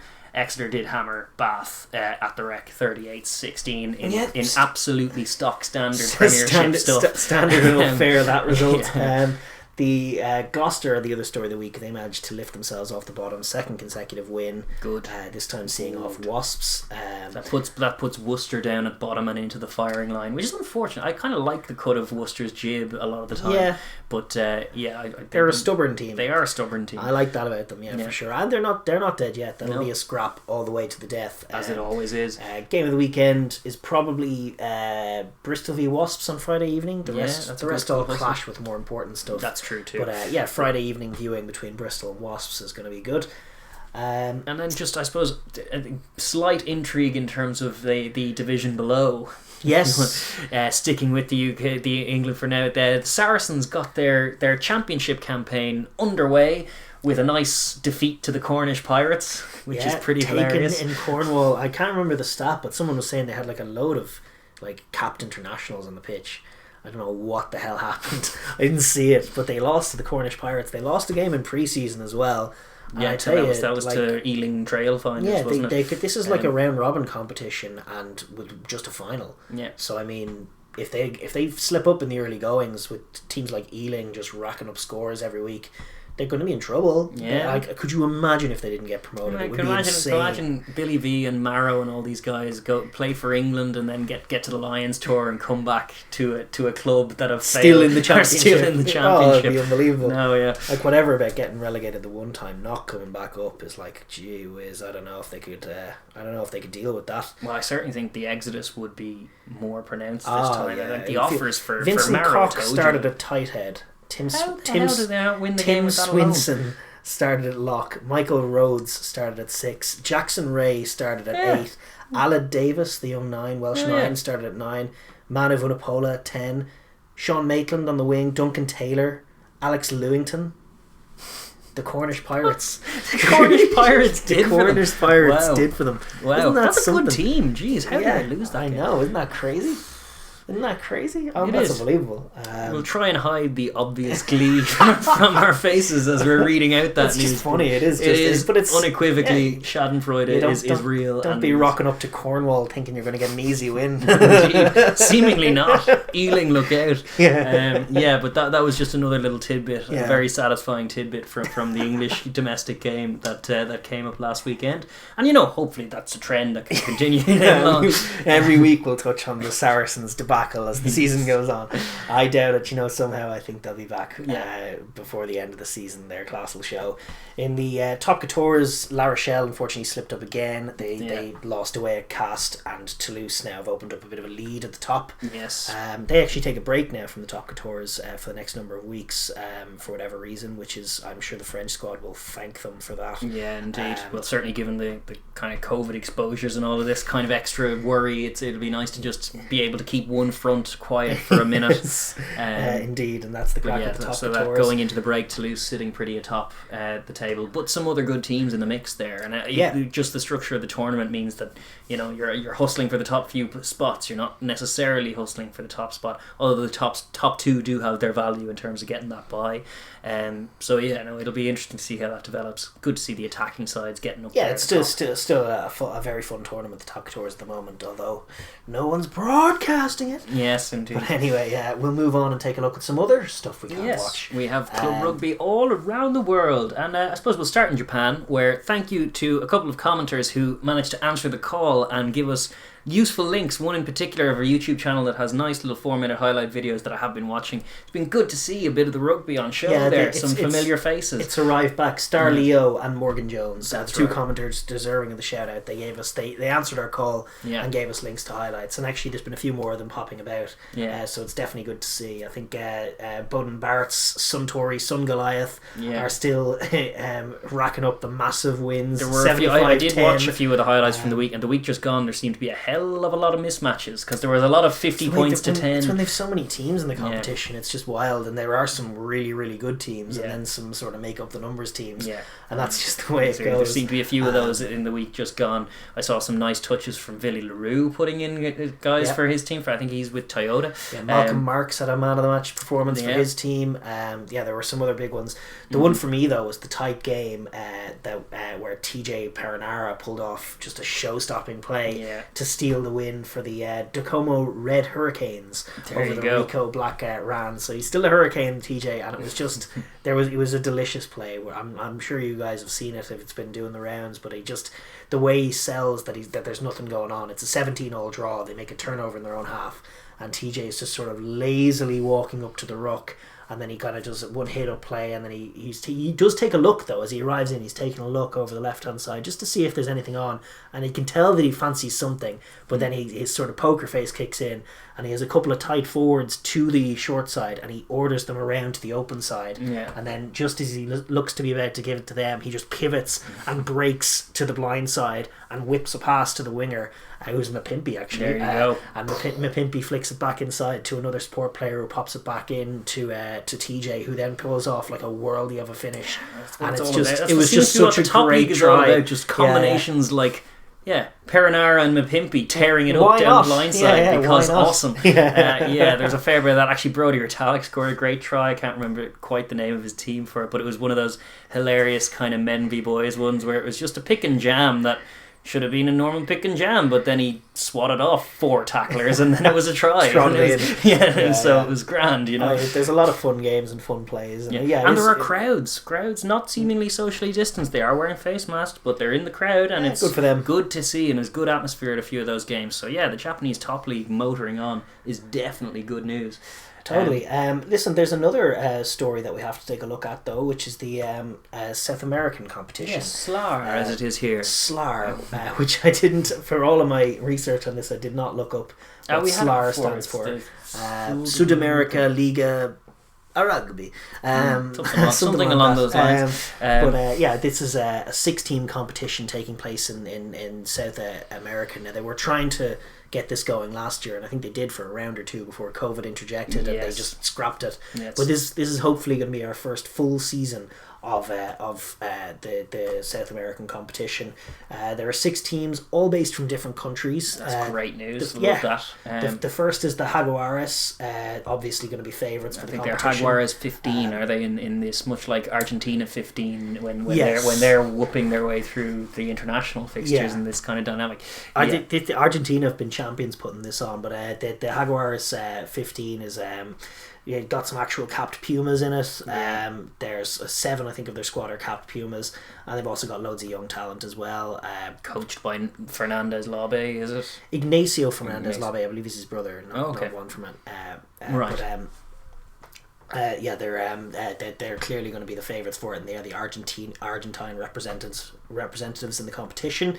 And they're 4 favourites. And then you have a Uruguayan side called Peñarol. With their own, I was just looking, they have a 30-man roster, which is a little wild. Wow. 5 Argentine players. That just seems super small ahead of a competition like this. Yeah. They do have some Uruguayan internationals, a load of Uruguayan players. Looking Favaro, at Freitas and Silva, guys would remember from the World Cup, looking very, very good. Yeah. A few of the Los Teros guys there are definitely good for Uruguayan rugby to have a bit of competitive rugby. Based in Montevideo, which is probably that stadium that was hosting a lot of those South American international games. Great, Montevideo being a bit of a hotspot for rugby these days. Great. So Peñarol, the Uruguayan challengers. They're the second seeds in the competition. Yeah. The Brazilian representative are called the Cobras.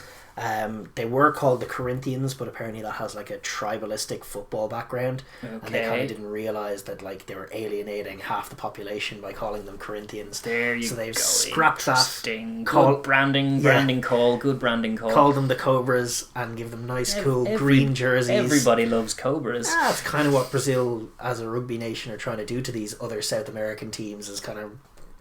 Well, not really. I was kind of thinking Python. But Python might be more what they were trying to do. But I guess, green... Cobras strike. Cobras do strike, and Brazil don't really. Yeah. But if they're in there, they're going to be big and physical, I dare say.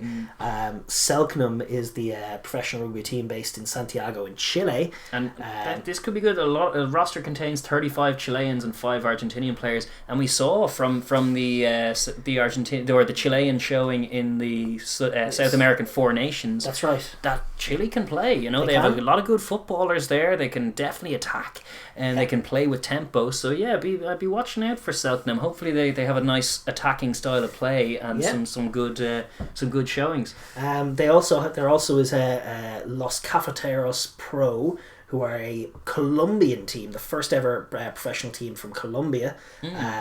They did not feature last year. They have a 30-man roster, 19 Colombians, 11 Argentines. They're obviously going to enter as a lesser down team, but it's just great to see rugby in Colombia breaking out. I think they got a win over Paraguay recently. Colombia just pushed them up in the charts. There you go. Okay. But listen, Chile seemed farther away than they were in recent times, and maybe that's true for Colombia. Is it funny that the Colombian side are called cafetiere? Coffee. It's their biggest export, I know. Okay, well, maybe. Cafeteros. They play high caffeinated rugby. Cafeteros, that's like coffee in the ground, I guess. Yeah. I guess, maybe, I don't know. I don't know. That was just what was screaming out to me, but I don't know that much about Colombian rugby. I've never seen them play, even, so I'm definitely interested if I can get my hands on a few of these games. I think I will take a look just to see. The last up are Olympia Lions. They're a Paraguayan team. Their representative, they had Napoleone Nalanga in their squad. Out of nowhere, the Clermont Flyer, Fijian lad. He was unreal back in his heyday. So it'd be fun to see him playing in such a mad tournament. I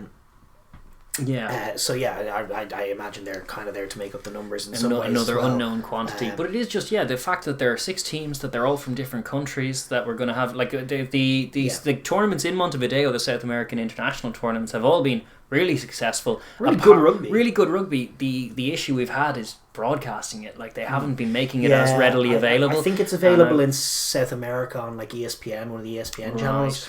But over here, it's just on their little app, their Slar app. This is an issue. It's rubbish. This is an issue. They should just be putting it on Facebook, Yeah. streaming it live, because again, they're all unknown quantities. You don't even. It's a brand new product, so how are you going to sell it? Like, there's nothing marketable about it. You need to.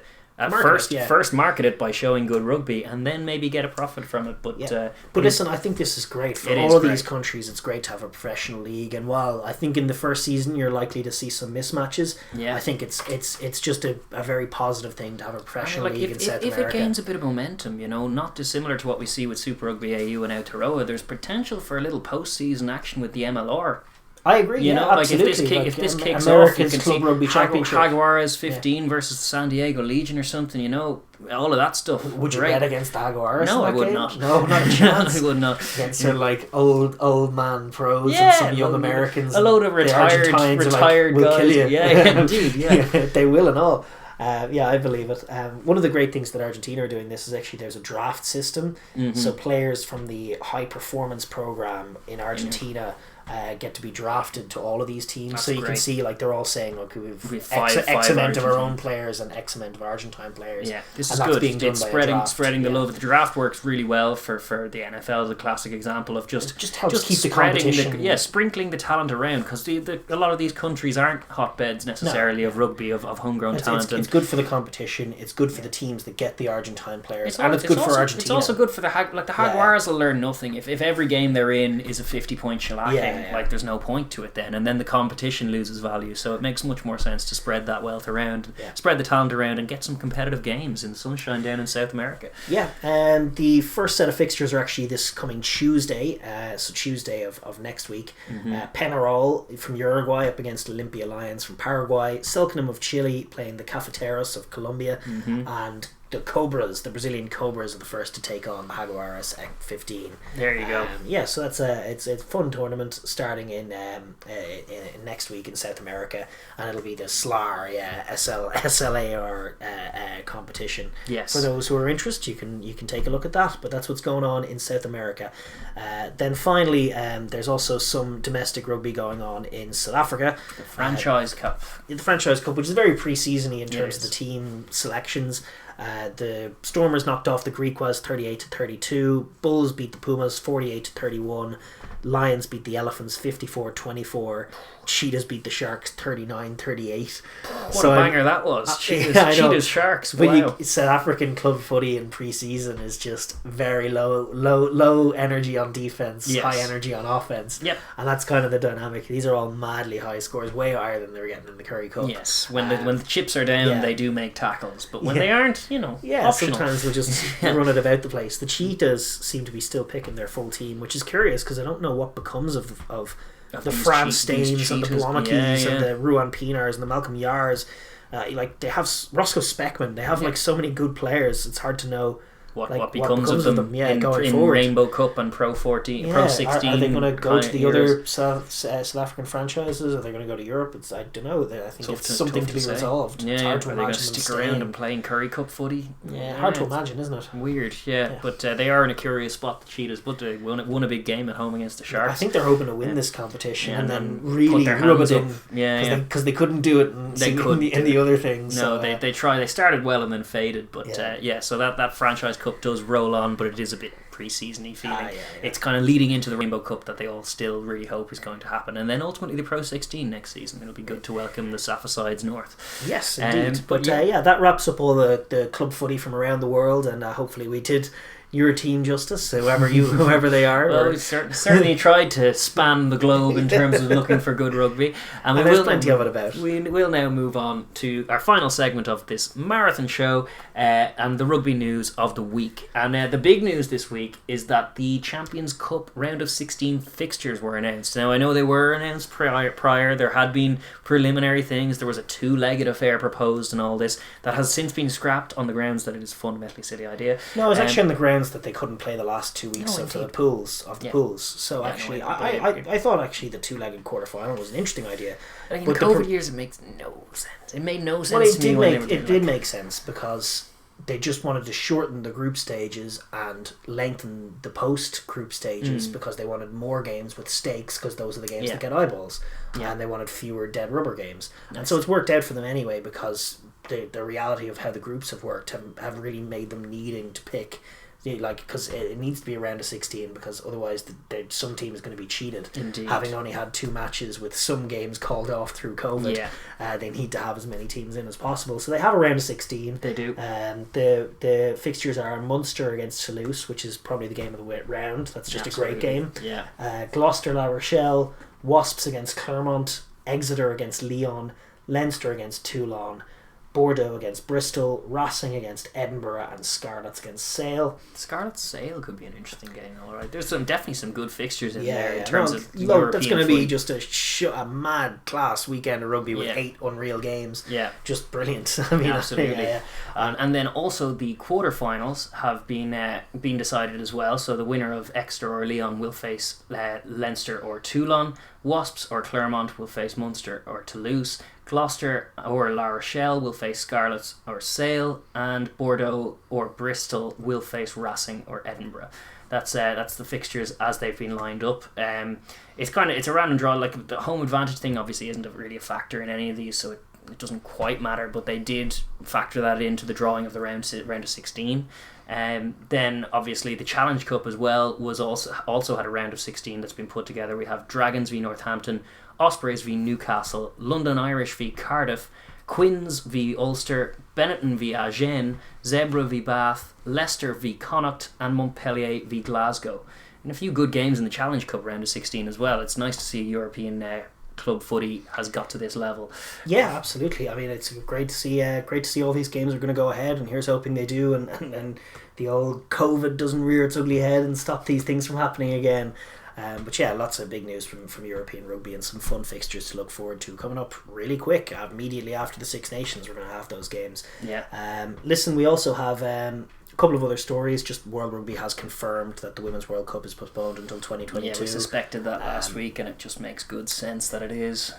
Indeed, and that's just the way it goes, unfortunately. Mm-hmm. We also have the news that the British and Irish Lions tour, it seems the UK Treasury is going to back it, and it just seems more and more like a home series is what's on the cards. Being on the cards, yeah. Which is very, very exciting, and that seems like something it's brand new and very interesting. I heard some people complaining that they didn't want it to go ahead, that they would prefer to see like the more traditional Lions tour. They prefer to see it postponed just to see it happen in South Africa. Mm-hmm. But with crowds in the UK set to be allowed up to 10,000 from May, it could work out really well. It could be a great tour, so I'm glad they're going to go ahead and try it. And obviously it's still up in the air as to what they do, but it looks more and more likely that they're going to try and have a home tour, which has great potential to be an unreal experience for all involved.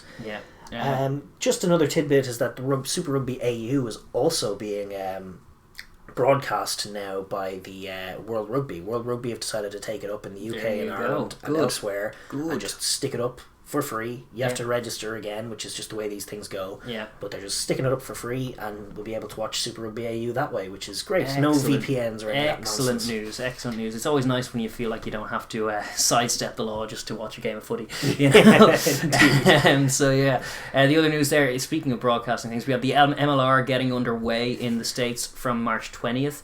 And the Toronto Arrows have confirmed TSN as their media partner for the 2021 Major League Rugby season. It's a new agreement that follows a similar arrangement for the shortened 2020 campaign, with all 16 regular season games as well as a potential postseason games all being carried out on TSN platforms. The LA, what are they? The Giltinis have formally announced the signing of Australia star Met Giddow, who we'll all remember from being a class rugby player for the last decade. He is signed on for the 2021 Major League Rugby season. He's a veteran of 103 tests for the Wallabies between 2002 and 2016. And he follows fellow Centurion and long-time international teammate Adam Ashley Cooper to the same franchise. It's going to be a getting the band back together. Yeah, I just think it's kind hilarious. of thing. The two of those guys in Southern California just passes, throwing sexy doubtless passes, out of shape, but having the crack all the same. That doesn't matter. I think they'd still tear it up in that comp. Yeah, I think that's going to be really fun. I think look out for the LA Giltinis and those Chaos Giddo and Adam Ashley Cooper plays. Indeed. They're rolling back the years in the MLR. It's just great. Great to see that league making some marquee signings as well, and getting broadcasted. ESPN and Fox Sports, and now obviously TSN picking it up. That's good news. It's good to see it getting some traction over stateside, and it's a good competition. To be honest, the last 2 years takes place during the NFL off season, which is perfect. Yeah, indeed, and it gives you some optimism for that South American one trying to get off the ground, because it's only 2 years young. Is this MLR thing, and it's already found its own tradition, found its footing, and starting to find some ins in terms of getting a little corner of the market to themselves. Plenty to look forward to from the MLR this season. We're going to wrap up the show. Final story of the day is just that Sonny Bill Williams has confirmed his retirement from the sport. Not because he wants to give up professional sport, but because he wants to go boxing and he wants to become a heavyweight champ. I just from a rugby point of view, seeing him go is sad, but it's also great. Like, he just had an awesome career. Yeah, one of the players of the last decade. 100%, freakish absolute athlete. Box office. The offloading from him, the carrying from him, just the dynamics of him. He was an absolute stalwart of both codes of the game. Real world class athlete, and to be honest, like, he can go boxing if he wants. I wouldn't bet against him doing anything. He's a freak athlete. Exactly. He was unreal, and he has achieved all that can be achieved in the sport. He's won World Cups, he's won Super Rugbies, he's won Tri-Nations. Actually, he might not have won Super Rugby, but he's won Tri-Nations. He's won I think he's won an NRL at one point. Yeah, he's won 2 NRL championships. He's a phenomenal veteran of the sport, and just one of the great players to watch the last decade. Yeah, and one of the guys who very nearly reached superstardom as a player as well. He definitely has stock beyond the game as well. X factor thing, which serves you well in the fight game. He can definitely he could make up a good old celebrity fight himself. He Quade Cooper. There you go. There's a fight. I think Sonnyville is as a heavyweight. Yeah, no, I don't think Quade is. Definitely not. Yeah, no, I know. But you just want to see Sonnyville box the head off Ford Quade. Maybe. Why do you want that? Sonnyville v Austin Healy. With that, I think that is the last little bit of news, and we will wrap up the show for, I believe, we've already lost video on it, so if you're still listening to the audio here, fair play to you, but we will wrap up. This has been ORP 91. If you do like what you hear, if you like this long form rugby chatter as we do, please do like, subscribe, comment down below, let us know your thoughts on the rugby, as well as throw in a bit of support for the channel. Every like, every share and everything does really help as well. Absolutely. Listen, thanks for tuning in, guys, and we'll be back next week with more good stuff, and looking forward to a great weekend in the Six Nations and in Rugby Europe. It's all about the test footy at the end of the day. That's it. All right. Ciao, guys. Bye-bye.